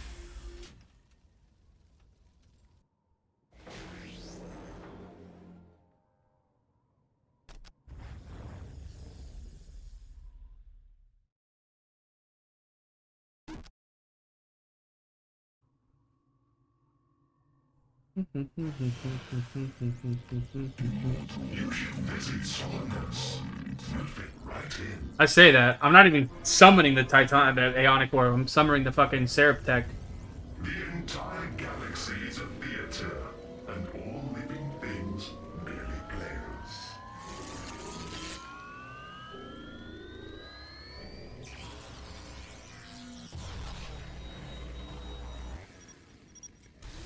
You should visit Solomons.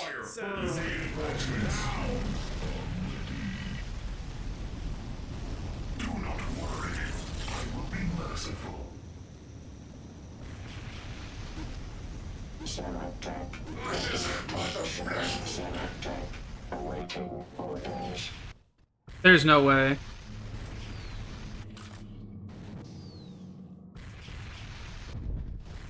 Orders confirmed.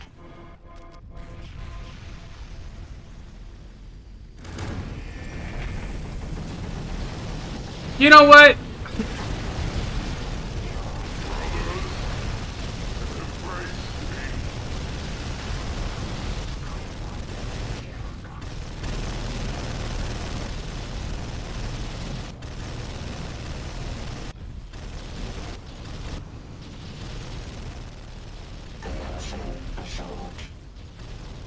Me too. Put it down.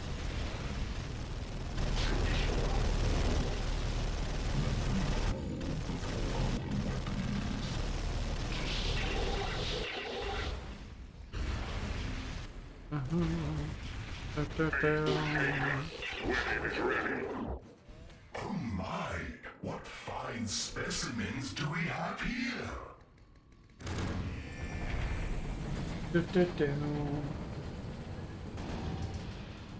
I'm crushing him. I'm crushing him. That's my friend.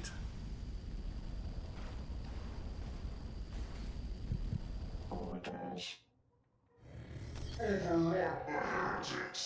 Terminators, teleporters active. Ah, such a waste. Please let me win.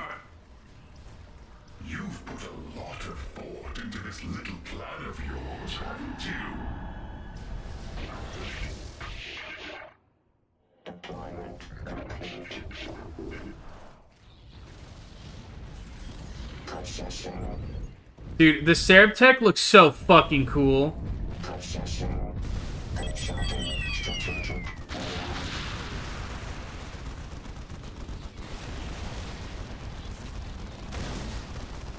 Commencing assault. What will you have me do? Lords demand their death. Man.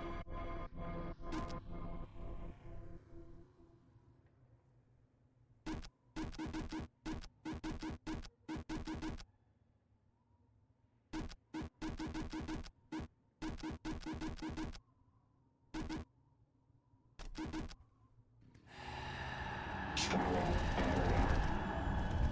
Redeploying. Processing. Do entertain me. Ah, such a waste, but regrettably necessary.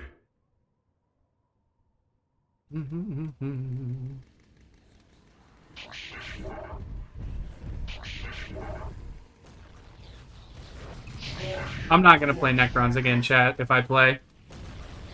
Especially if we're doing the strategic point one, where everyone gets one. Because I understand why people want to play with it on. And I'm not gonna be an asshole and be like, I want to play Necrons! Fuck you, bozo! Fuck you, bozo!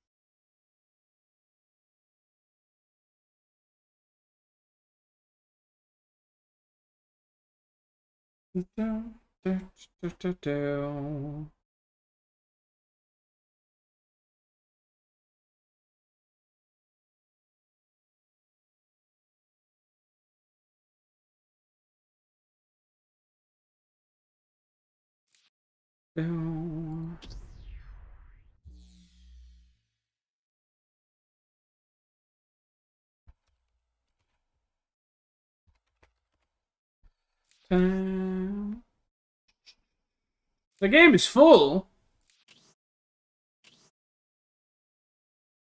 I did fuck nothing that game.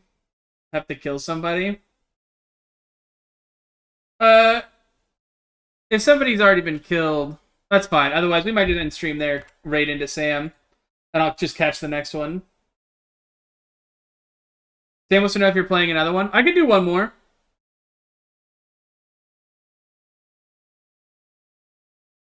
At least on like stream. Join.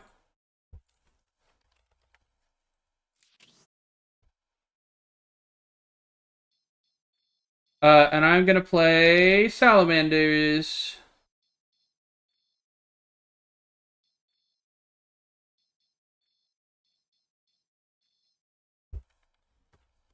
I will not play Salamanders again. I will not play Necrons again.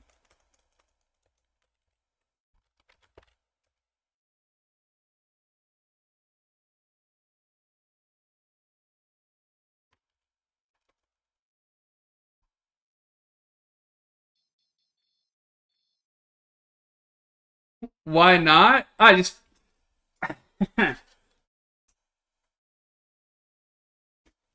I was worried my friend Sam would be like, "Other bullshit."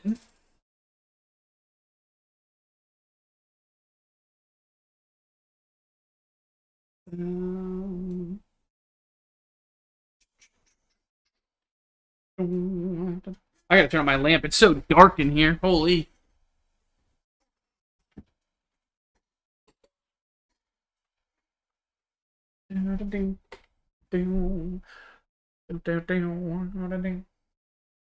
No Jeffrey or Pata. Fuck. No Jeffrey or Pata. I should have played Necrons, man. Fuck, it's my only hope. Playing Necrons was my only hope.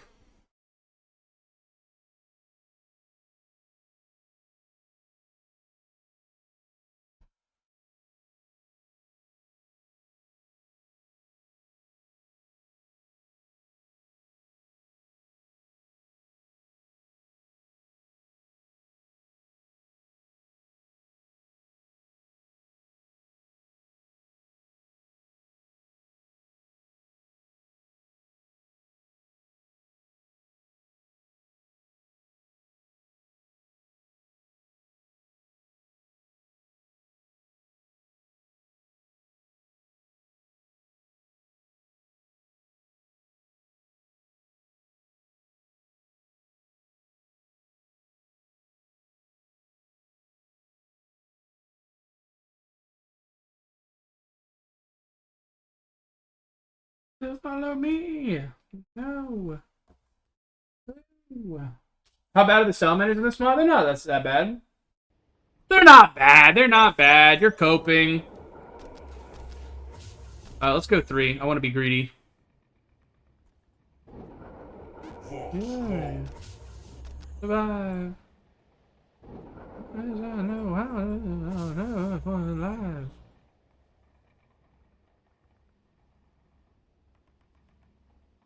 Battle Brothers, what is it? I take care of your weapons and war gears. I cap the rights of activation. We're gonna do something crazy greedy. Waiting for instructions. Grab that. And we'll go grab this one, and then... Actually, we'll go grab this. Actually, it looks like he's got that one. We don't need to worry about it.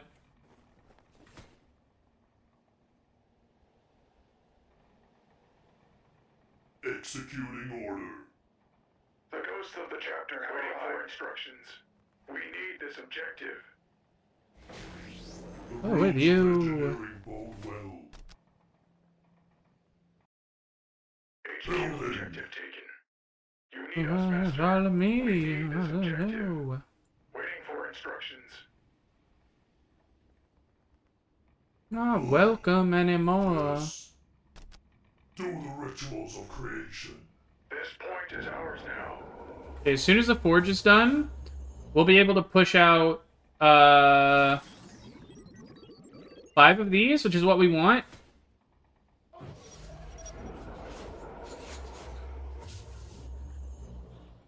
Apprentices wait for orders. Covert op in progress. Area secured. Next target. Something to repair? How much do we need? We need 300 for this, so we gotta save. Okay, that's fine. Executing order. Come anymore. Something to recon. What do you require? Waiting for instructions. Space Something to Marines. recon. Another Gathering battery in shut need down. us, Master. I don't love to give. They needed me. HQ. Okay, perfect. I am here to serve. Okay, perfect. Now with this done, Why do they defy us? Apprentices wait for orders. come up here. Where is our other Angels. scouts? Machine so much since I get Reconnaissance on on. the way. We're up against Sam again. I am here to serve. I am here to serve. Listen, brother, you're serving, you know what I'm saying? Into Coco we serve. Australians. Gathering Once they information. refused to We support move Imperium. unseen. Now they attack it. Sneak behind them. Don't burn to death, don't burn to death, don't burn to death. Thank you. Sneak behind them. What do you require? As you Gathering command. we serve. Covert op in progress. Sam left it on fixed positions. Is that bad? Oh, or are you just saying that's why we're fighting each other again, because it's on fixed positions and one goes against 4, etc., etc.? The window.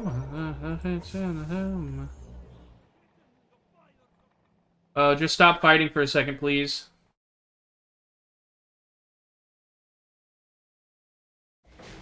Progress. I'm going to shit out so many of these.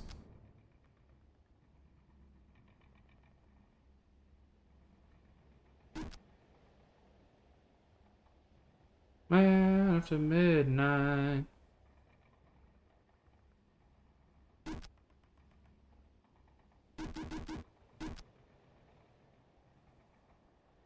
Brothers, I am here again. Okay, and then I want every one of these squads to be equipped with shotguns. And here's the name of the game, chat. It's Shake and Bake. The scouts are going to make everyone fly around with the fucking AoE knockback shotguns. And then these things are going to rip them a new asshole.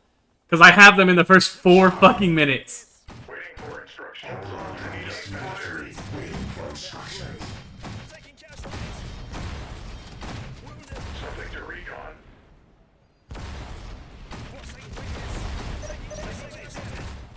We brought light into this land. Let none survive. What's the matter, buddy? Can't run? Getting tossed around in a scout whirlwind? The man after midnight. Prepare engines, brothers. Sweet Rain, where are you now? Let none survive. Your orders. How can we serve? Striking Prepare fast and engines, hard. brothers.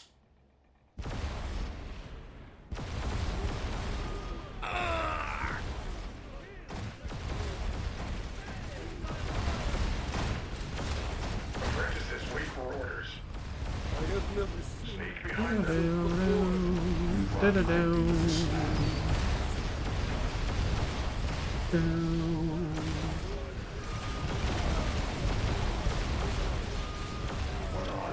Oh, they burned one out. They burned one out. That's smart. That's smart. Hold on and keep firing. Waiting for instructions. Something to recon. Covert op in progress. Moving silently. In the name of the Emperor, I take command. What are your orders?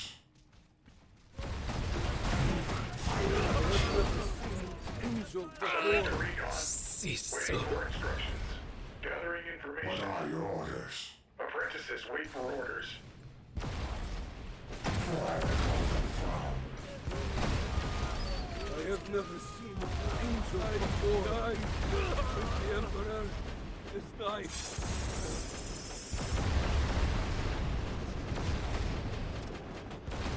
What's the matter, Marines? You're in the meat grinder now, baby. Put your fucking shotgun up to his temple and pull the trigger, Marine. Move in the shadows, brothers. Your orders. Comlink ready. Covert op. Just keep running. Just keep running. Just keep running. Just keep running. Just keep running.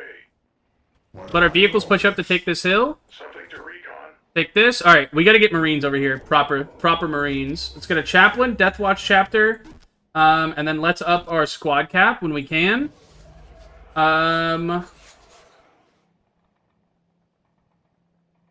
And then let's do this so we can get more shotguns for our scouts. Attritional warfare? I'm not playing attritional warfare. I'm playing, I think, genuinely, a very cleaned, combined arms assault kind of warfare. Executing order. Into position. Take Marine. The Forge Father wills it.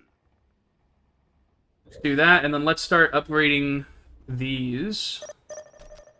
Chapter Champion reporting. Yes, my liege.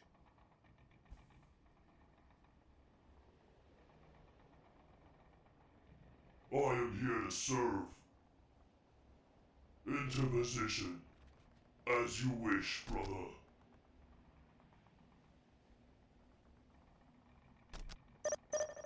I find the ruins of engineering. Start that. We've got our chaplain coming up. The chaplain we're just going to put in the other squad. As for this, let's also get fire weapons. Make our...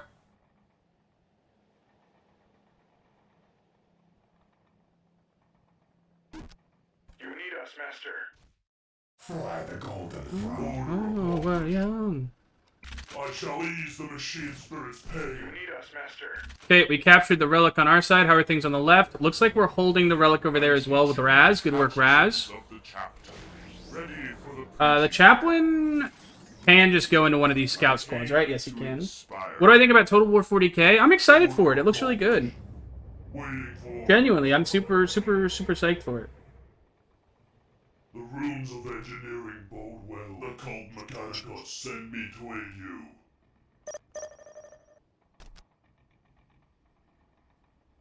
I'd probably build a furnace, huh, and actually get troops to, like, other than tech marines and shit like that, huh? Engineering bode well. As you wish, brother. Oh, wow.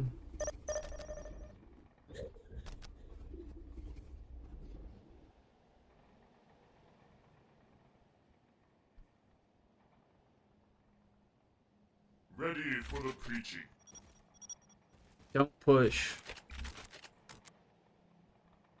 Every man in my scout squad gets a shotgun. And I wouldn't wish it any other way. 275 till I get geothermal.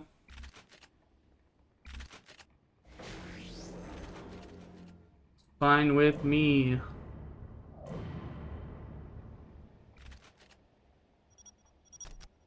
Commencing construction.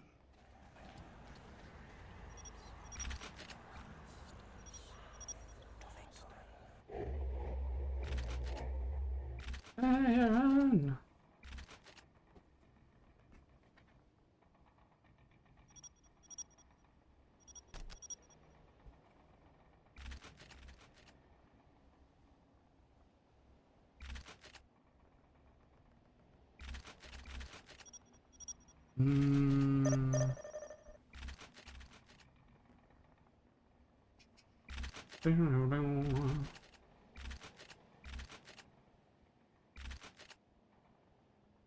A Great Crusade mod would be pretty sweet.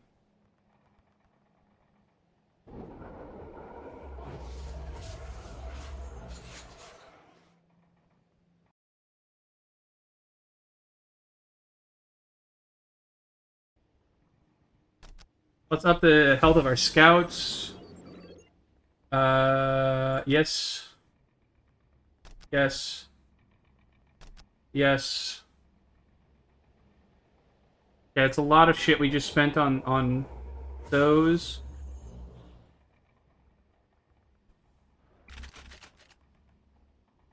Cult of Prometheus is ready. Something to repair? Building!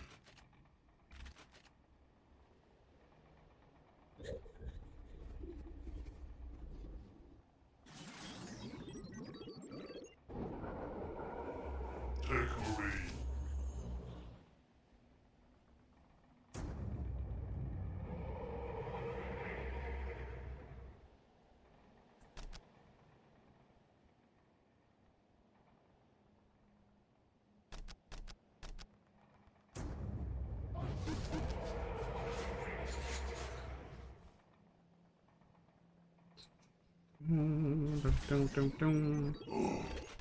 Yes. As you command. I say a litany immediately. Engines, brothers. I am honored to bring the holy relics of the chapter. Signal is active. As you wish, Commander. Hostile fire. We move unseen. Prepare engines, brothers.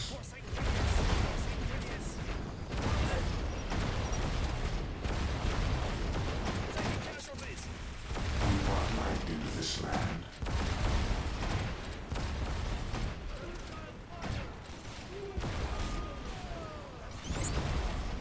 Move in the shadows, brothers. Damn.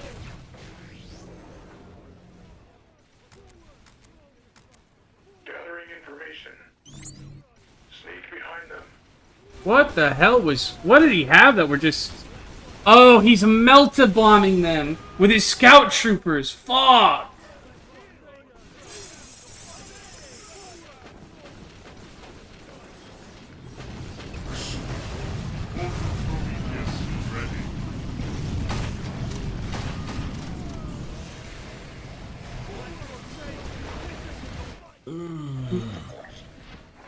Help.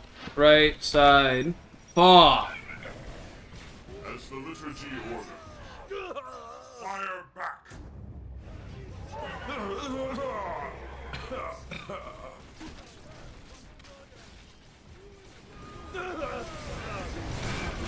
Ready for the preaching.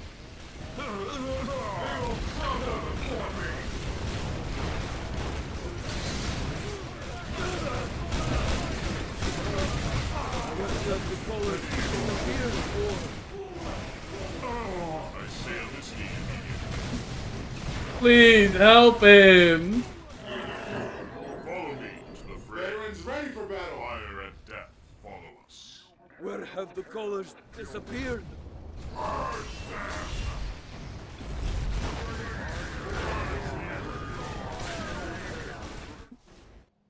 Box is active.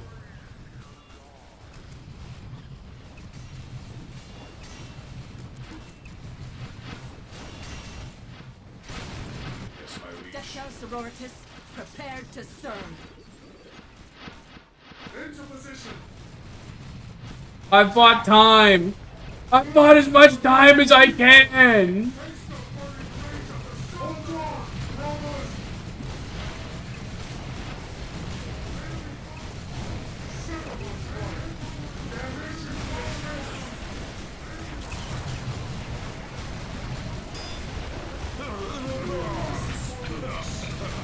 Okay.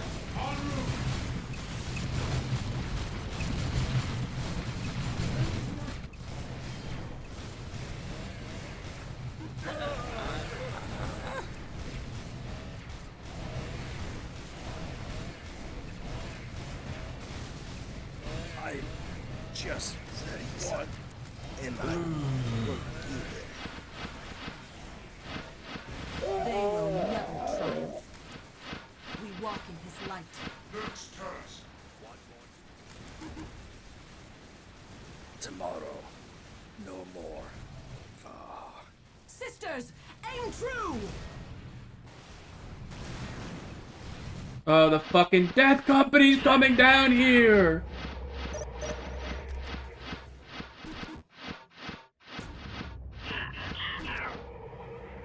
Walk in darkness. Next task. We are servants of the god. We are under attack. Do not lose heart.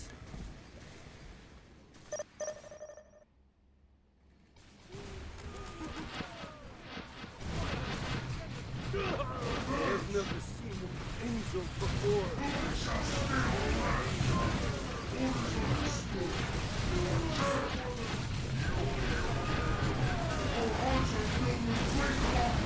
We are overcome!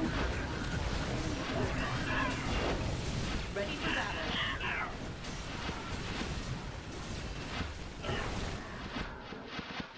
God damn.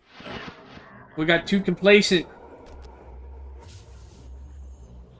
I got too complacent. Taking command here.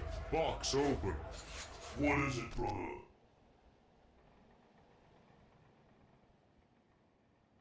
Instructions sent.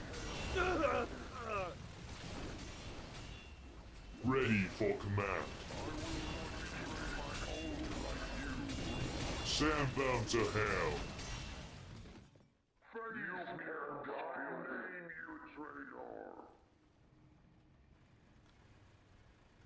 Oh, I had such a good defensive position. I would have fumble, man.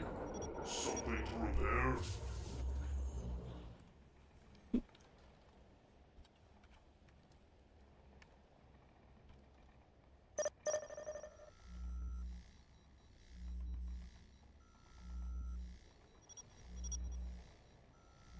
I give the order.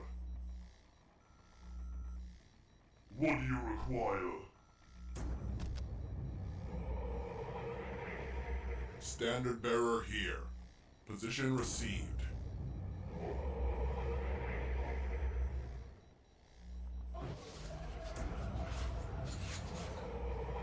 Incoming instructions.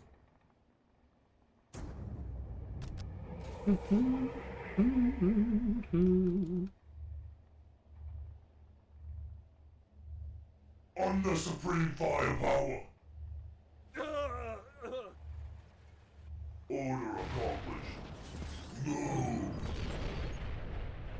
Ah, fuck, I'm being bombarded.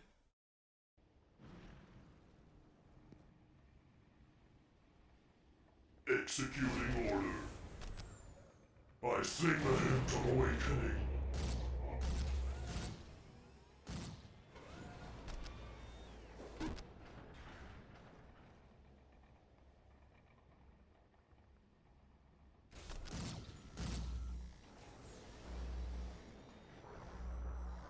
Okay, soon I'll have Primaris. I'll have Salamander Primaris on the field. Salamander's librarian ready.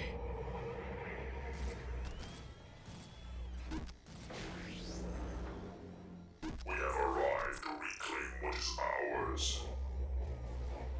Overrun the heretics.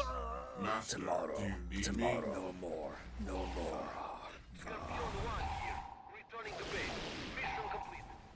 I'm here to strengthen your bravery. Just Follow the standard, brothers. The battlefield waits for us. Waiting for orders. Smash them! Waiting for orders. Sons of Nocturne. Attack phase has arrived. I am here to serve. Waiting for orders. For Nocturne! Prepare for death, traitors! Sons of Nocturne. What is it you desire? I will Waiting for orders.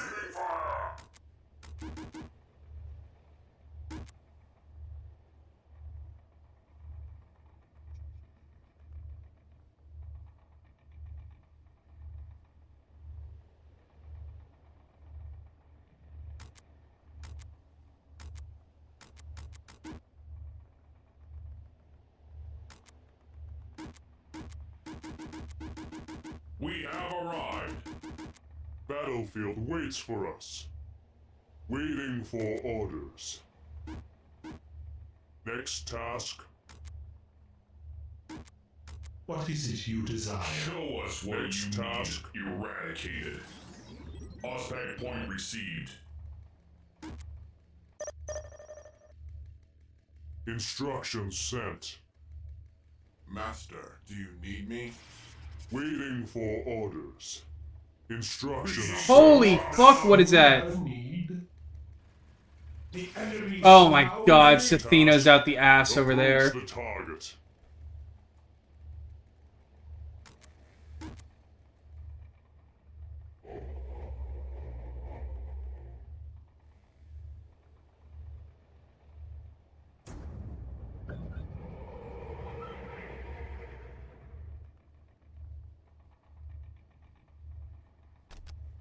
Hmm.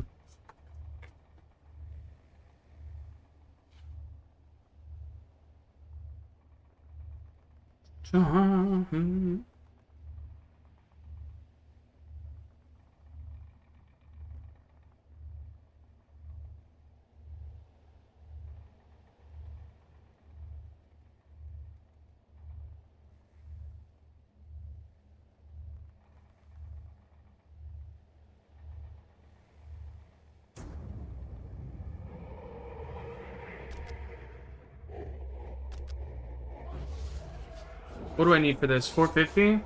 Very expensive. ready. Holy.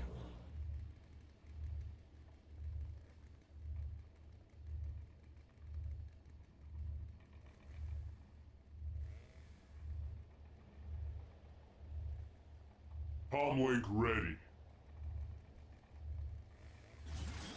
I give the order. Take Marine. Next task. Advance. I don't know what the hell we're supposed to do.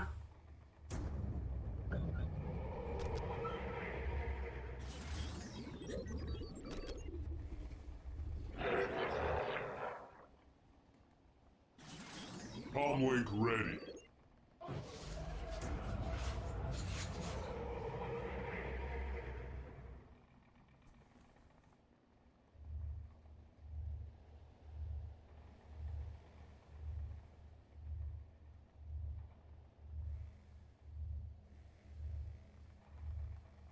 Hmm.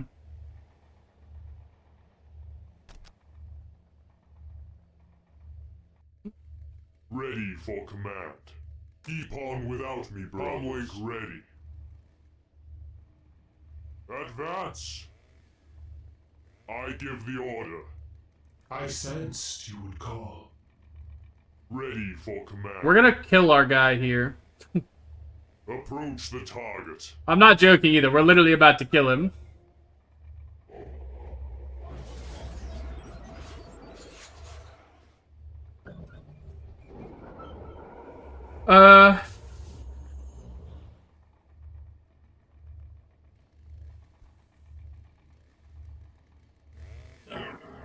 You've got to do I something. speak word.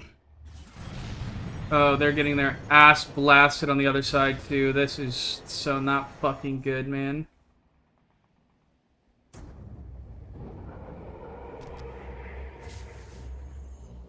Waiting for orders. Waiting for orders.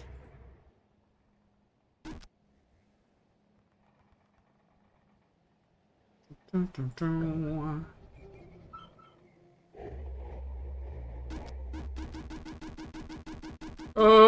There we go. The hell's that? To lead. I will move it there. If you The fuck is that? If you will it. Take cover. Oh, what the fuck? Choose such. Oh.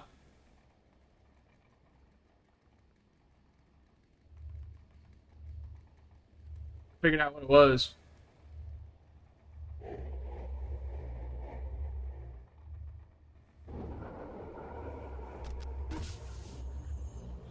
You have need. I foresaw this area. I sensed you would choose The enemy such. has fallen upon us. We need Their aid. spirits will beg. We are under a massive amount of fire. My Prometeo is strong. Our faith My is mind restored. stores to The read. Emperor is with us. I foresaw this area. Their spirits will beg to my glory. Expect now. Ready for command.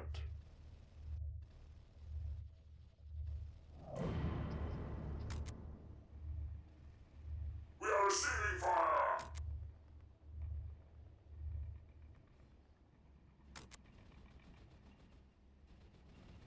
We await your command. They have called us. Next task. Battlefield waits for us. Chat, not to be a negative Nancy or anything, Oh, you needed me. but, fuck.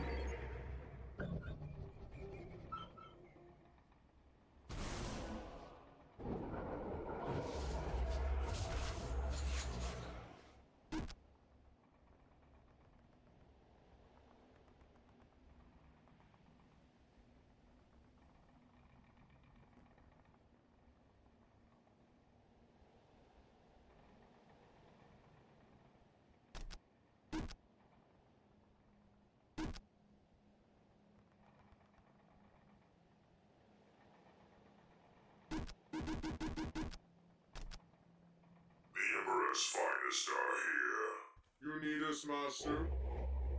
Strike like thunder.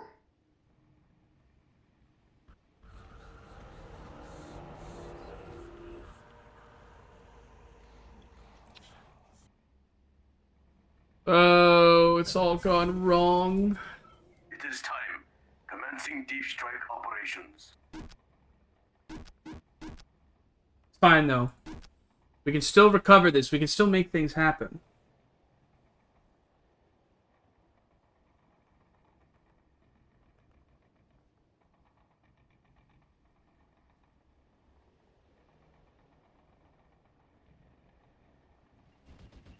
What do you command? Oh, what the fuck, man? The Imperium beware. Approaching targets, Master.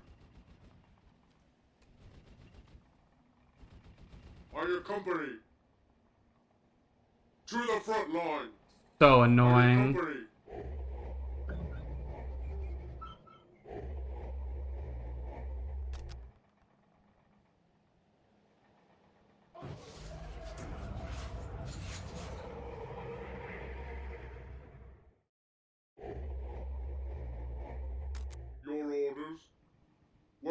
I go, Primary's flame support has arrived, my lord. Wire. Oh, okay. Help. Help. Help. Help. Into transport. Marching into position. Onslaught. Protect our superior. Oh my fucking god. Ready to serve. Where you go, I go, master. We require reinforcements. And we shall know no fear. You need us, master. Send us into the horde, my lord. We protect. I'm going to be knocked out of the game unless we kill this fucking cannon, dude. Blast the Line of sight is not something the cannon has to worry about, unfortunately for me.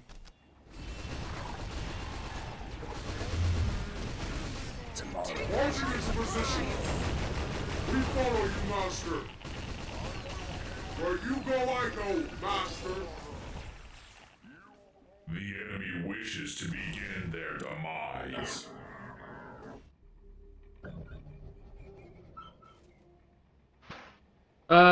Oh, they didn't blow up the smithery.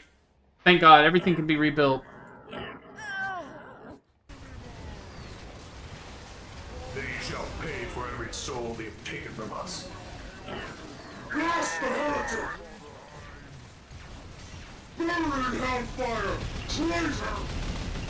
Someone calls for a pet marine.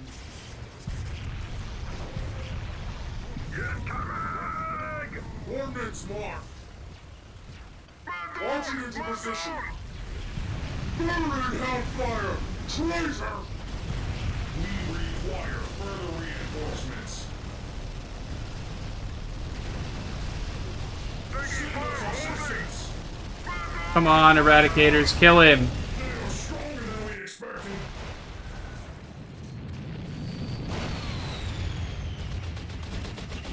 It was a coordinated goddamn attack. No enemy can stand against us.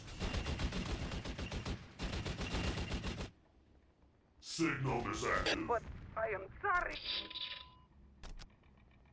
Amiga task. Oh, so low on eco.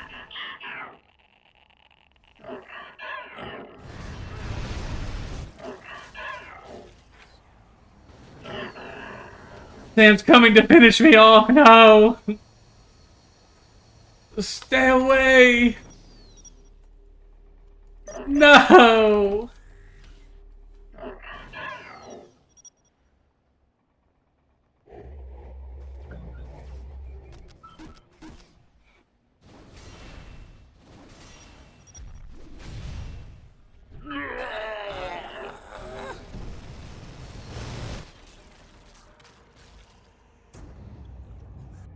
So close, chat.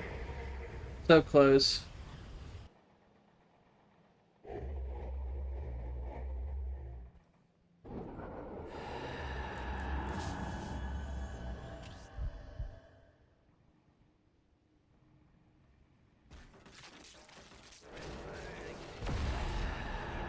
I think that if we just kept up the pressure when we took the mid, we would have had better odds. But we lost all momentum, and then I kind of did a really dumb, bad push.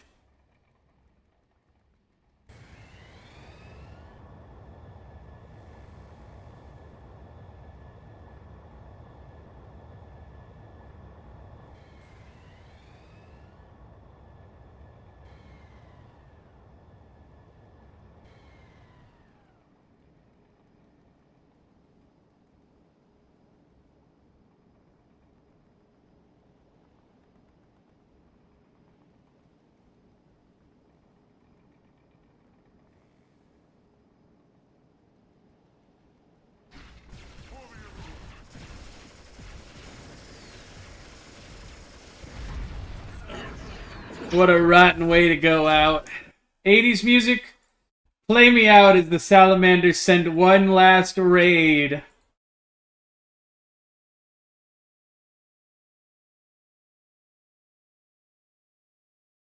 Critical damage received. Systems are failing. Thank you for watching, chat. Everyone enjoy Sam's stream. I'll be playing more matches over there, but my stream is ending here. Bye-bye.